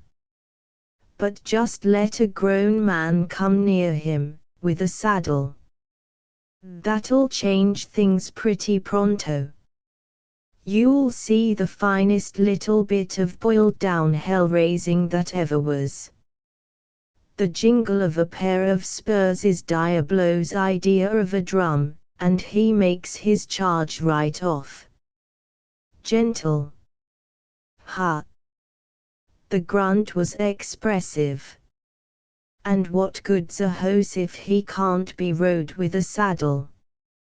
He waved the subject of Diablo into the distance. "They ain't any hope unless Hal Dunbar can ride him. If he can't, I'll shoot the beast." "Shoot him," echoed Bull Hunter. He took a pace back, and his big, boyish face clouded to a frown. "Not that, I guess." "Why not?" asked Bridewell, curious at the change in the big stranger. "Why not? What good is he?" "Why, he's good just to look at. I'd keep him just for that." "And you can have him just for that, if you can manage to handle him." "Want to try?" Bull shook his head. "I don't know nothing about horses," he confessed again. He glanced at the skeleton of standing beams. "Building a barn, eh?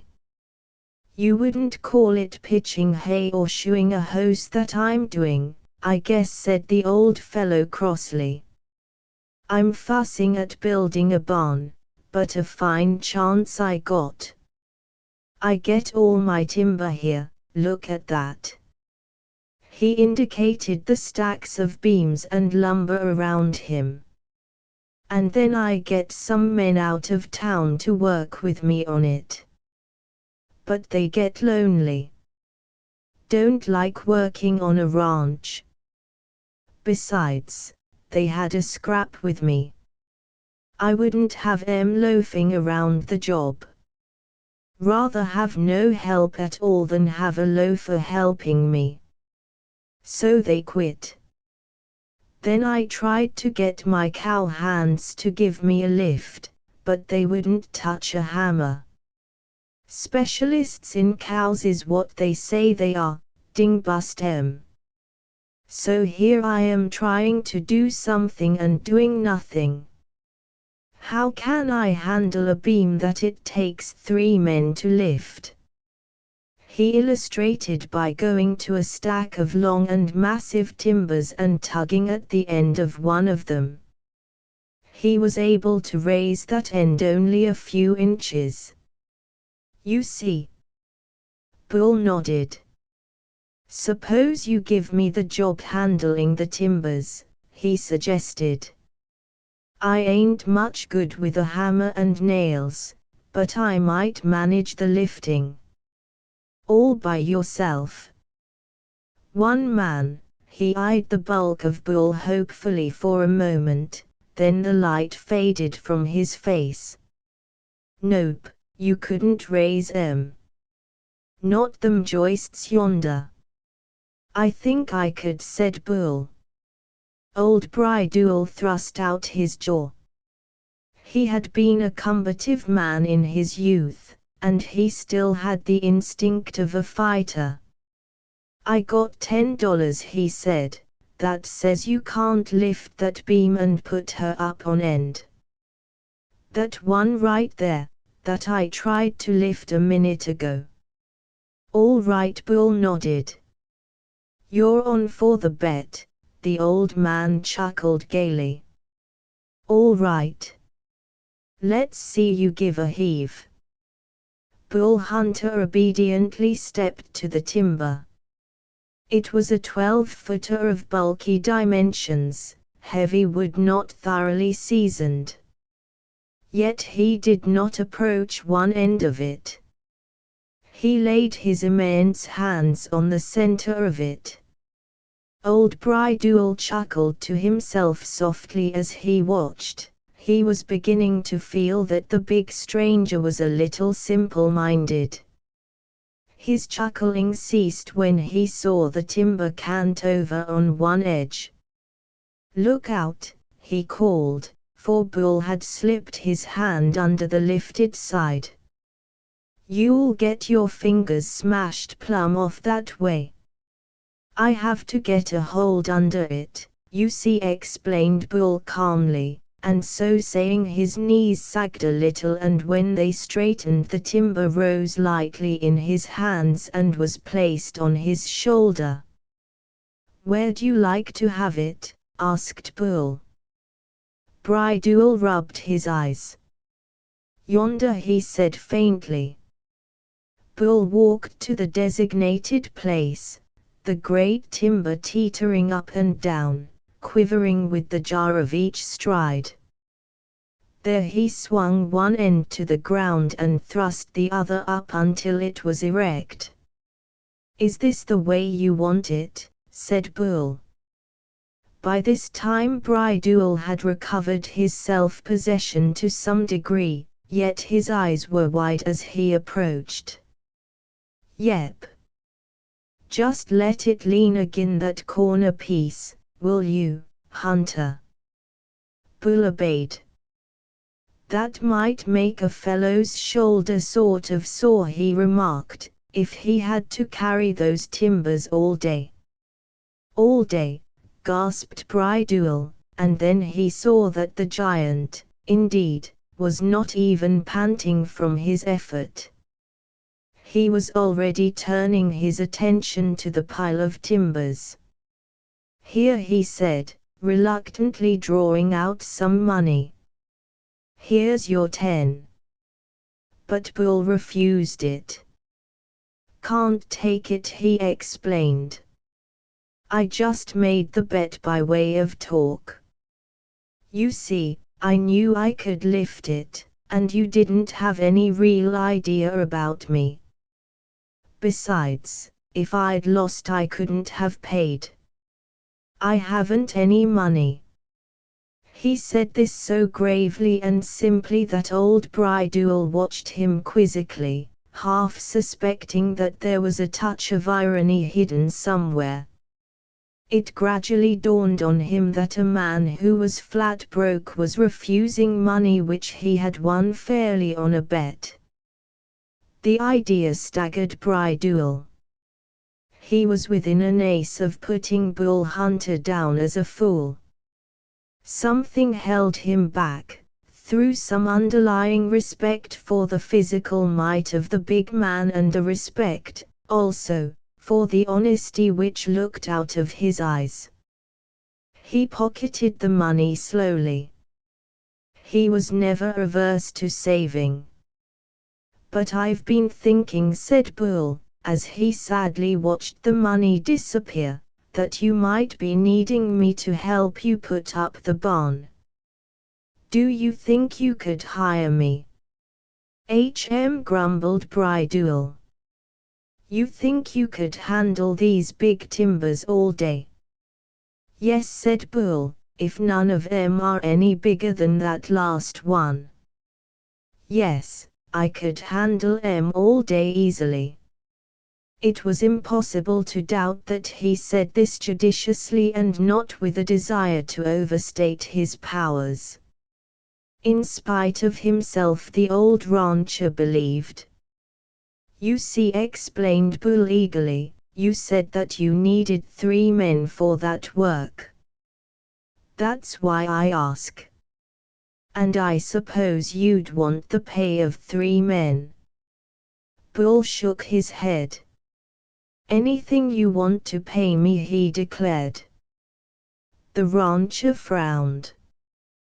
This sounded like the beginning of a shrewd bargain, and his respect and suspicion were equally increased.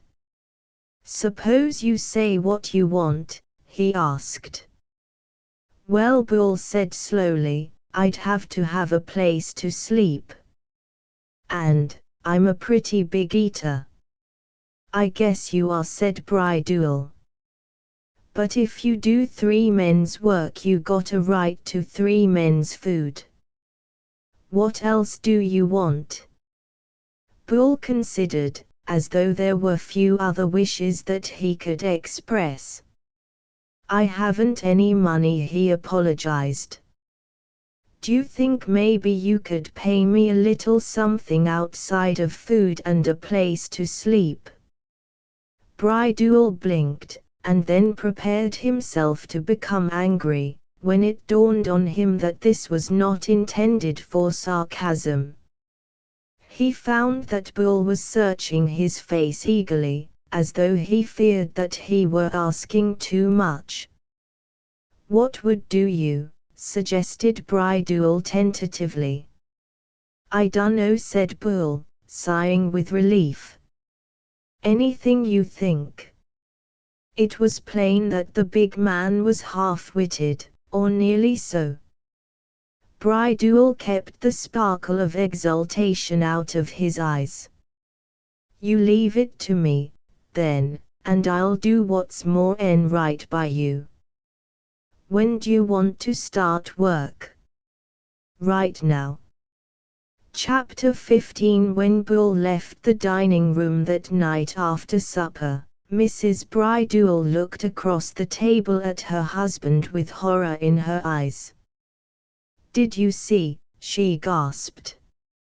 "He ate the whole pot of beans." "Sure, I seen him and he grinned. But he'll eat us out of house and home. Why, he's like a wolf." Bridewell chuckled with superior knowledge. "He's ate enough for 3," he admitted, "but he's worked enough for 6. Besides, most of his wages come in food." "But work? I never seen anything like it. He handled more timbers than a dozen.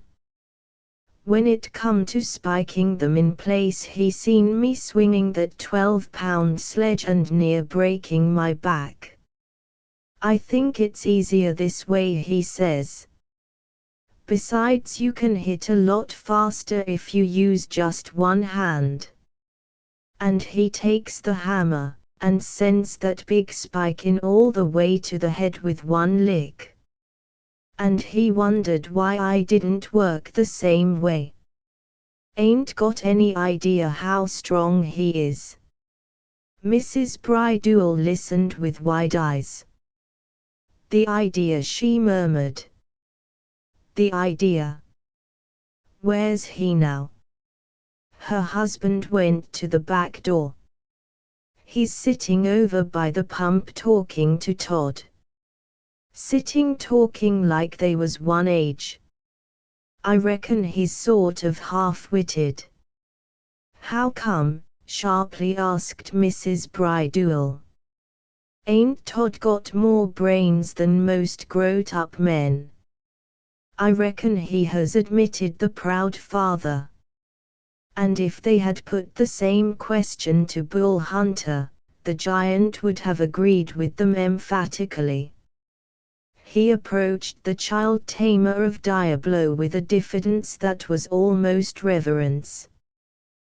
The freckle-faced boy looked up from his whittling when the shadow of Bull fell athwart him, with an equal admiration, also with suspicion, for the cowpunchers, on the whole, were apt to make game of the youngster and his grave, grown-up ways.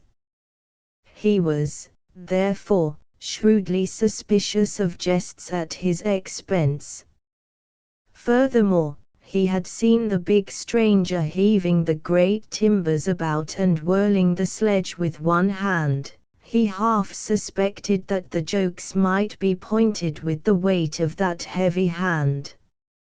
His amazement was accordingly great when he found the big man actually sitting down beside him, cross-legged, and he was absolutely stupefied when Bull Hunter said, "I've been aiming at this chance to talk to you, Todd, all day."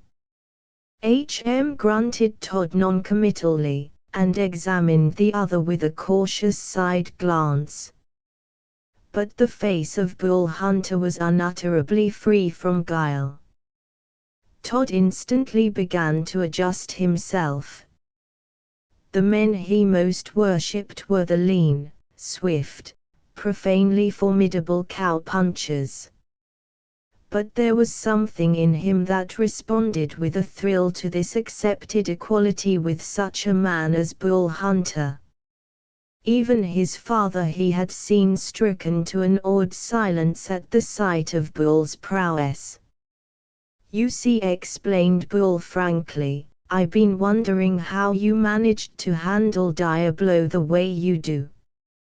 Todd chuckled. "It's just a trick. You watch me a while with him, you'll soon catch on."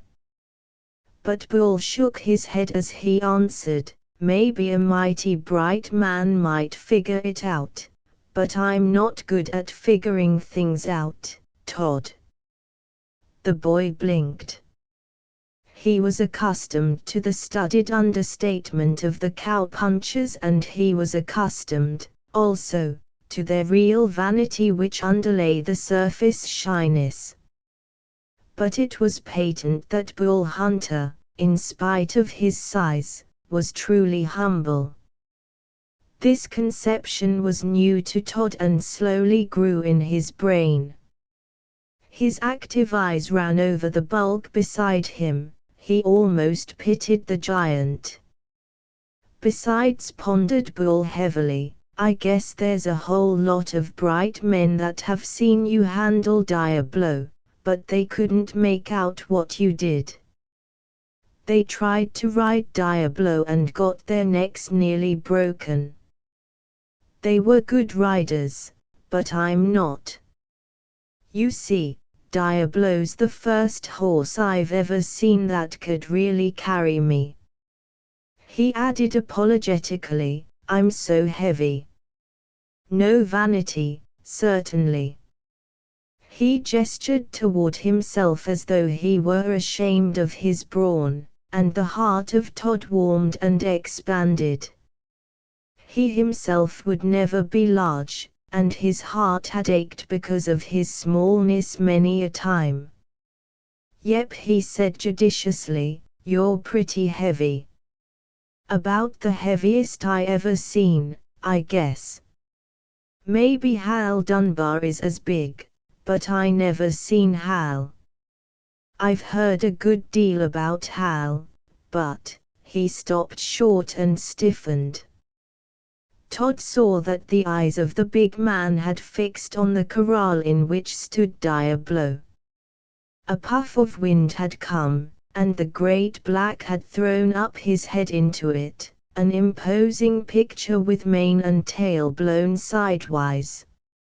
Not until the stallion turned away from the unseen thing which he had scented in the wind, did Bull turn to his small companion with a sigh. Todd nodded, his eyes glinting. "I know," he said. "I used to feel that way, before I learned how to handle Diablo." He interpreted, "You feel like it'd be pretty fine to get onto Diablo's back and have him gallop under you." "About the finest thing in the world," sighed Bull Hunter. He cast out his great hands before him as he tried to explain the mysterious emotions which the horse had excited in him. "You see, Todd, I'm pretty big and I'm pretty slow. Most folks have horses, and they get about pretty lively on 'em, but I've always had to walk." The enormity of this lack made Todd stare, for travel and horses were inseparably connected in his mind. He shuddered a little at the thought of the big man stalking across the burning and interminable sands of the desert or toiling through the mountains. It seemed to him that he could see the signs of that pain stamped in the face of Bull Hunter, and his heart leaped again in sympathy. "So when I saw Diablo," Bull paused. But Todd had understood.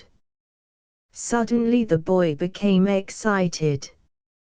"Suppose you was to learn to ride Diablo before Hal Dunbar come to try him out. Suppose that. Could you teach me?" the giant asked in an almost awed whisper. The child looked over his companion with a vague wonder. It would be a tremendous responsibility, this teaching of the giant, but what could be more spectacular than to have such a man as his pupil? But to share his unique empire over Diablo, that would be a great price to pay. No, he decided, it wouldn't do. Besides, suppose even I could teach you how to ride Diablo, with a saddle, which I don't think I could. What would happen when Hal Dunbar come up to these parts and found that the horse he wanted was somebody else's? He'd make an awful fuss, and he's a fighting man, Bull." He said this impressively, leaning a little toward the giant, and he was rewarded infinitely by seeing the right hand of the giant stir a little toward the holster at his thigh. "I guess I'd have to take my chance with him," was all Bull answered in his mildest tone. Todd was beginning to guess that there was a certain amount of mental strength under this quiet exterior. He had often noted that his father, who made by far the most noise, was more easily placated than his mother, in spite of her gentle silences. The strength of Bull Hunter had a strain of the same thing about it. "You'd take a chance with Hal Dunbar?" he repeated wonderingly. He trembled a little, with a sort of nervous ecstasy at the thought of that coming encounter. "That's more'n anybody else in these parts would do. Why, everybody's heard about Hal Dunbar. Everybody's scared of him. He can ride anything that's big enough to carry him, he can fight like a wildcat with his hands, and he can shoot like," his eye wandered toward a superlative, "like Pete Reeve, almost," he concluded with a tone of awe. A spark of tenderness shone in the eye of Bull. "Do you know Pete Reeve?" "No, and I don't want to. Ma had a brother once, and he met up with Pete Reeve." A tragedy was inferred in that oblique reference. Bull decided that this was a conversational topic on which he must remain silent, and yet he yearned to speak of the little withered cat-like fellow with the wise brain who had done so much for him. "When I'm big enough," mused the boy with a quiet savagery, "maybe I'll meet up with Pete Reeve." Bull switched the talk to a more comfortable topic. "But how'd you make a start with that man-eating Diablo?" Todd studied the question. "I got away with hoses, you see," he began modestly. He played two brown fingers in his mouth and sent out a shrilling whistle that was answered immediately by a whinny, and a little chestnut gelding, sun-faded to a sand color nearly, cantered into view around the corner of a shed and approached them. He came to a pause nearby, and having studied Bull Hunter with large, unafraid, curious eyes for a moment, began to nibble impertinently at the ragged hat brim of the child. "Git away," exclaimed Todd, and when the chestnut made no move to go, the brown fist flashed up at the reaching head. But the head was jerked away with a motion of cat-like deftness.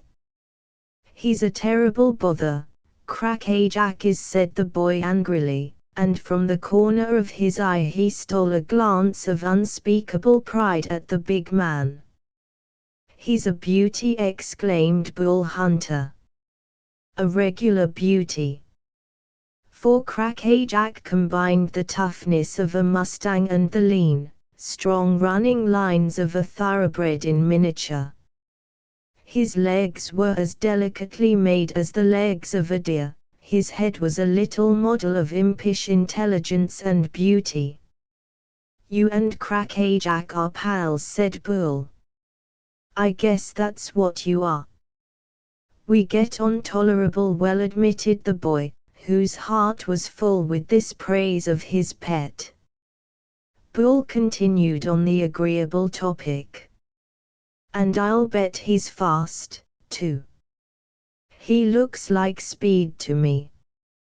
Maybe you don't know horses, but you sure got hose sense." Todd chuckled. "Most folks take Crackerjack for a toy pony. He ain't. I've seen him carry a full-grown man all day and keep up with the best of 'em. He don't mind the weight of me no more'n if I was a feather. He's fast, he's tough, and he knows more'n a horse should know, you might say." He changed his voice, and a brief command made Crackerjack give up his teasing and retreat. Bull watched the exquisite little creature go, with a smile of pleasure. He did not know it, but that smile unlocked the last door to Todd's heart. "He was pretty near as wild as Diablo when I first got him," said the boy. "And mean, say, he'd been kicked around all his life. But I fatted him up in the barn, and he got so's he'd follow me around. And now he runs loose like a dog and comes when I whistle. He knows more things than you could shake a stick at, Crackerjack does." "I'll bet he does," said Bull with shining eyes. "Say," said the boy suddenly, "I'm going to tell you about the way I worked with Diablo." "I'll take that mighty kind," said Bull gratefully. "D'you think I'd have a chance with him even if you showed me how?" "You got to have a way with horses," admitted the boy, and he examined Bull again. "But I think you'll get on with horseflesh pretty well. When Diablo first come, he used to go plumb crazy when anybody come near his corral. He still does if a grown man comes there. Well, they used to go out and stand and watch him and laugh at him prancing around and kicking up a fuss at the sight of him. and it made me mad. Made me plumb mad to see them bother Diablo when he wasn't doing no harm, when they wasn't gaining anything by it, either. I used to go out when nobody was around and stand by the bars with a bit of hay and grain heads in my hand.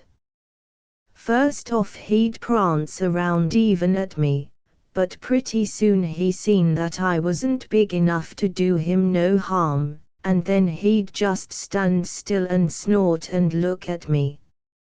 Along about the third time he took notice of the grain heads and come and smelled them, and the next day he ate 'em. Well, I kept at it that way. Pretty soon I went inside the corral. Diablo just come up sort of excited and trembling and didn't know whether to bash my head in with his forehoofs or let me go. Then he seen the grain heads and ate them while he was making up his mind what to do about me. And he winded up by just having a little talk with me. He was terribly dirty and dusty, and he was shedding. Nobody dared to brush him, and so I took a soft-haired brush and started to work on his neck. He liked it, and so I dressed him down and left him pretty near shining. And every day after that I went and had a talk with him and brushed him. Then I rode Crackerjack up to the bars and let Diablo see me on him, with no bridle or saddle. Pretty soon I found out that it was the saddle and the bridle and the spurs that scared Diablo to death. He didn't mind anything else so very much. So one day I climbed up the fence and slid onto Diablo's back, and he just turned his head and snorted at me. Just then Pa seen me and let out a terrible yell, and Diablo pitched me right off over his head and over the fence. But I got right up and came back to him. He seen that he could get me off whenever he wanted to, and he seen that I didn't do him no harm when I got on. After that everything was easy. I never bothered him none with a saddle or a bridle. And there you are. Do you think you can do the same? But the saddle and the bridle, said Bull. What about them? That's up to you to figure out a way of getting him used to 'em. I'll go introduce you now, if I can. Bull rose, and the boy led the way. If he takes to you pretty kind, said the boy, you may have a chance. But if he begins acting up, it won't be no use. Chapter 16 Diablo greeted them with a throwing up of his formidable head.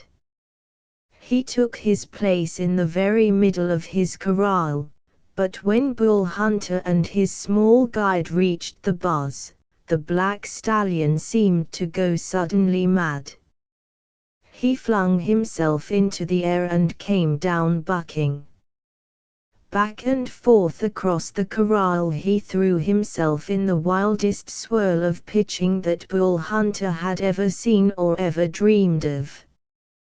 He's an educated bucker, you see, said the boy in admiration. They ain't any trick that he don't know. Look. Diablo had begun to sunfish in the most approved method, and swirled from this to some fence rowing as swift as the jagged course of lightning. At every jump Bull could see an imaginary rider snapped from the back of the black giant. A cloud of dust was sent swishing up, and in the midst of this fog, Diablo came to a pause as sudden as the beginning of his strange struggle against an imaginary foeman. But it seemed to Bull Hunter that the ground beneath his feet was still quivering from the impacts of that mighty body. That's just his way of telling you what he'll do when you try to saddle him, chuckled the boy. As he spoke, he slipped through the bars of the corral. Look out! Exclaimed Bull in horror, for the stallion had rushed at the small intruder with gaping mouth. Bull reached for his gun. Diablo was already on the child, but at the last minute he swerved and flashed around Todd in a circle. He's all right, Todd was shrilling through his laughter, for the horrified face of Bull amused him. That's just his way of saying that he's glad to see me. In fact, Diablo came to a sudden halt directly behind the child, his head towering aloft above that of Todd while he flashed his defiance at Bull Hunter, as though he were making use of the small bulwark of Todd against the stranger. Diablo, you old fool, the boy was saying, as he reached up and managed to wind his fingers in the end of Diablo's mane. You come along and meet my friend, Bull Hunter. I figure you're going to get to know him pretty good before long. Hey, Bull, come up close to the bars so's he can see you ain't got a rope or a whip or spurs, and stick your hand out so's he can sniff at it. That's his way of saying how do ye do. Bull obeyed, and to his amazement, Diablo responded to the small forward urge of the child's hand and approached the bars one trembling step at a time. Bull began to talk to him softly. He had never talked like this to any living creature. He did not know exactly what he said. The words came of their own accord into his throat. He only knew that he wanted to reassure the big, powerful, uncertain brute, and though Diablo stopped short at the first sound of Bull's voice and laid his ears back, he presently pricked one of those ears again and allowed himself to be drawn forward with long, crouching strides. That's the way, said the child softly, as though he feared that a loud voice might break in upon the spell. You know how to talk to him. And, outside of me, you're the only one that does. I knew you'd have it in you. For Diablo had extended his long neck and actually sniffed the hand of Bull Hunter.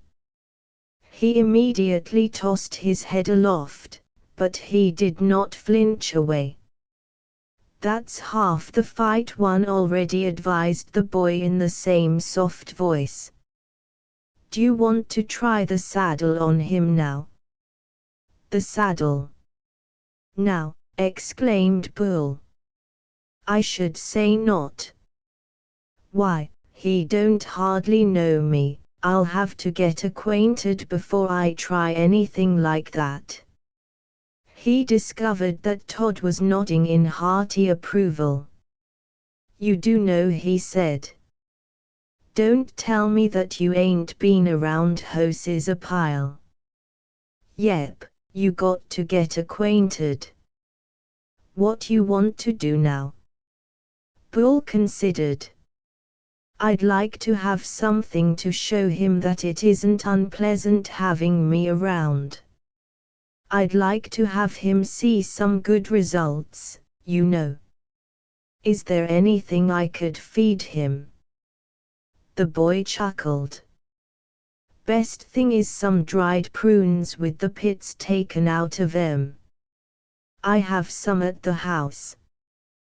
They get stuck in Diablo's teeth and it's sure funny to see him eat 'em. But he just naturally plumb likes the taste of the prunes. He followed his own suggestion by scampering away to the house and returned almost at once with a hatful of the prunes. You want to feed him these now? First, said Bull, I'd like to have you leave us alone. If I can't teach him to like me all by myself, then I'd better give up right away." The boy looked at him in surprise and then impulsively stretched out his hand. They shook hands gravely. "You got the right idea, partner," said Todd. "Go ahead, and good luck. And keep talking to him all the time. That's the main thing." He retreated accordingly, but before the evening was over, Bull regretted dismissing his little ally so quickly, for although Diablo indulged in no more threatening outbreaks of temper, he resolutely refused to eat the prunes from Bull's hand.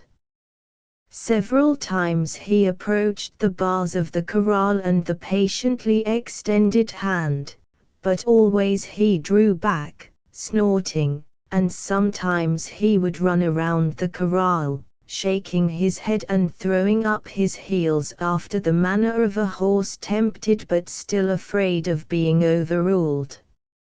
It was long after dark when Bull gave up the attempt. He went back to the bunkhouse, rolled up the blankets which had been assigned to him, and carried them out to the corral. Close to the fence he laid them down, and a few minutes later he was wrapped in them and sound asleep. The last thing he remembered was the form of the great stallion, standing watchfully in the exact middle of the corral, the starlight glimmering very faintly in his big eyes. Bull Hunter fell asleep and had a nightmare of the arrival of the famous Hal Dunbar the next day, a fierce conquest of Diablo, and the battle ending with the departure of Dunbar on the back of the stallion. The dream waked him, nervous, and he turned and saw Diablo standing huge and formidable in the darkness, as though he had not moved from his first position. In the morning the arduous labors of the building began again, and though the prodigious appetite of Bull at the breakfast table made even old Bridewell look askance, Bull had not been at work an hour handling the ponderous uprights and joists before his employer was smiling to himself. His new hand was certainly worth his keep, and more, for weariness seemed a stranger to that big body, and no weight was too great to be cheerily assumed. And always he worked with a sort of nervous anxiety as though he feared that he might not be doing enough. During the day Bridewell attempted to probe the past history of his hired man, expecting a story as big as the body of the man, but Bull was discreetly vague, for he had no wish to reveal his connection with Pete Reeve, and if he left out Reeve, he felt that there was nothing in his life worth talking about. Many a time he wondered what the little gunfighter was doing, and what trail he was riding now. A dangerous trail, he doubted not, and a lawless trail, he greatly feared. But someday he might be able to find the terrible little man and bring him back to a true place in society. That night he began again the long, quiet struggle with Diablo, and before he ended, Diablo had gathered some of the dried fruit from the palm of his hand with a sensitive, trembling pair of lips. And he had come back for more, and more. Yet it was not until the next night that Bull ventured inside the bars of the corral and sat cross-legged on the ground, with a vague feeling that Diablo would be less alarmed if his visitor bulked less large. Inside the bars he seemed an entirely new proposition to the stallion. The big black kept discreetly on the far side of the corral with much snorting and stamping, and it was not until the next evening that he ventured to approach the man. Still another day passed before Bull was allowed to stand and touch the neck of the black, and that, it seemed to him, was the greatest forward step toward the conquest. It was terribly slow work, and in the meantime the skeleton frame of the barn was fast rising. Would he accomplish his purpose by the time the barn was completed and Bridewell no longer had a use for him? Or would Hal Dunbar arrive before that appointed time? That night, however, another portentous event happened.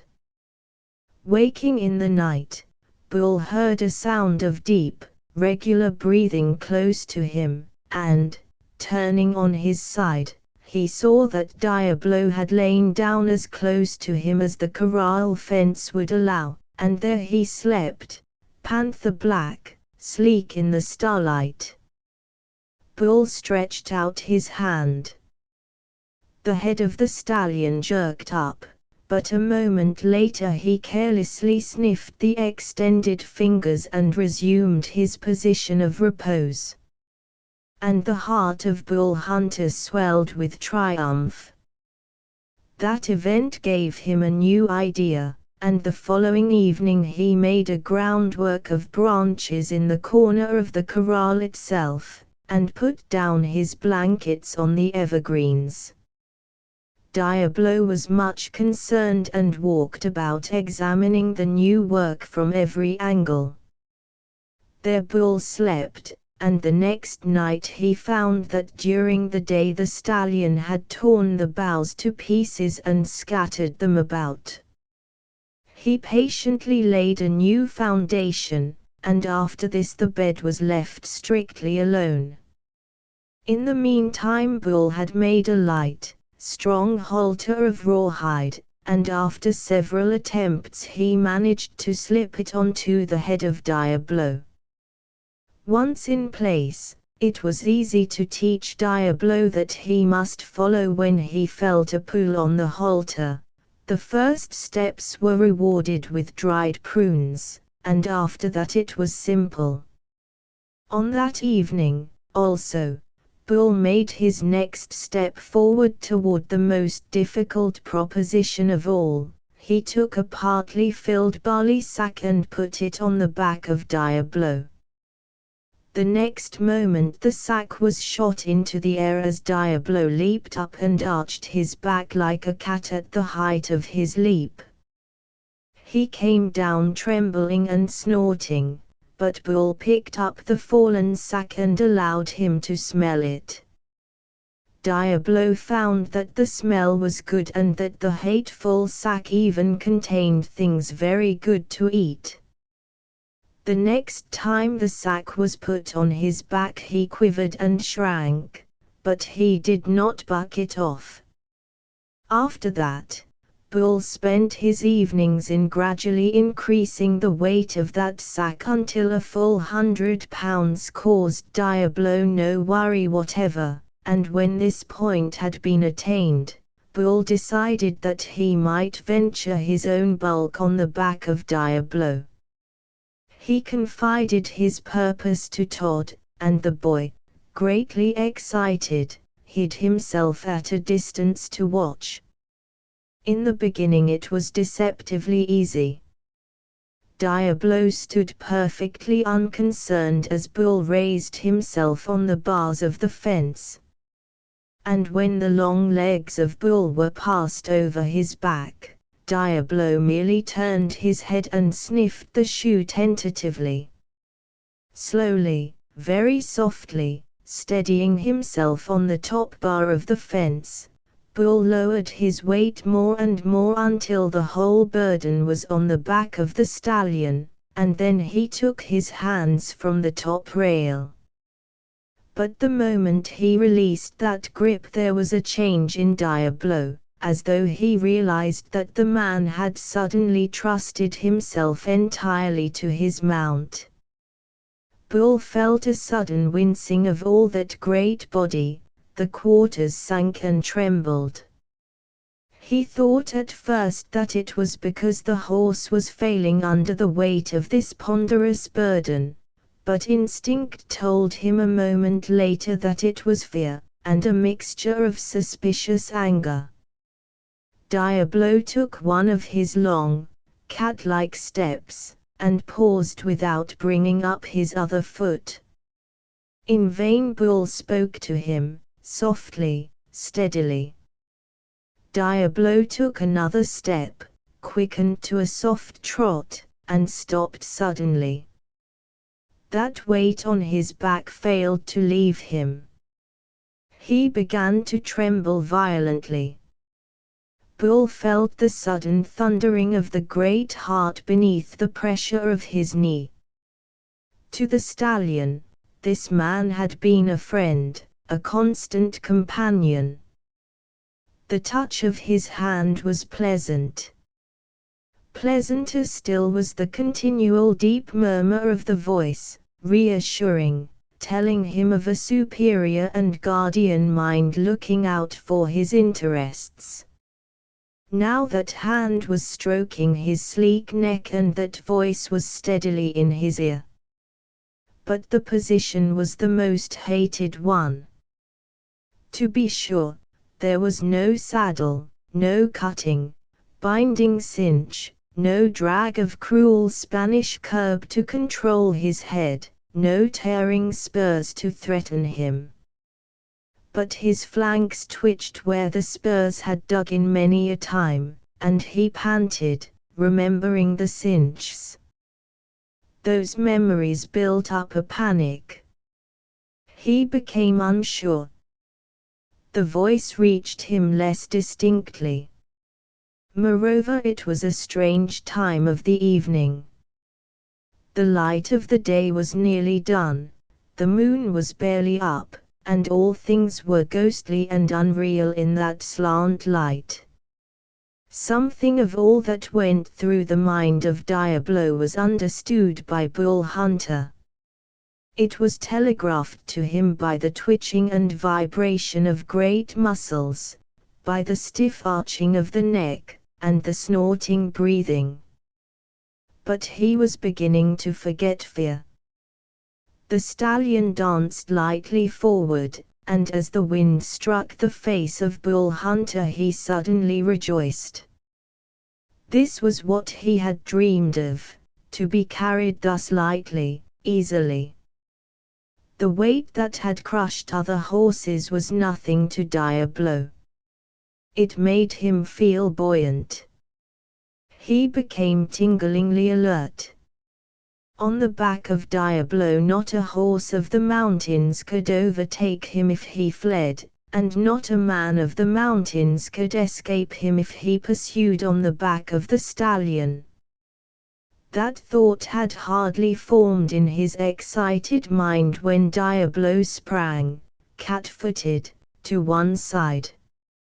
It made Bull Hunter sway, and he naturally sought to preserve his balance by gripping the powerful barrel of the horse with his knees.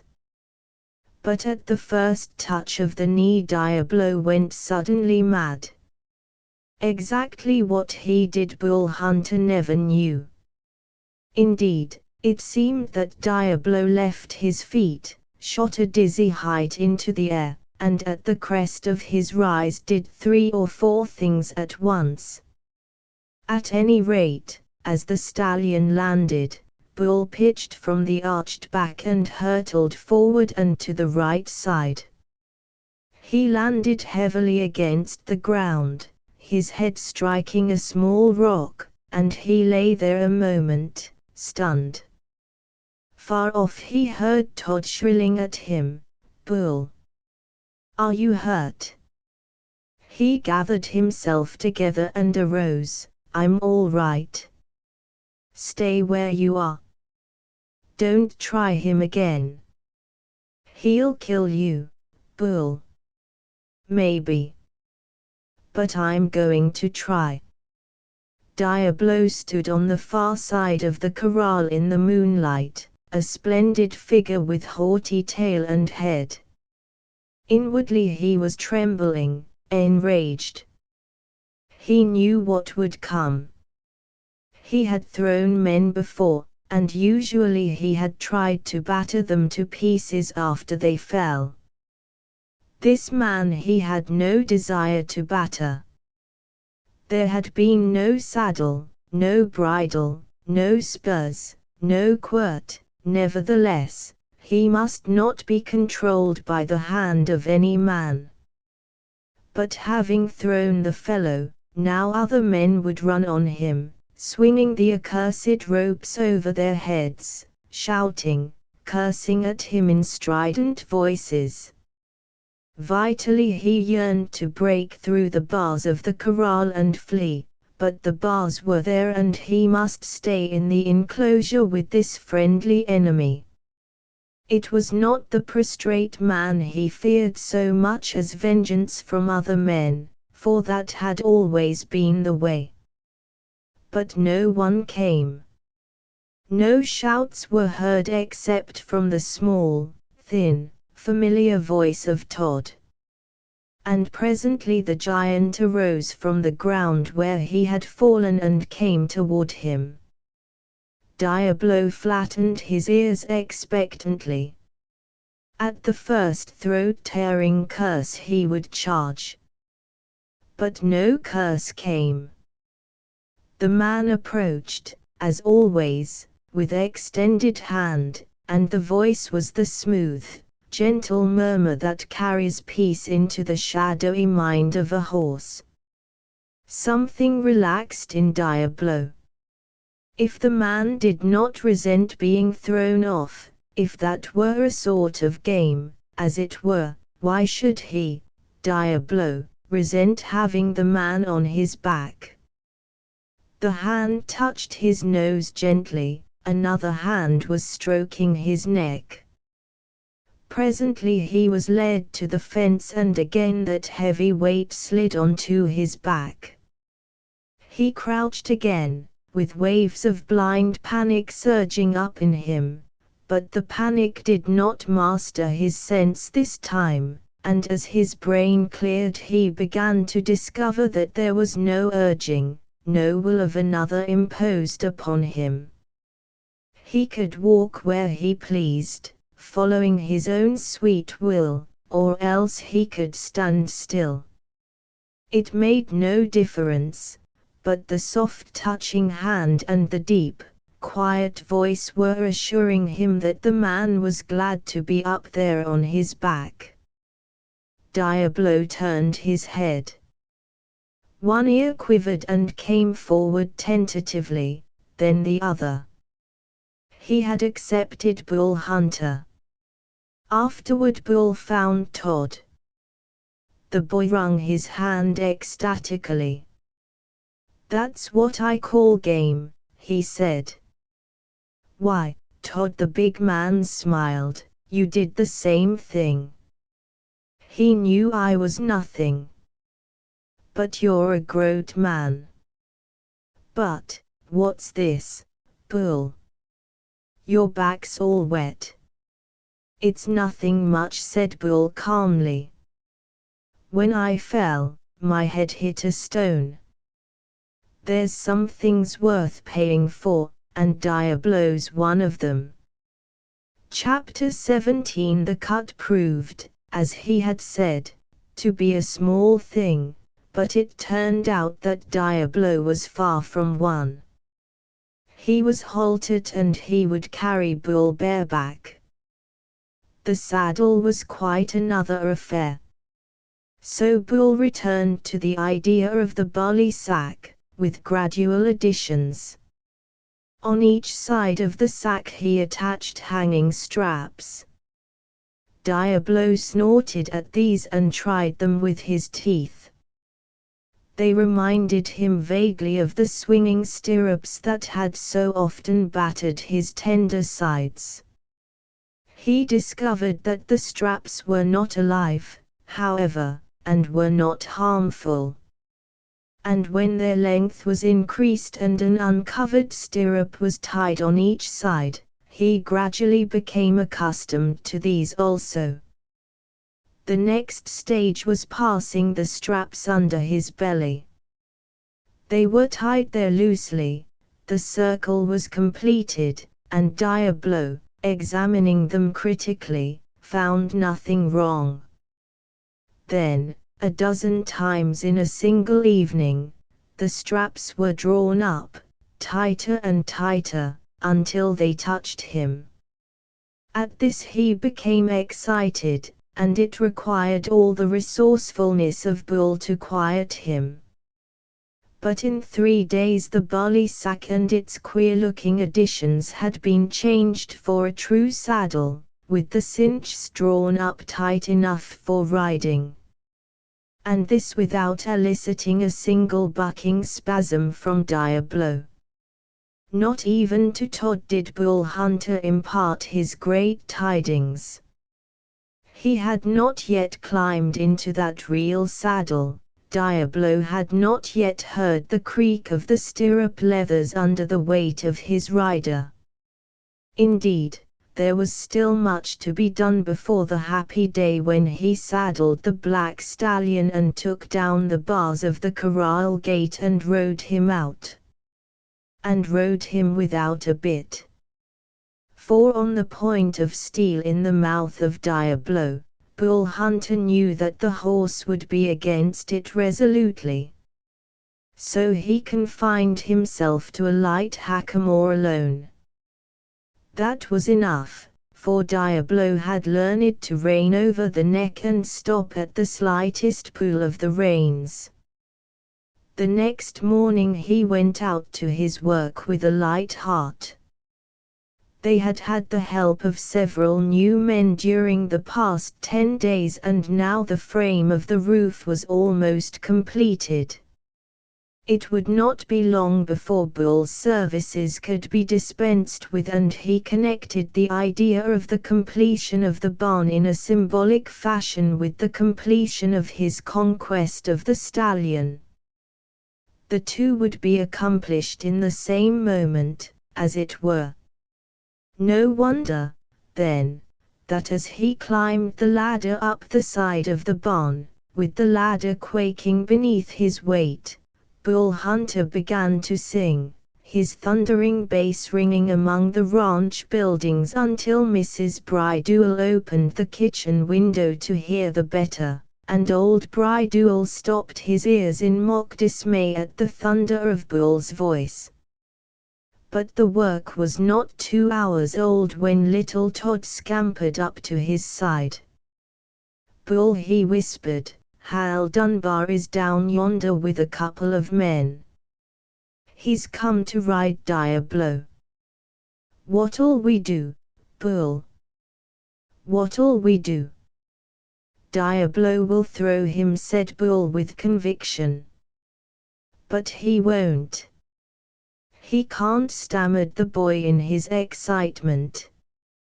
"Nothing could throw Hal Dunbar. Wait till you see him. Just you wait till you see. Gee, Bull, he's as big as you," and the other qualifications were apparently too amazing to be adequately described by the vocabulary of Todd. "If any other man can ride Diablo," said Bull at length, "I don't think I care about him so much. I've been figuring that I'm the only man who can get on his back. If somebody else can handle him, they're welcome to the horse as far as I'm concerned. Are you going to let him go like that?" Todd was bitter with shame and anger. "After all our work, are you going to give him up without a fight?" "A fight would be a gunfight, and a gunfight ends up in a death," said Bull gently. "I don't like bloodshed, Todd." The boy writhed. Here was an idol smashed with a vengeance. "I might have knowed," he groaned. "You ain't nothing but a big hulk." And he turned on his heel and gave the exciting news to his father. For an event of this caliber, Bridewell called down all his men from the building, and they started for the corral. Hal Dunbar and his 2 men already were standing close to the bars, and Diablo stood quivering, high-headed, in the center of the enclosure. But, of the picture, the attention of Bull Hunter centered mainly on Hal Dunbar. His dreams of the man had been true. He was a huge fellow, as tall as Bull, or taller, and nearly as bulky. But about Bull Hunter there was a suggestion of ponderous unwieldiness, and there was none of that suggestion about Hal Dunbar. He was lithe and straight as a poplar, and as supple in his movements. The poise of his head and the alertness of his body and something of lightness in his whole posture told of the trained athlete. Providence had given the man a marvelous body, and he had improved it to the uttermost. To crown all, there was a remarkably handsome face, dark eyes and coal-black hair. Yet, more than the imposing body of this hero of the ranges, Bull was impressed by the spirit of the man. The thing that Todd had felt, he felt in turn. It shone from the eye, it spoke in the set of Dunbar's mouth, something unconquerable. It was impossible, after a single glance, to imagine this man failing. Diablo, it was true, had the same invincible air.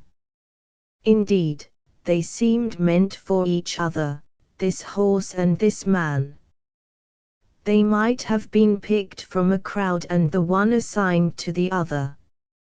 Huge, lithe, fleet, powerful, and fiercely free, surely Hal Dunbar was intended by fate to sit in the saddle and govern Diablo according to his will.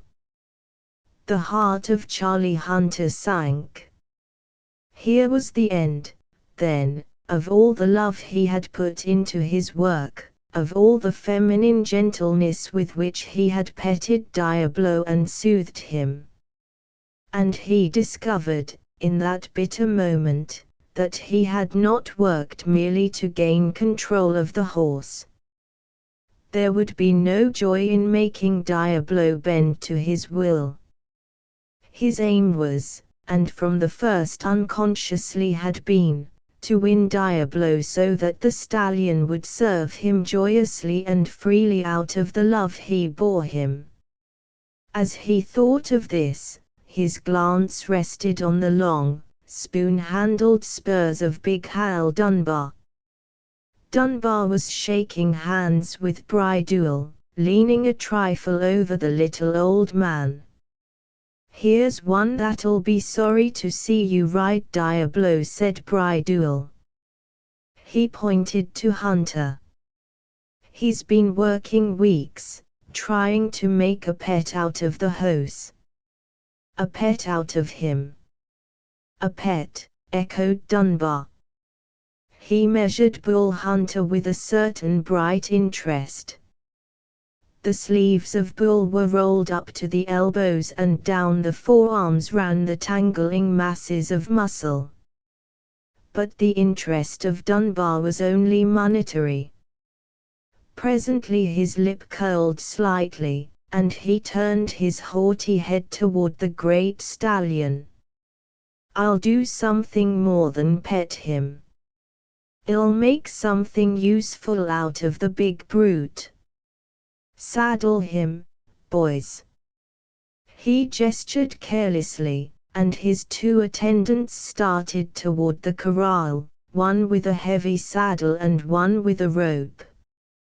As he stood rolling his cigarette and watching negligently, he impressed Bull as a veritable knight of the ranges, a baron with baronial adherents. It came partly from his splendid stature, and more from his flauntingly rich costume. The heavy gold braid on the sombrero, the gilded spurs, the brilliant silk shirt would have been out of place on another man, but they fit in with Hal Dunbar. They were adjuncts to the pride of his face. Bull's attention wavered to Todd. Are they going to rope Diablo? Todd flashed a half-disgusted, half-despairing glance up at his companion. What do you think they're going to do? What do you think? Bull turned away, sick-hearted.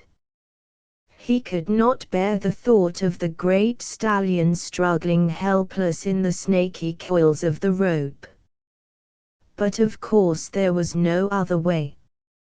Yet his muscles tightened, and the perspiration poured out on his forehead as he heard a shout from one of the men, then a brief drumming of Diablo's hoofs, and finally the heavy thud as the stallion struck full length on the ground. That sound stunned Bull as though he had received a blow himself. Every nerve in him was tingling, revolting against the brutality. They were idiots, hopeless fools, to dream of conquering Diablo by brute force. And if they succeeded, they would have a broken-spirited horse on their hands, worse than useless, or else a treacherous man-killer to the end of his days. He looked again. Diablo, saddled and blindfolded, was being driven out of the corral. A man held him on either side, and his mouth, dragged out, was already bleeding from the cruel Spanish bit. At that Bull Hunter saw red. When his senses returned to him, he went hurriedly to Dunbar. "Friend," he said, earnestly pleading, "will you let me make a suggestion?" The insolent dark eyes ran over him mockingly. "Oh, you're the fellow who tried to make a pet out of Diablo. Well, what's the suggestion? If you wear those spurs you'll drive him mad. Take 'em off, Mr. Dunbar." Dunbar stared at him in amazement, and then looked to the others. "Did you hear that? This wise one wants me to try to ride without spurs." "Who taught you to ride, eh?" "I don't know much about it," confessed Bull humbly, "but I know you're apt to cut him up badly with those big spurs." "And what the devil difference does that make to you?" cried Dunbar with heat. "And what do you mean by all these fool suggestions?" "I'm riding the horse." Bull drew back, downheaded. Hal Dunbar cast one contemptuous glance toward him and then stepped to the side of Diablo. The stallion was quivering and crouching with fear and anger, and shaking his head from time to time to get clear of the bandage which blinded him and made him helpless. Now and then he reared a little and came down on prancing 4 feet, and Bull noted the spring and play of the fetlock joints. The whole running mechanism of the horse, indeed, seemed composed of coiled springs. Once released, what would the result be? And the first hope entered his mind, the first hope since he had seen the proud form of Hal Dunbar. Now the big man set his hand on the pommel and vaulted into the saddle with a lightness that Bull admired hugely. Under the impact of that descending bulk the stallion crouched almost to the earth, but he came up again with a snort and a strangled neigh of rage. "Are you ready?" called Dunbar, gathering the reins, and giving the string of his quirt another twist around his right hand. One of his men had mounted his horse with a rope, the noose end of which was around Diablo's neck. This would serve as a pivot block to keep Diablo running in a circle. If he tried to run in a straight line, the running noose would stop him and choke him down. He would have to gallop in a circle for his bucking, and to help keep him in that circle, the spectators now grouped themselves loosely in a wide rim. But Bull Hunter did not move. From where he stood he could see all that he wished. "All ready," called the man with the rope. "Let her go, then." The bandage was torn from the eyes of the stallion by Dunbar's second assistant, and the fellow leaped aside as he did so. Even then he barely escaped. Diablo had launched himself in pursuit, and his teeth snapped a fraction of an inch from the shoulder of the fugitive as the rope came taut and jerked him aside, and the full weight of Dunbar was thrown back on the reins. That mighty wrench of back and shoulder and arm would have broken the jaw of an ordinary horse. It hardly disturbed Diablo. His head was first tucked back until his chin was against his breast, but a moment later he was head down, bucking as never horse bucked before. 1 second earlier Hal Dunbar had seemed almost as powerful as the animal he rode. Now he suddenly became small. For one thing, Diablo wasted no time running against the rope. He followed the line of least resistance and bolted around the wide circle with tremendous leaps, gathering impetus as he ran, then stopping in mid-career by the terrific process of hurling himself in the air and coming down on 4 stiff legs and with his back humped so that the rider sat at the uneasy apex of a pyramid. And this was merely a beginning. That wild category of tricks which Bull had seen partially unraveled the first time he visited the horse was now brought forth again, enlarged, improved upon, made more intricate, intensified. But well and nobly did Hal Dunbar sustain his fame as a peerless rider. He rode straight up, and a cheer came from the spectators when they saw that he was not touching leather in the midst of the fiercest contortions of Diablo. It seemed that the great brute would snap the very saddle off his back, but still the rider sat erect, swaying as though in a storm, but still firmly glued to the saddle. Even the heart of Bull Hunter warmed to the battle. They were a brutally glorious pair as they struggled. The wrenching hand of the rider and the Spanish bit had blooded the mouth of the stallion, the spurs were clinging horribly at his sides, and he fought back like a mad thing. He flung himself on the ground. Dunbar barely slipped from the saddle in time, and whipped onto his feet again, but as he lurched up, he carried the weight of the rider again, for Dunbar had leaped into his seat, and as Diablo came up on all fours, it could be seen that the big man had secured both stirrups, the difficult thing in that feature of the fight. Dunbar urged the stallion on with a yell, and swinging the quirt over his head, he brought it down with a stinging cut on the silky flanks of the great horse. Bull Hunter crouched as though the lash had cut into his own flesh. He became savage for the moment. He wanted to have his hands on that rider. But the cut of the quirt transformed Diablo. If he had fought hard before, he now fell into a truly demoniacal frenzy. The long flashing legs were springs indeed, and the moment his hoofs struck the earth he was flung up again to a greater height.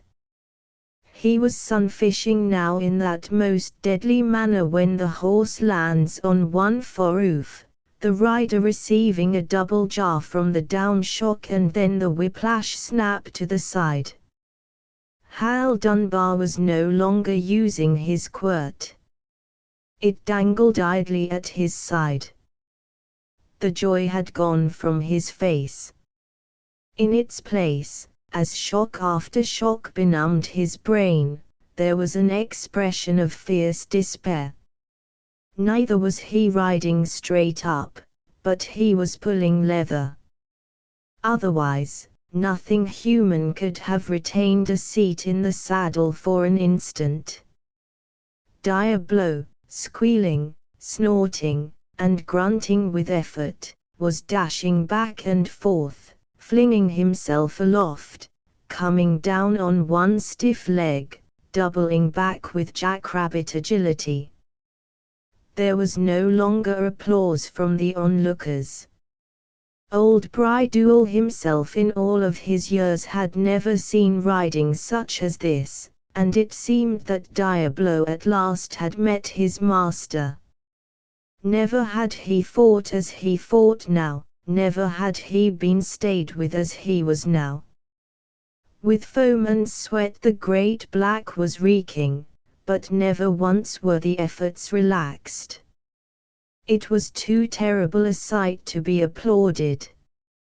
Then, at the end of the run, instead of hurling himself into the air as he had usually done before, Diablo flung himself down and rolled.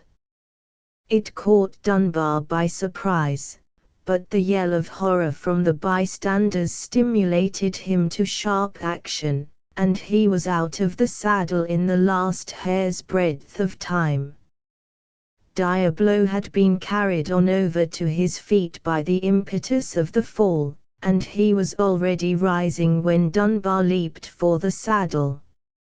Fair and true he struck the saddle, and with marvelous skill his left foot caught the stirrup and clung to it, but the right foot missed its aim, and, before Dunbar could lodge his foot squarely, the stirrup was dancing crazily as Diablo began a wild combination of cross-bucking and sun-fishing. The hat snapped from the head of Dunbar and his long black hair tossed. With both hands he was clinging. All joy of battle was gone from him. In its place was staring fear, for his right foot was still out of the stirrup. "Choke him down! Choke him!" he shrieked. Before he could be obeyed by his confused henchmen, Diablo shot into the air and at the very crest of his rise, bucked. Dunbar lurched to one side. There was a groan from the bystanders, and the next instant the stallion, landing on the one stiffened foreleg, had snapped his rider from the saddle and hurled him to the ground. He lay in a shapeless heap, and the stallion whirled to finish his enemy. Chapter 18. Every second of the fight Bull Hunter had followed the actions of the horse as though he were directing them from the distance with some electric form of communication and control. When Hal Dunbar with a yell of despair was flung sidewise in the saddle as Diablo bucked in midair, Bull Hunter knew what was coming and lurched through the line of watchers. Straight across the open space of the circle he raced as he had never run before, and while the others stood frozen, while the man with the rope tugged futilely, Bull came in front of the stallion as Diablo whirled to smash his late rider to a pulp. There was no question of Dunbar crawling out of the way. He had rolled on his back with arms outstretched, helplessly stunned. Even in the lightning speed of the action, Bull found time to wonder what would be the result if the hoof of the wild horse crashed down into that upturned, handsome face, now stained with crimson and black with dust. He had no time to imagine further. Diablo, red-eyed with anger, had whirled on him and reared, and swerving from those terrible, pawing hoofs, Bull Hunter leaped in and up. His goal was not the tossing bridle rein, but the stout strap which circled the head just above the bit, and his big right hand jarred home on this goal. All his weight was behind his stiffened arm, and under the blow the stallion lurched higher. A down sweep of a forefoot gashed Bull's shoulder and tore his shirt to shreds. But he pressed, expecting every instant the finishing blow on his head. In he went, with all his weight behind the effort, and felt the stallion stagger on his hind legs, then topple, lose balance, and fall with a crash on his side. Bull followed him in the fall, for half a step, then whirled, scooped the nerveless body of Hal Dunbar in his arms, and rushed staggering under the burden to the edge of the circle. Diablo had regained his footing instantly, but as he strove to follow, the rope had drawn taut about his throat, and he was checked. As for Bull Hunter, he laid the senseless burden down in safety, and turned toward the stallion. One haunting fear was in his mind. Had Diablo been sufficiently blinded in the excitement of the battle to fail to recognize him, or had the great horse known the hand that toppled it back? In the latter case Bull Hunter could never come near the black without peril of his life. In a gloomy quandary he stared at the trembling, shining giant, who stood with his head high and his tail flaunting, and all the fierce pride of victory in his eye. One knot of people had gathered over the fallen Hal Dunbar, but some remained, dazed and gaping, looking at the form of the conqueror. A wild temptation came to Bull to test the horse even in this crisis of excitement, with every evil passion roused in him. He stepped out again, his right hand extended, his voice soft. Diablo. The stallion jerked his head toward the voice, but the head was twitched away as the man with the rope brought it taut again. "You fool," he shouted. "Get back, or the horse'll nail you." Unreasoning rage poured thrilling through Bull Hunter. He shook his great fist at the other. "Slack away on that rope or I'll break you in two." There was a moment of amazed silence, then, with a curse, the rider threw the rope on the ground. "Get your head broke then." Bull Hunter had forgotten him already. He had resumed that approach. At his voice the stallion turned that proud and terrible head, with the ears flattened against his neck. It gave him an ominous, snake-like appearance about the head, but still Bull went steadily and slowly toward him with his hand out, that ancient gesture of peace and goodwill. There were shouts and warnings from the others. Hal Dunbar, his senses returned, had staggered to his feet. He had received no injury in the fall, and now he gaped in amazement at this empty-handed man approaching the stallion. And Diablo was no longer controlled by the rope. But all the outcries meant nothing to Bull Hunter. They faded to a blur. All he saw was the head of the stallion. Had he known and remembered that fall and the hand that forced him to it? He could not tell. There might be any murderous intent in that quivering, crouching form. Just that name, over and over again, very softly, Diablo. Steady, Diablo. Now he was within 2 paces, within a yard. His fingers were close to the terrible head and the ears of Diablo pricked forward. Ah, Diablo! They'll never touch you with the spurs again. The stallion made a long step, and with his head raised he looked over the shoulder of Bull Hunter and snorted his defiance at all other men in the world. And down his neck the big, gentle hand was running, soothing his quivering body, and the steady voice was bringing infinite messages of reassurance to the troubled brain. That hand was loosening now the rope which was burning into his neck, loosening it, drawing it off. And now the bridle followed, and Diablo's mouth was free from the cruel taint of the steel.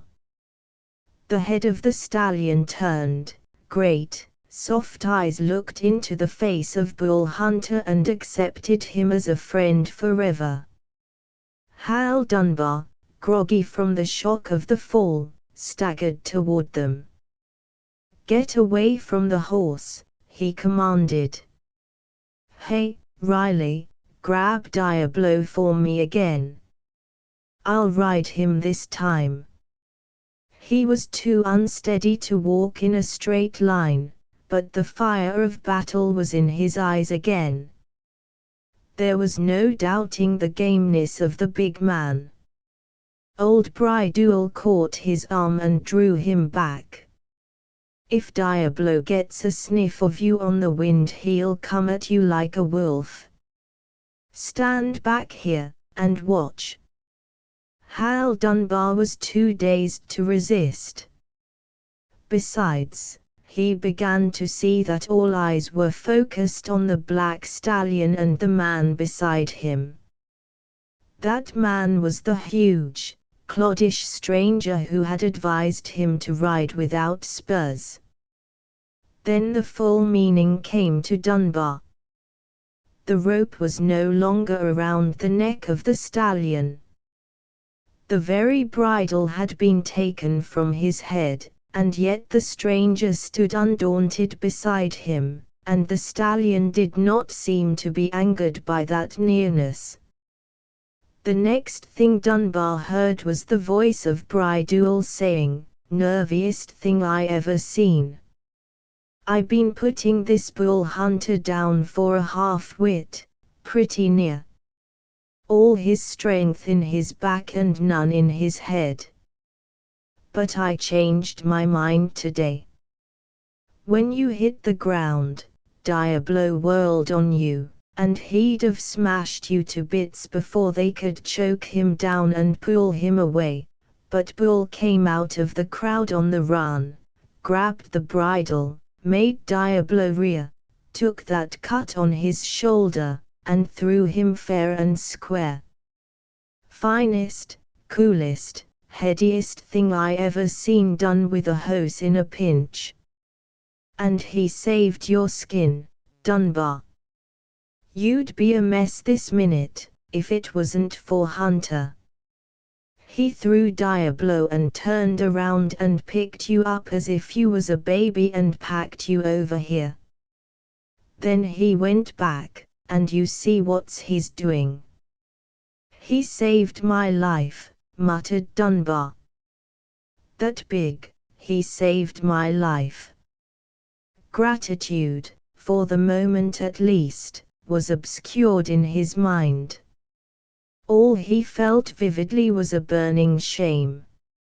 He, Hal Dunbar, the invincible, had been beaten fairly and squarely in the battle with the horse. Not only this, he had been saved from complete destruction only by the intervention of this nonentity, this Bull Hunter whom he had scorned only a few moments before. He looked about him in blind anger at the bystanders. Worst of all, this was a new country where he was only vaguely known, and whenever his name was mentioned in these parts in the future, there would be someone to tell of the superior prowess of Hunter, and how the life of Dunbar was thrown away and saved by another. No wonder that big Hal Dunbar writhed with the shame of it. He forgot even that emotion now in wonder at what was happening.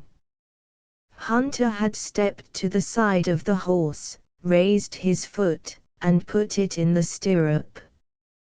Did the fool intend to climb into the saddle while that black devil was not blindfolded, without even a bridle? That, in fact, was what he was doing. The steady murmur of the voice of Hunter reached him as the big man soothed the horse. He saw the head of Diablo turn, saw him sniff the shoulder of his companion, and then Hunter lifted himself slowly into the saddle. There was a groan of excitement from the spectators, and at the sound rather than at the weight of his back, Diablo crouched. It was only for a moment that he quivered, wild-eyed, irresolute. Then he straightened and threw up his head. Bull Hunter, his face white and drawn but his mouth resolute, had touched the shining flank of the stallion, and Diablo moved into a soft trot, gentle as the flowing of water. Before him the circle split and rolled back. He glided through, guided by a hand that touched lightly on his neck, and in an utter silence he was seen to turn the corner of the nearest shed and approach the corral. Hal Dunbar, rubbing his eyes, was the first to speak. "A trick horse," he said. "By the Lord, a trick horse. The first time I ever seen him play that trick," gasped old Bridewell, his eyes huge and round, except when Todd was up on him. "I dunno what's happened. It's like a dream. But there's a saddle on him now, and that was something even Todd could never make him stand. I dunno what's happened." The little crowd broke up into chattering groups. Here had been a thing that would bear telling and retelling for many a year. In the confusion Dunbar's man, Riley, approached his employer. Both gratitude and shame were forgotten by Dunbar now. He gripped the shoulder of this man and groaned, "I've lost him, Riley. The only horse ever foaled that could have carried me the way a man should be carried. Now I'll have to ride plough horses the rest of my life." He pointed to the cloddish, heavy-limbed grey which he had ridden in his quest for the super horse at the Bridewell place. "I been thinking," said Riley.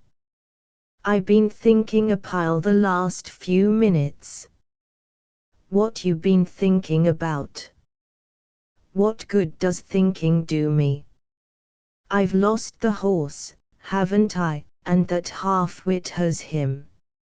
"He has him," now suggested Riley, watching the face of the big man for fear that he might go too far. "You mean by that?" queried the master. "Exactly," said Riley. "Because he has the black now, it doesn't mean that he's going to have him forever, does it?"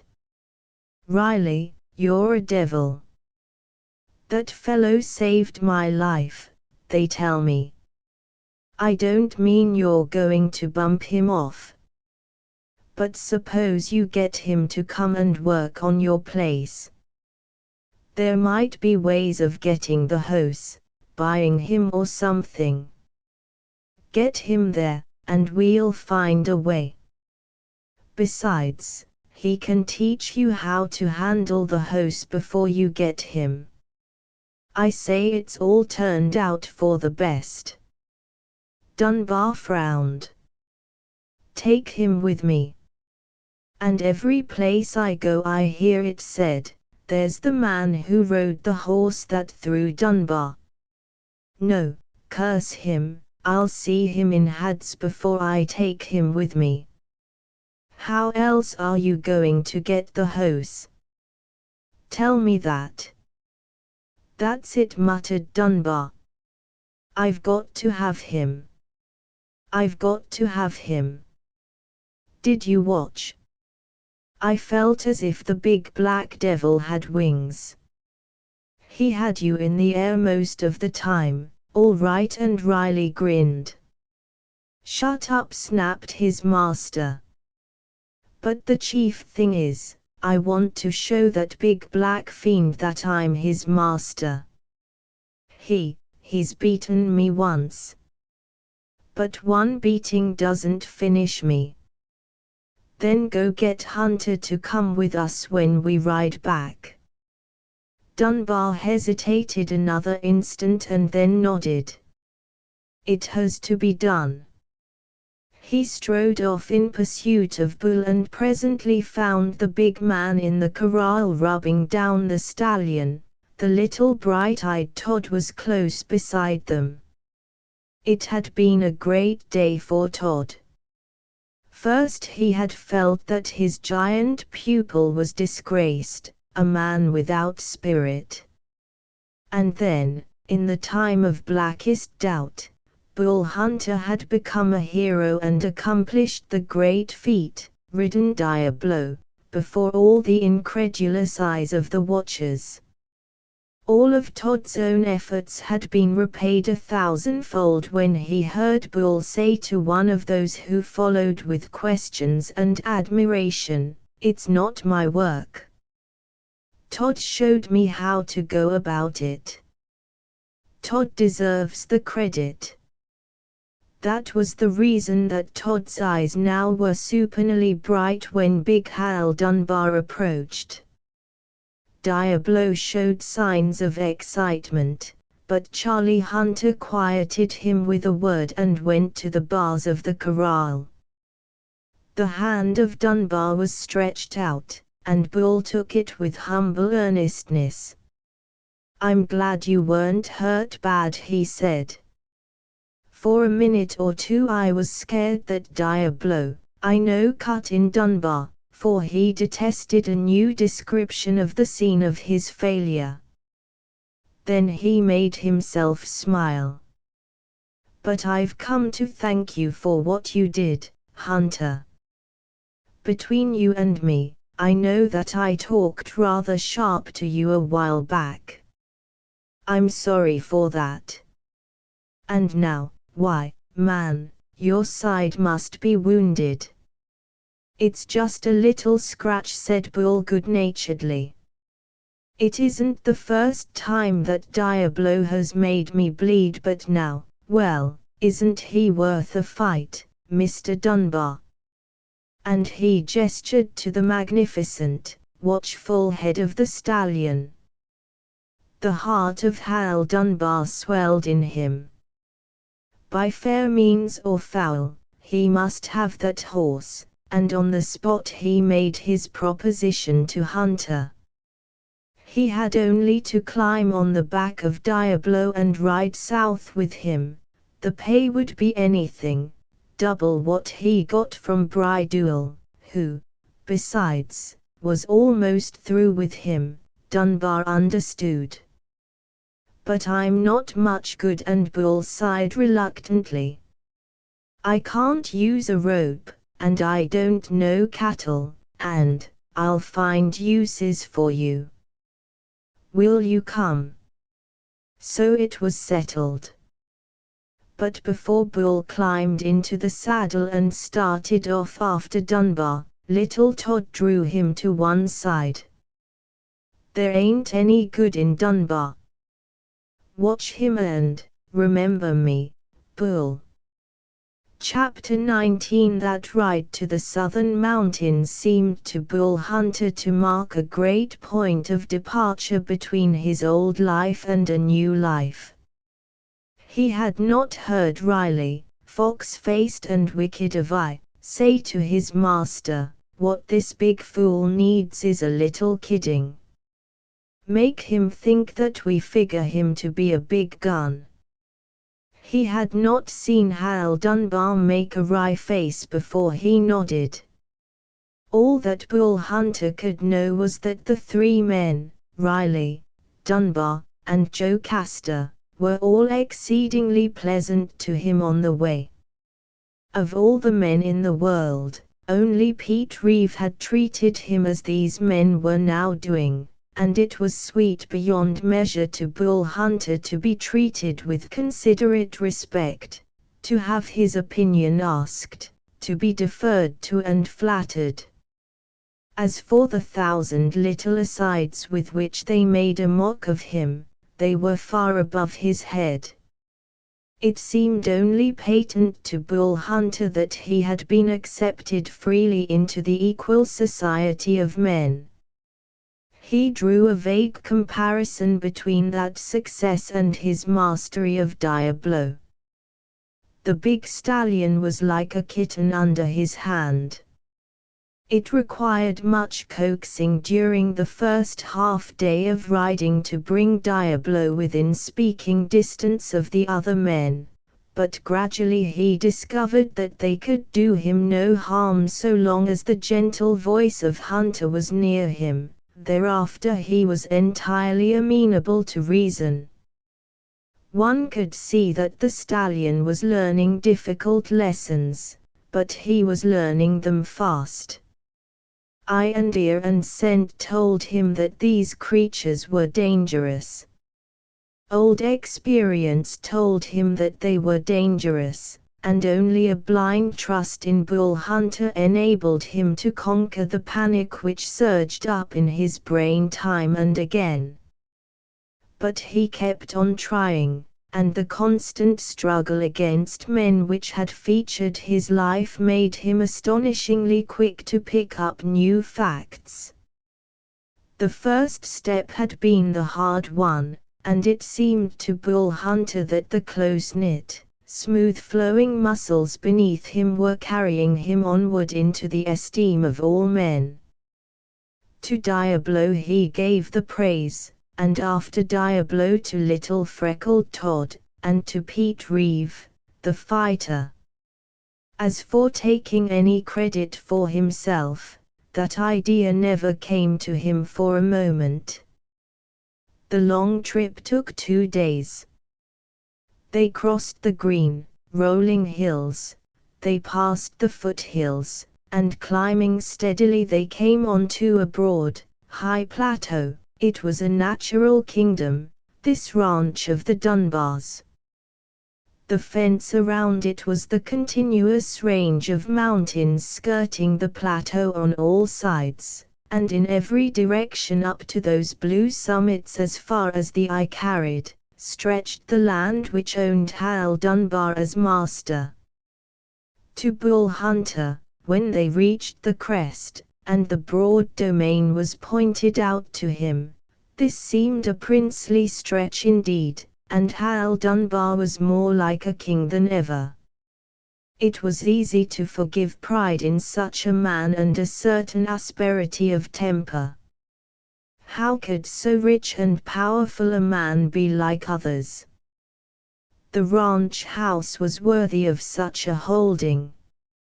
A heavy growth of beautiful silver spruce swept up the slope of some hills, and riding through the forest, one caught the first glimpse of the building. It was spread out carelessly, the foundations laid deep to cover the irregularities of the ground. It was a heterogeneous mass, obviously not the work of any one builder. Here a one-story wing rambled far to the side, built heavily, of logs rudely squared, and there was a 3-story frame section of the house, and still again there was a tall tower effect of rough stone. As for the barns and sheds which swept away down the farther and lower slopes, the meanest of them looked to Bull as though it might have made a home of more than average comfort. The 3 other riders noted the gaping astonishment of Bull and passed the wink quietly around.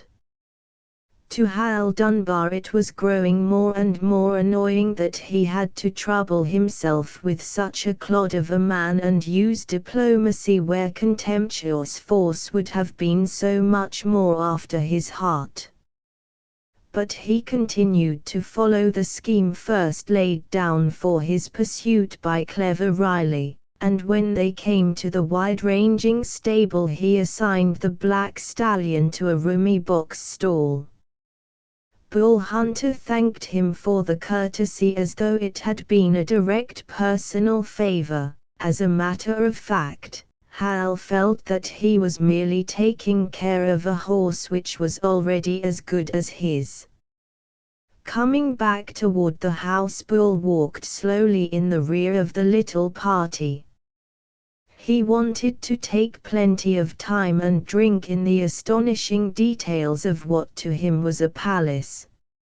And about the weather-beaten old house he felt that there was a touch of mystery of a more or less feudal romance. Climbing the steps to the porch he turned. A broad sweep of hills opened above the tops of the spruces, and the blue mountains were piled beyond. While he stood, a door slammed, and he heard a girl's mellow voice calling, "Hello, Hal, what luck?" "What luck?" "No luck," grumbled young Dunbar. "All the luck has gone the way of my friend here." He brought out the last words jokingly. "This is Charlie Hunter, commonly called Bull for reasons you may guess." "Bull, this is Mary Hood." Bull had turned lumberingly, and he found himself staring at a girl in a more formal riding outfit than he had ever seen before, with tall boots of soft red leather, and a little round black hat set on her hair, and a coat fitted somewhat closely. The rather masculine outfit only served to make her freer, more independent, more delightfully herself, Bull Hunter thought. She looked him up and down and reserved judgment, it seemed. "He rode Diablo," Dunbar was explaining.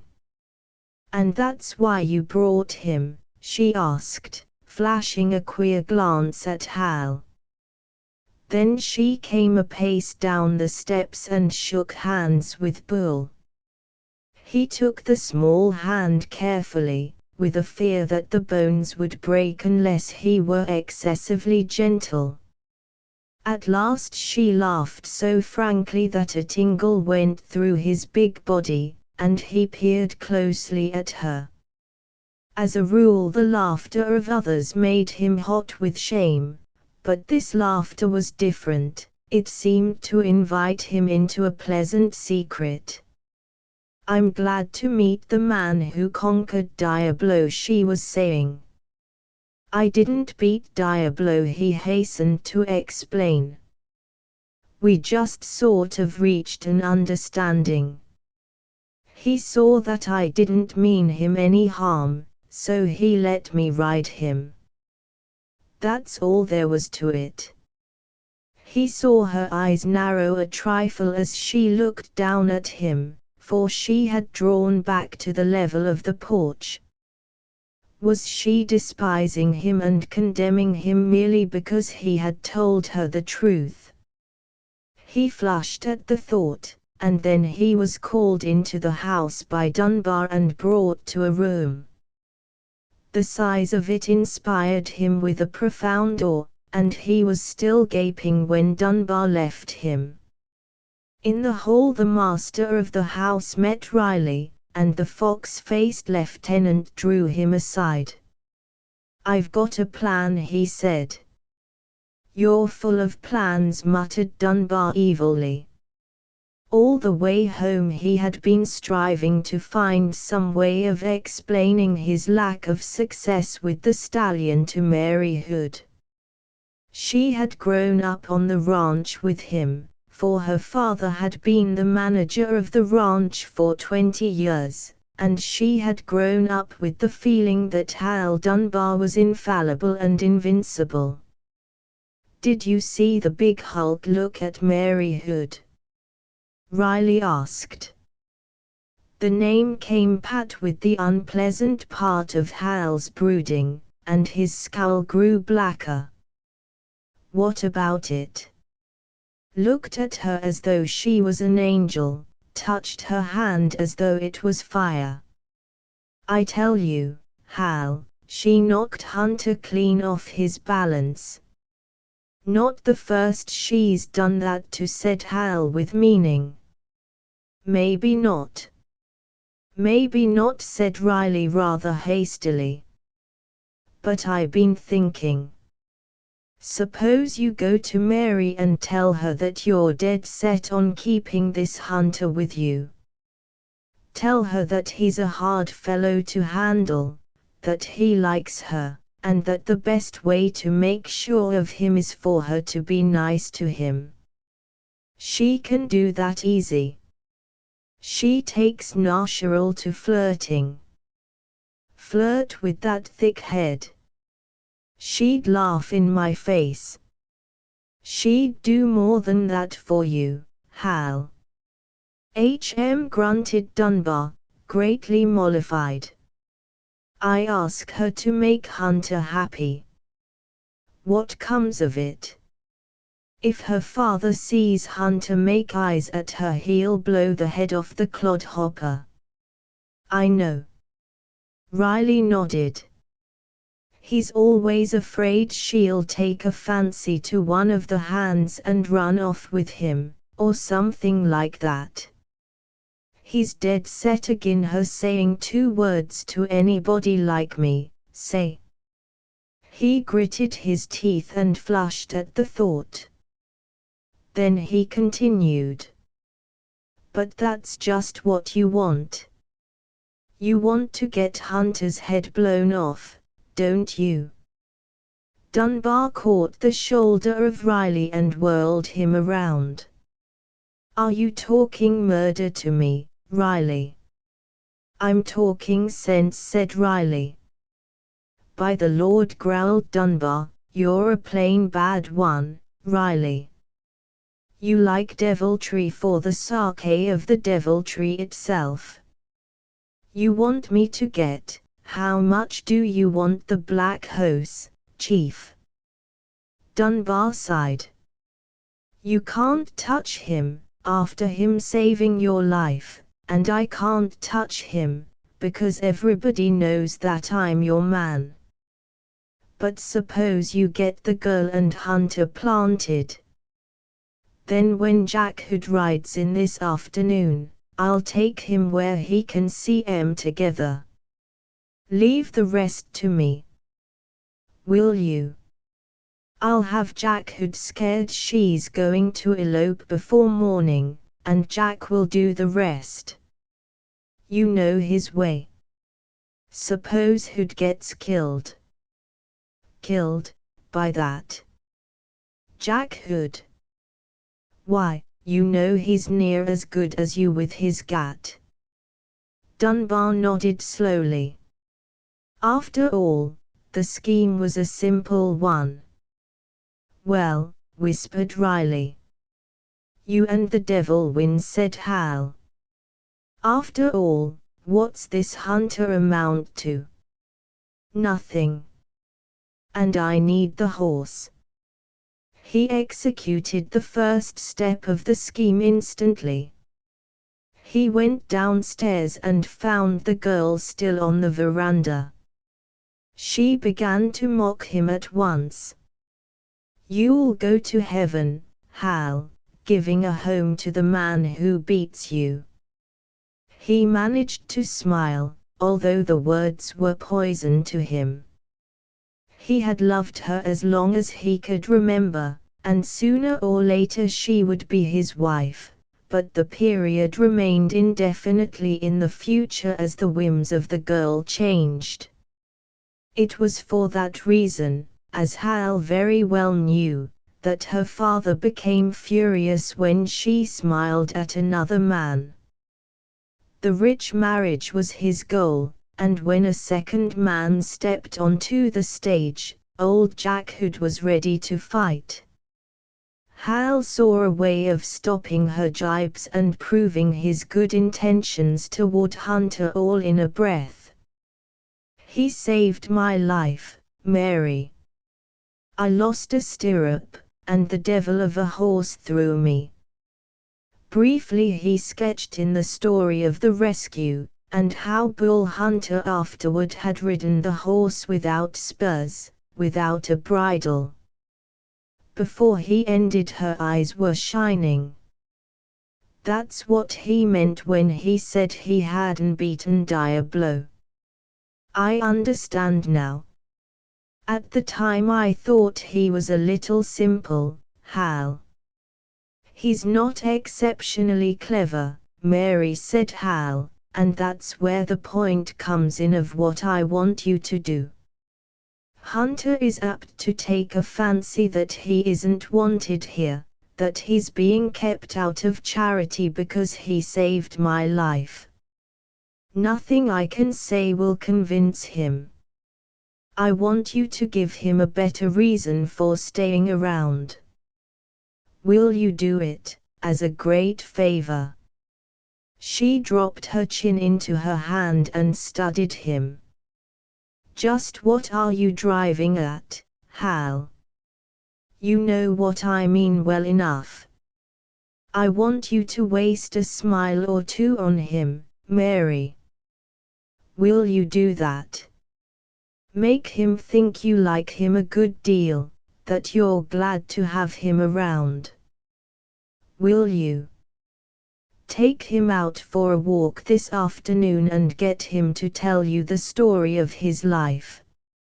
You can always make a man talk, and generally you turn them into fools.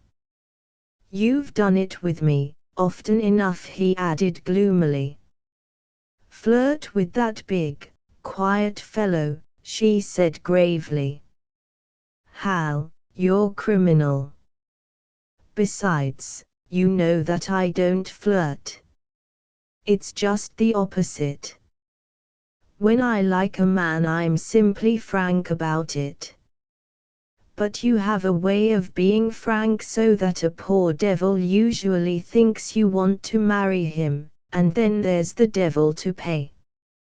You know it perfectly well." "That's not true, Hal. I won't argue. But will you do it?" "Absolutely not. It might be quite a game. He may not be altogether a fool. And suppose he were to wake up? Suppose he's simply half asleep?" He saw a gleam of excitement come in her eyes and wisely left her without another word. After things had reached a certain point, Mary could be generally trusted to carry the action on. Chapter 20. Jack Hood had ridden out on his rounds with a new horse that morning, and the new horse developed the gait of a plough horse. The result was that grim old Jack reached the house that night with a body racked by the labor of the day and a disposition poisoned for the entire evening. He was met at the stable by Riley, and the sight of him brought a spark for the moment into the eye of the foreman. "You're back, then, and you got Diablo. Look yonder." Jack Hood went to the box stall and came back rubbing his hands, but his exultation was cut short by Riley's remark. "He doesn't belong to Hal." Hal was thrown and another gent rode him. The amazement of Jack Hood took the shape of a wild torrent of profanity. He was proud of the ranch which he had controlled for so long, and still prouder of his young master. His creed included two main points: the essential beauty of his daughter and the infallibility of young Hal Dunbar. Consequently, his great ambition was to unite the two. Mary took to Hunter pretty kindly, concluded Riley, as they walked back toward the house at the conclusion of the story. The foreman took off his hat and shook back his long, iron-gray hair. Trust her for that. Something new is always what she wants. They've got the new well pretty near sunk, said Riley. Take a look at it. All right. But before they had gone halfway down the path onto which Riley had cunningly diverted the older man, he caught Hood's arm and stopped him with a whisper. Look at that. Already. This Hunter ain't such a slow worker, eh, Jack?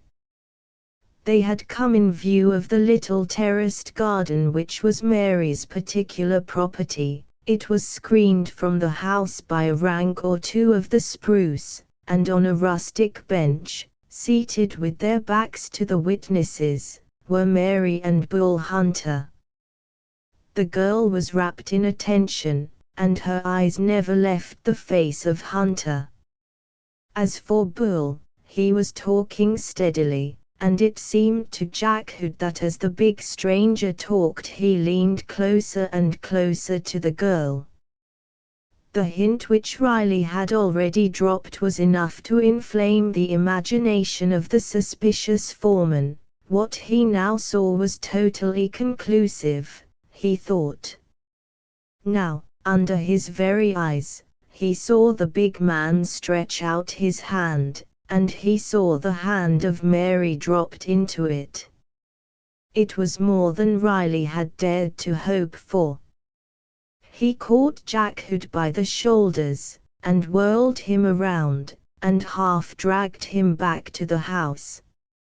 Not in front of your daughter, Jack, he pleaded. I don't blame you for being mad when a skunk like that starts flirting with a girl the first day he's seen her. But if you got anything to say to him, wait till Mary is out of the way. There goes the supper bell. Hurry on in. Keep hold on yourself. Do I have to sit through supper and look at that hound? Not at all, suggested the cunning Riley. Have a bite in the kitchen and go up to your room. I'll say that you got some figures to run over. Afterward, you can come down and jump him. He watched Jack Hood disappear, grinning faintly, and then hunted for Hal Dunbar. It's started, he said. I dropped a word in Jack's ear and then showed him the two of them sitting together. It was like a spark in the powder. The old boy exploded. How close were they sitting? Asked Hal suspiciously. Close enough. Riley grinned, for he was not averse to making even Dunbar himself writhe. The result was that Hal maneuvered to draw Mary Hood aside when she came in with Big Hunter for supper. Something in Bull Hunter's face disturbed the owner of the ranch, for the eyes of Bull were alight, and he was smiling for no apparent reason. How did things go? He asked carelessly. You were all wrong about him, said the girl earnestly. He's not a half-wit by any means, Hal. I had a hard time of it at first, but then I got him talking about Diablo and the trouble ended. Not a bit of sentiment in him, but just like a great big, simple, honest boy, with a man's strength. It would have done you good to hear him. And he'll stay with us? Asked Hal dryly, for he was far from enthusiastic. Of course he'll stay. Do you know what he did? He promised to try to teach me to ride Diablo, and he even shook hands on it. Hal, I like him immensely. All during the meal the glances of Hal Dunbar alternated between the girl and the giant. He was more disturbed than he dared to confess even to himself. It was not so much that Bull Hunter sat with a faintly dreamy smile, staring into the future and forgetting his food, but it was the fact that Mary Hood was continually smiling across the table into that big, calm face. Dunbar began to feel that the devil was indeed behind the wit of Riley. He began to wait nervously for the coming of the girl's father and the explosion. As soon as supper was over, following the time-honored custom which the first Dunbar established on the ranch, Mary left the room, and the men gathered in groups for cards or dice or talk, for they were not ordinary hired hands, but picked men. Many of them had grown grey in the Dunbar service. Now was the time for the coming of Jack Hood, and Hal had not long to wait. The door at the far side of the big room was thrown open not 5 minutes after the disappearance of Mary Hood, and her father entered. He came with a brow as black as night, tossed a sharp word here and there in reply to the greetings, and going to the fireplace leaned against the mantel and rolled a cigarette. While he smoked, from under his shaggy brows he looked over the company. Hal Dunbar waited, holding his breath. One brilliant picture was dawning on his mind, himself mounted on great black Diablo and swinging over the hills at a matchless gallop. The picture vanished. Jack Hood had left the fireplace and was crossing the room with his alert, quick step. His nerves showed in that step, and it was nerve power that made him a dreaded gunfighter. His gloom seemed to have vanished now. He smiled here, he paused there for a cheery word, and so he came to where Bull Hunter sat with his long legs stretched before him and the unchanging, dreamy smile on his face. Over those long legs Jack Hood stumbled. When he whirled on the seated man his cheer was gone and a devil was in his face. "You damned lummox," he said, "what do ye mean by tripping me?" "Me," gasped Bull, the smile gradually fading and blank amazement taking its place. It was at this moment that a man stepped out of the shadow of the kitchen doorway, a very small withered man. No doubt he was some late arrival asking hospitality for the night, and having come after supper was over, he had been fed in the kitchen and then sent in among the other men, for no one was turned away hungry from the Dunbar house. He was so small, so light-footed, that he would hardly have been noticed at any time, and now that the roar from Jack Hood had focused all eyes on Bull Hunter, the newcomer was entirely overlooked. He seemed to make it a point to withdraw himself farther, for now he stepped into a dense shadow near the wall where he could see and remain unseen. Jack Hood had shaken his fist under the nose of the seated giant. "I meant it," he cried. "You tripped me, you skunk, and Jack Hood ain't old enough to take that from no man." Bull Hunter cast out deprecatory hands. The words of this fire-eyed fellow were bad enough, but the tigerish tenseness of his muscles was still worse. It meant battle, and the long, black, leather holster at the thigh of Hood meant battle of only one kind. It had come so suddenly on him that Bull Hunter was dazed.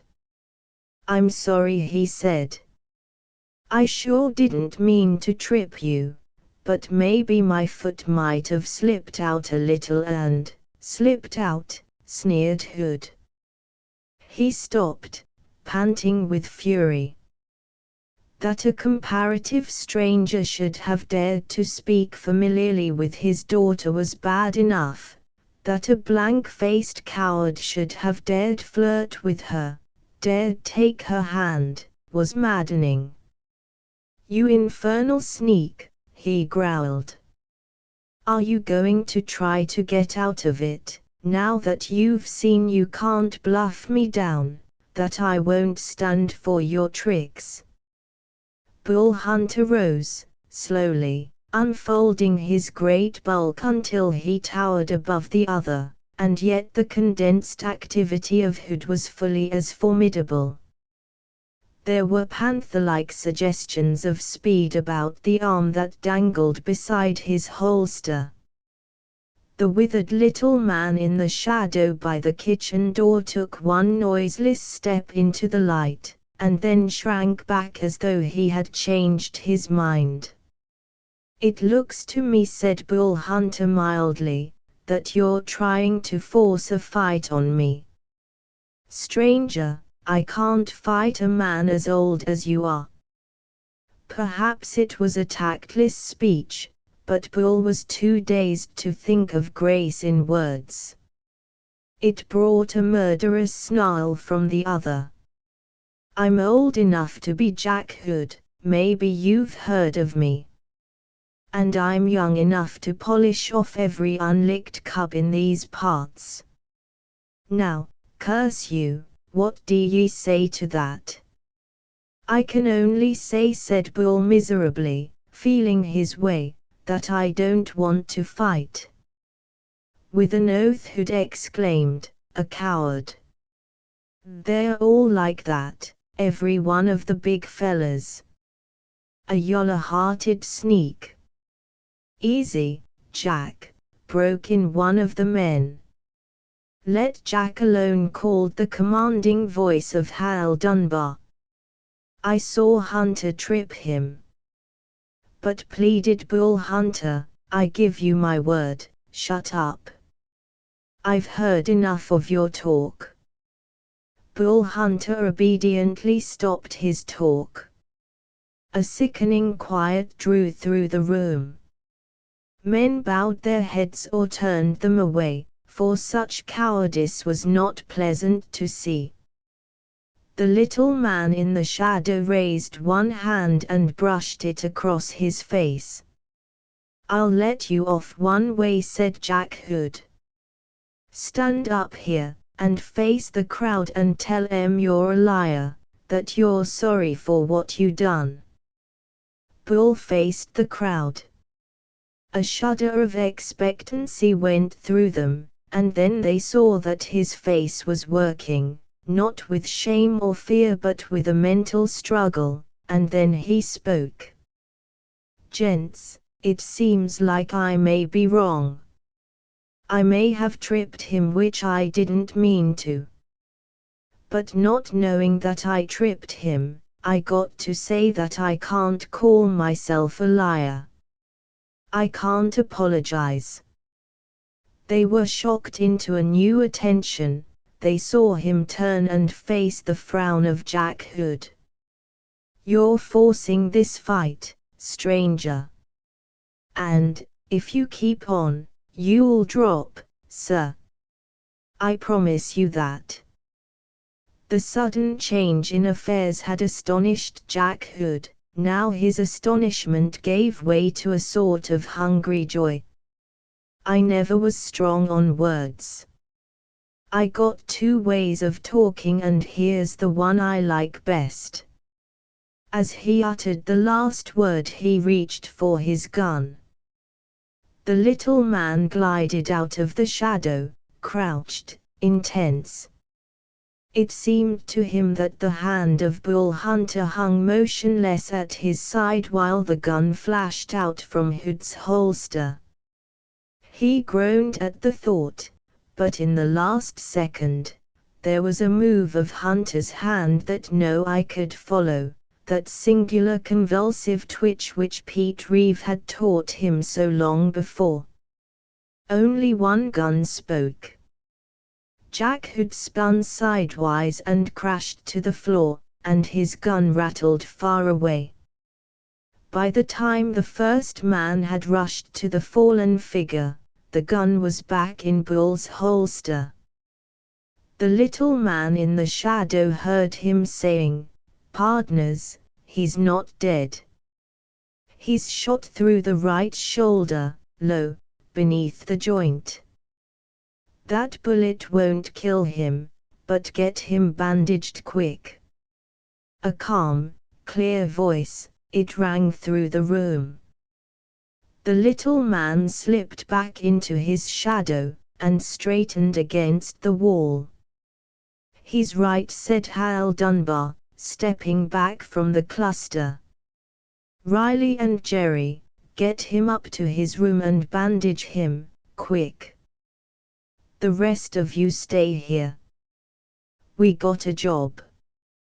Hood's gun hung in the holster, and this fellow shot him down. A murdering, cowardly thing to do. You hear? A murdering, cowardly thing to do. Obviously he was wrong, and obviously not one of his henchmen would tell him so. For some reason the boss intended to take up the lost battle of Jack Hood. Why, was not theirs to reason, though plainly the fight had been fair, and Hood had been in the wrong from the first. They shifted swiftly, a man to each door, the others along the wall with their hands on their weapons. There was a change in Bull Hunter. One long leap backward carried him into a corner of the room.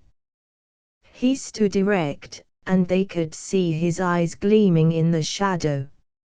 "I think you got me here to trap me, Dunbar," he called in such a voice that the little man in the shadow thrilled at the sound of it. "But you'll find that you're trapped first, my friend. Touch that gun of yours, and you're a dead man, Dunbar. Curse you, I dare you to go for it." Could this be Bull Hunter speaking? The little man in the shadow thrilled with joyous amazement. Hal Dunbar evidently was going to fight the thing through. He stood swaying a little from side to side. "No guns out, boys, as yet. Wait till I take my crack at him," and then, the little man in the shadow stepped out into the light and walked calmly toward the center of the room. "Just a little wee minute, Dunbar," he was saying. "Just a little wee minute, Mr. Man-Trapper Dunbar. I got a word to say." "Who the devil are you?" cried Hal Dunbar, turning on this puny stranger. A joyous shout from Bull Hunter drowned the answer of the other. "Pete. Pete Reeve." The little man waved his hand carelessly to the giant in the corner. "You give me a hard trail, Bull, old boy. But you didn't think you could slip me, did you? Not much. And here I am, pretty pronto on the dot, I figure." He took in with a glance the men along the walls. "You know me, boys, and I'm here to see fair play. They ain't going to be fair play in this room with you boys lined up waiting to drop Bull in case he plugs Dunbar. Dunbar, I know you. And between you and me, I don't know no good of you. You're young, but you're going to show later on. If you want to talk business to Bull Hunter some other time, you're welcome to come finding him, and he won't be hard to find. Bull, come along with me. Just back up, if you don't mind, Bull. Because there's murder in our friend Dunbar's face. And here we are. Side by side they drew back to the outer door with Big Hal Dunbar watching them from under a scowl, with never a word, and so through the door and into the night. 2 minutes later Diablo was rocking across the hills with his mighty stride, and the cow pony of Pete Reeve was pattering beside him. As they drove through the great spruces the moon rose. Bull Hunter greeted it with a thundering song and threw up his hands to it. Pete Reeve swore softly in amazement and drew his horse to a walk. "By the Lord," cried Bull, "and I haven't thanked you yet for pulling me out of that mess. I'd be crow's food by this time if it hadn't been for you, Pete. That only wipes out one score. Let's talk about you, Bull. Since I last seen you, you've got to be a man. Was it dropping Hood that made you buck up like this?" "That old man." "That old man," snorted Pete, "is Jack Hood, one of the best of 'em with a gun. But if it wasn't the fight that made you feel your oats, was it breaking Diablo?" "No breaking to it. We just got acquainted." "But what's happened? What's wakened you, Bull?" "I dunno," said Bull and became thoughtful. "Pete," he said, after a long time, "have you ever noticed a sort of chill that gets inside you when the right sort of a girl smiles?" "And the devil," murmured Pete Reeve, "it's the girl that's happened to you, eh?" "You forget her, Bull. I'm going to take you on the trail with me and keep you from thinking. It's a new trail for me, Bull. It's a trail where I'm going straight. I can't take you with me while I'm playing against the law. So I'm going to stay inside the law, with you. Maybe." And Bull Hunter sighed. "But no matter how far the trail leads, I'm thinking that someday I'll ride in a circle and come back to this place where we started out together." He turned in the saddle. The outline of the Dunbar house was fading into the night. ******* End of the Project Gutenberg ebook. Bull Hunter ****** Updated editions will replace the previous one. The old editions will be renamed. Creating the works from print editions not protected by U.S. copyright law means that no one owns a United States copyright in these works, so the Foundation, and you, can copy and distribute it in the United States without permission and without paying copyright royalties. Special rules, set forth in the general terms of use part of this license, apply to copying and distributing Project Gutenberg trademark symbol electronic works to protect the Project Gutenberg trademark symbol concept and trademark. Project Gutenberg is a registered trademark, and may not be used if you charge for an ebook, except by following the terms of the trademark license, including paying royalties for use of the Project Gutenberg trademark.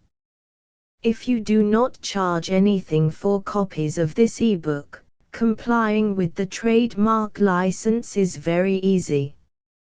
You may use this ebook for nearly any purpose, such as creation of derivative works, reports, performances and research.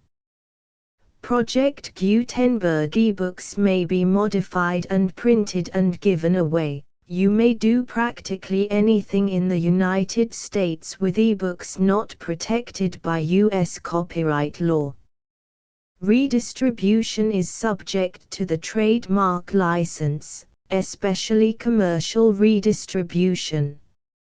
Start. Full license. The full Project Gutenberg license. Please read this before you distribute or use this work to protect the Project Gutenberg trademark symbol mission of promoting the free distribution of electronic works.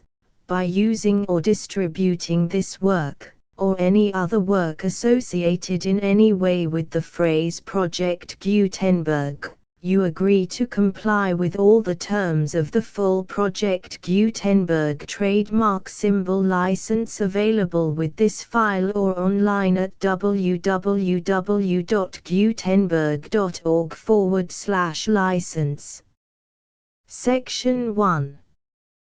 General Terms of Use and Redistributing Project Gutenberg Trademark Symbol Electronic Works 1.0. By reading or using any part of this Project Gutenberg trademark symbol electronic work, you indicate that you have read, understand, agree to and accept all the terms of this license and intellectual property, trademark/copyright, agreement. If you do not agree to abide by all the terms of this agreement, you must cease using and return or destroy all copies of Project Gutenberg trademark symbol electronic works in your possession. If you paid a fee for obtaining a copy of or access to a Project Gutenberg trademark symbol electronic work and you do not agree to be bound by the terms of this agreement, you may obtain a refund from the person or entity to whom you paid the fee as set forth in paragraph 1.e.8. 1.b Project Gutenberg is a registered trademark. It may only be used on or associated in any way with an electronic work by people who agree to be bound by the terms of this agreement. There are a few things that you can do with most Project Gutenberg trademark symbol electronic works even without complying with the full terms of this agreement. See paragraph 1.c below. There are a lot of things you can do with Project Gutenberg trademark symbol electronic works if you follow the terms of this agreement and help preserve free future access to Project Gutenberg trademark symbol electronic works. See paragraph 1.e below. 1.c. The Project Gutenberg Literary Archive Foundation, the Foundation or PGLAF, owns a compilation copyright in the collection of Project Gutenberg trademark symbol electronic works. Nearly all the individual works in the collection are in the public domain in the United States. If an individual work is unprotected by copyright law in the United States and you are located in the United States, we do not claim a right to prevent you from copying, distributing, performing, displaying or creating derivative works based on the work as long as all references to Project Gutenberg are removed. Of course, we hope that you will support the Project Gutenberg trademark symbol mission of promoting free access to electronic works by freely sharing Project Gutenberg trademark symbol works in compliance with the terms of this agreement for keeping the Project Gutenberg trademark symbol name associated with the work. You can easily comply with the terms of this agreement by keeping this work in the same format with its attached full Project Gutenberg trademark symbol license when you share it without charge with others.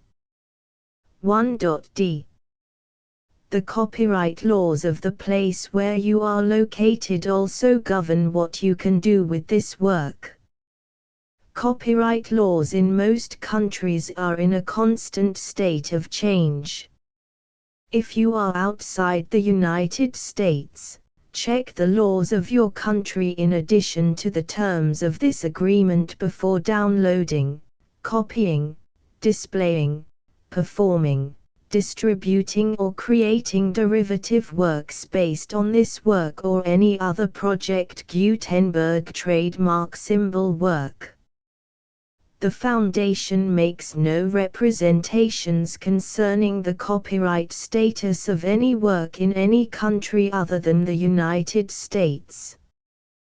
1.e Unless you have removed all references to Project Gutenberg, 1.e.1.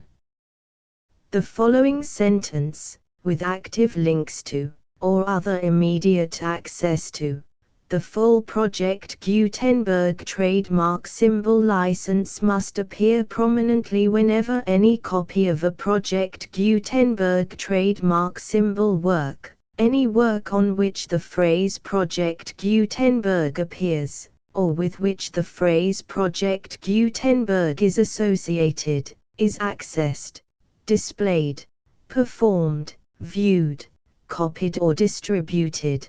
This ebook is for the use of anyone anywhere in the United States and most other parts of the world at no cost and with almost no restrictions whatsoever. You may copy it, give it away or reuse it under the terms of the Project Gutenberg license included with this ebook or online at www.gutenberg.org. If you are not located in the United States, you will have to check the laws of the country where you are located before using this ebook. 1.e.2. If an individual Project Gutenberg trademark symbol electronic work is derived from texts not protected by U.S. copyright law, does not contain a notice indicating that it is posted with permission of the copyright holder, the work can be copied and distributed to anyone in the United States without paying any fees or charges.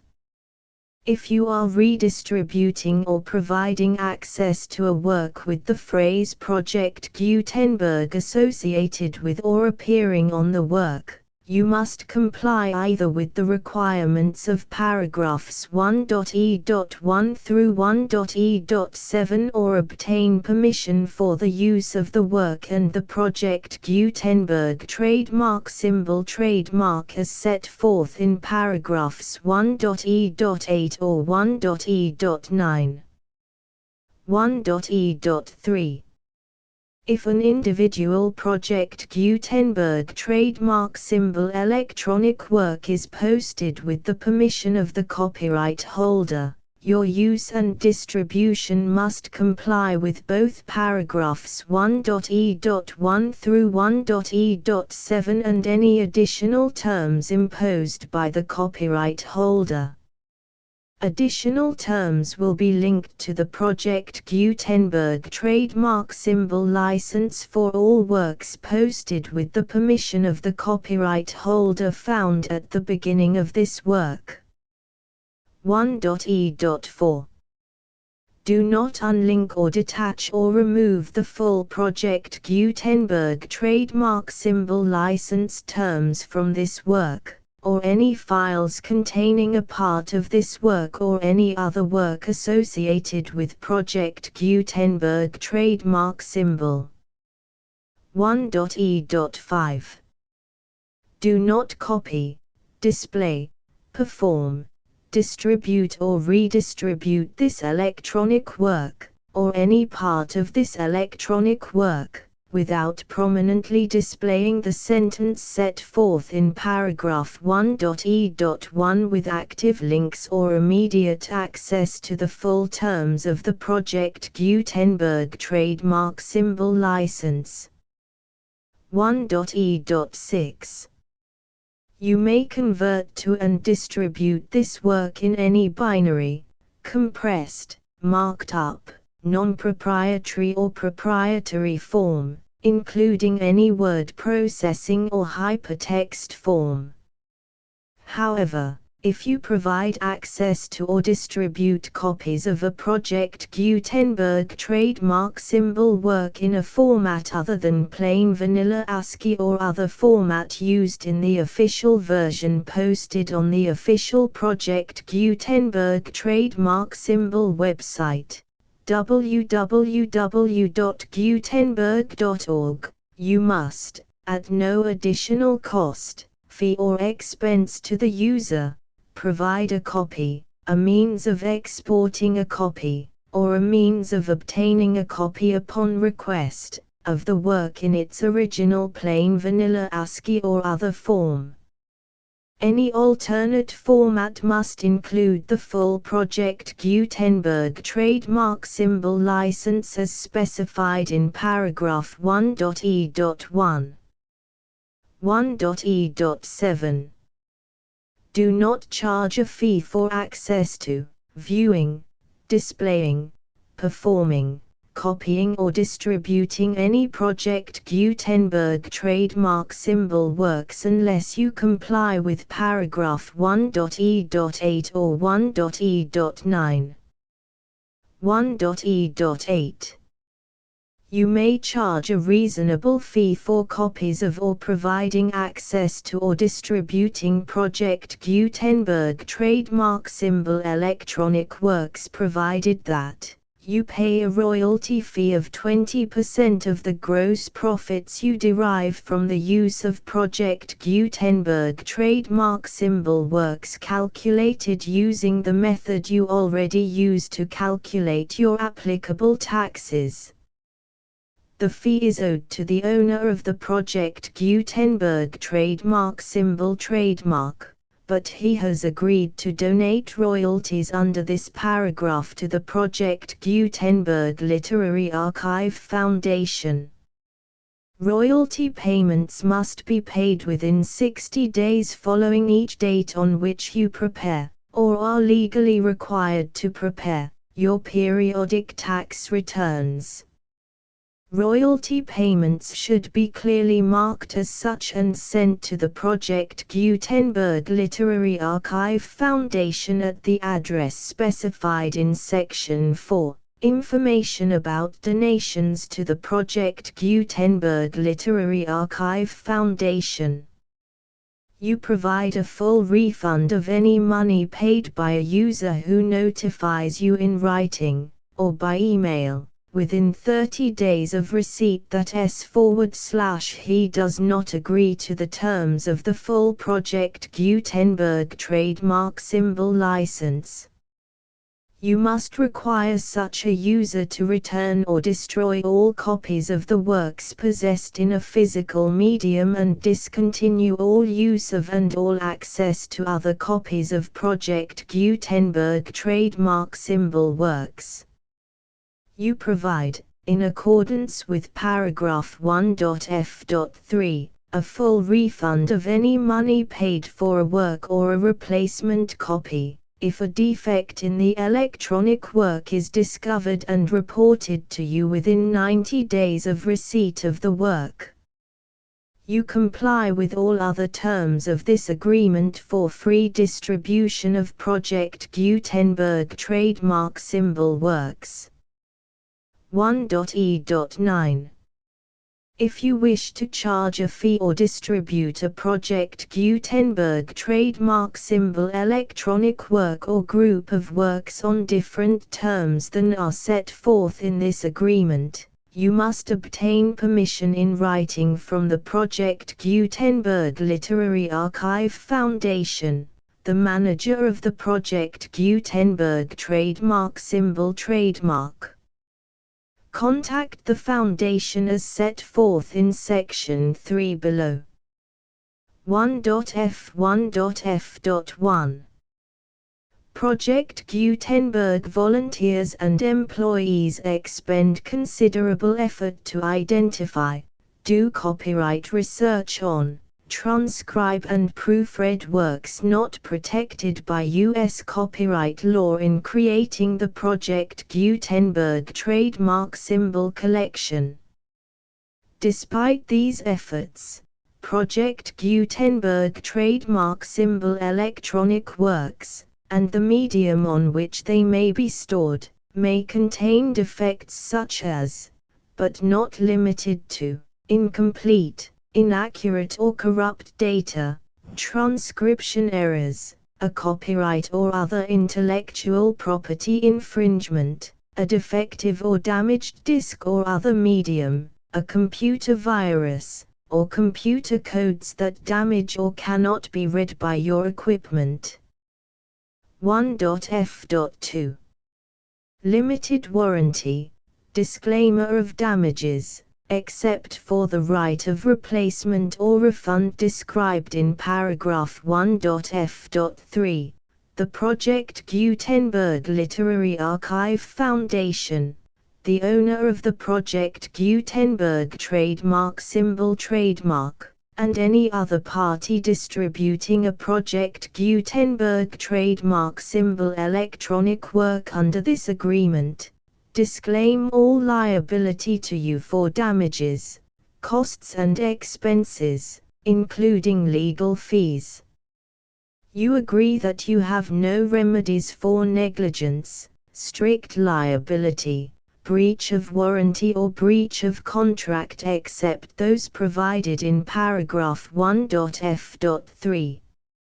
You agree that the Foundation, the trademark owner, and any distributor under this agreement will not be liable to you for actual, direct, indirect, consequential, punitive or incidental damages even if you give notice of the possibility of such damage. 1.f.3 Limited right of replacement or refund. If you discover a defect in this electronic work within 90 days of receiving it, you can receive a refund of the money, if any, you paid for it by sending a written explanation to the person you received the work from. If you received the work on a physical medium, you must return the medium with your written explanation. The person or entity that provided you with the defective work may elect to provide a replacement copy in lieu of a refund. If you received the work electronically, the person or entity providing it to you may choose to give you a second opportunity to receive the work electronically in lieu of a refund.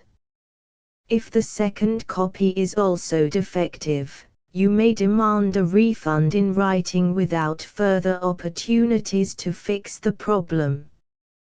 1.f.4 Except for the limited right of replacement or refund set forth in paragraph 1.f.3, this work is provided to you as is, with no other warranties of any kind, express or implied, including but not limited to warranties of merchantability or fitness for any purpose. 1.f.5 Some states do not allow disclaimers of certain implied warranties or the exclusion or limitation of certain types of damages. If any disclaimer or limitation set forth in this agreement violates the law of the state applicable to this agreement, the agreement shall be interpreted to make the maximum disclaimer or limitation permitted by the applicable state law. The invalidity or unenforceability of any provision of this agreement shall not void the remaining provisions. 1.f.6 Indemnity. You agree to indemnify and hold the Foundation, the trademark owner, any agent or employee of the Foundation, anyone providing copies of Project Gutenberg trademark symbol electronic works in accordance with this agreement, and any volunteers associated with the production, promotion and distribution of Project Gutenberg trademark symbol electronic works, harmless from all liability, costs and expenses, including legal fees, that arise directly or indirectly from any of the following which you do or cause to occur. A. Distribution of this or any Project Gutenberg trademark symbol work. B. Alteration, modification, or additions or deletions to any Project Gutenberg trademark symbol work, and C. Any defect you cause. Section 2. Information about the mission of Project Gutenberg trademark symbol. Project Gutenberg trademark symbol is synonymous with the free distribution of electronic works in formats readable by the widest variety of computers, including obsolete, old, middle-aged and new computers. It exists because of the efforts of hundreds of volunteers and donations from people in all walks of life. Volunteers and financial support to provide volunteers with the assistance they need are critical to reaching Project Gutenberg trademark symbol's goals and ensuring that the Project Gutenberg trademark symbol collection will remain freely available for generations to come. In 2001, the Project Gutenberg Literary Archive Foundation was created to provide a secure and permanent future for Project Gutenberg trademark symbol and future generations. To learn more about the Project Gutenberg Literary Archive Foundation and how your efforts and donations can help, see sections 3 and 4 and the Foundation information page at www.gutenberg.org. Section 3. Information about the Project Gutenberg Literary Archive Foundation. The Project Gutenberg Literary Archive Foundation is a non-profit 501(c)(3) educational corporation organized under the laws of the state of Mississippi and granted tax-exempt status by the Internal Revenue Service. The Foundation's IN or Federal Tax Identification Number is 64-6221541. Contributions to the Project Gutenberg Literary Archive Foundation are tax-deductible to the full extent permitted by U.S. federal laws and your state's laws. The Foundation's business office is located at 809 North 1500 West, Salt Lake City, UT 84116. 801-596-1887. Email contact links and up-to-date contact information can be found at the Foundation's website and official page at www.gutenberg.org/contact section 4. Information about donations to the Project Gutenberg Literary Archive Foundation. Project Gutenberg trademark symbol depends upon and cannot survive without widespread public support and donations to carry out its mission of increasing the number of public domain and licensed works that can be freely distributed in machine-readable form accessible by the widest array of equipment, including outdated equipment. Many small donations, $1 to $5,000, are particularly important to maintaining tax-exempt status with the IRS. The Foundation is committed to complying with the laws regulating charities and charitable donations in all 50 states of the United States. Compliance requirements are not uniform and it takes a considerable effort, much paperwork and many fees to meet and keep up with these requirements. We do not solicit donations in locations where we have not received written confirmation of compliance. To send donations or determine the status of compliance for any particular state, visit www.gutenberg.org/donate. While we cannot and do not solicit contributions from states where we have not met the solicitation requirements, we know of no prohibition against accepting unsolicited donations from donors in such states who approach us with offers to donate. International donations are gratefully accepted, but we cannot make any statements concerning tax treatment of donations received from outside the United States. U.S. laws alone swamp our small staff. Please check the Project Gutenberg web pages for current donation methods and addresses. Donations are accepted in a number of other ways, including checks, online payments and credit card donations. To donate, please visit www.gutenberg.org/donate. Section 5. General information about Project Gutenberg trademark symbol Electronic Works. Professor Michael S. Hart was the originator of the Project Gutenberg trademark symbol concept of a library of electronic works that could be freely shared with anyone. For 40 years, he produced and distributed Project Gutenberg trademark symbol ebooks with only a loose network of volunteer support. Project Gutenberg trademark symbol ebooks are often created from several printed editions, all of which are confirmed as not protected by copyright in the US unless a copyright notice is included.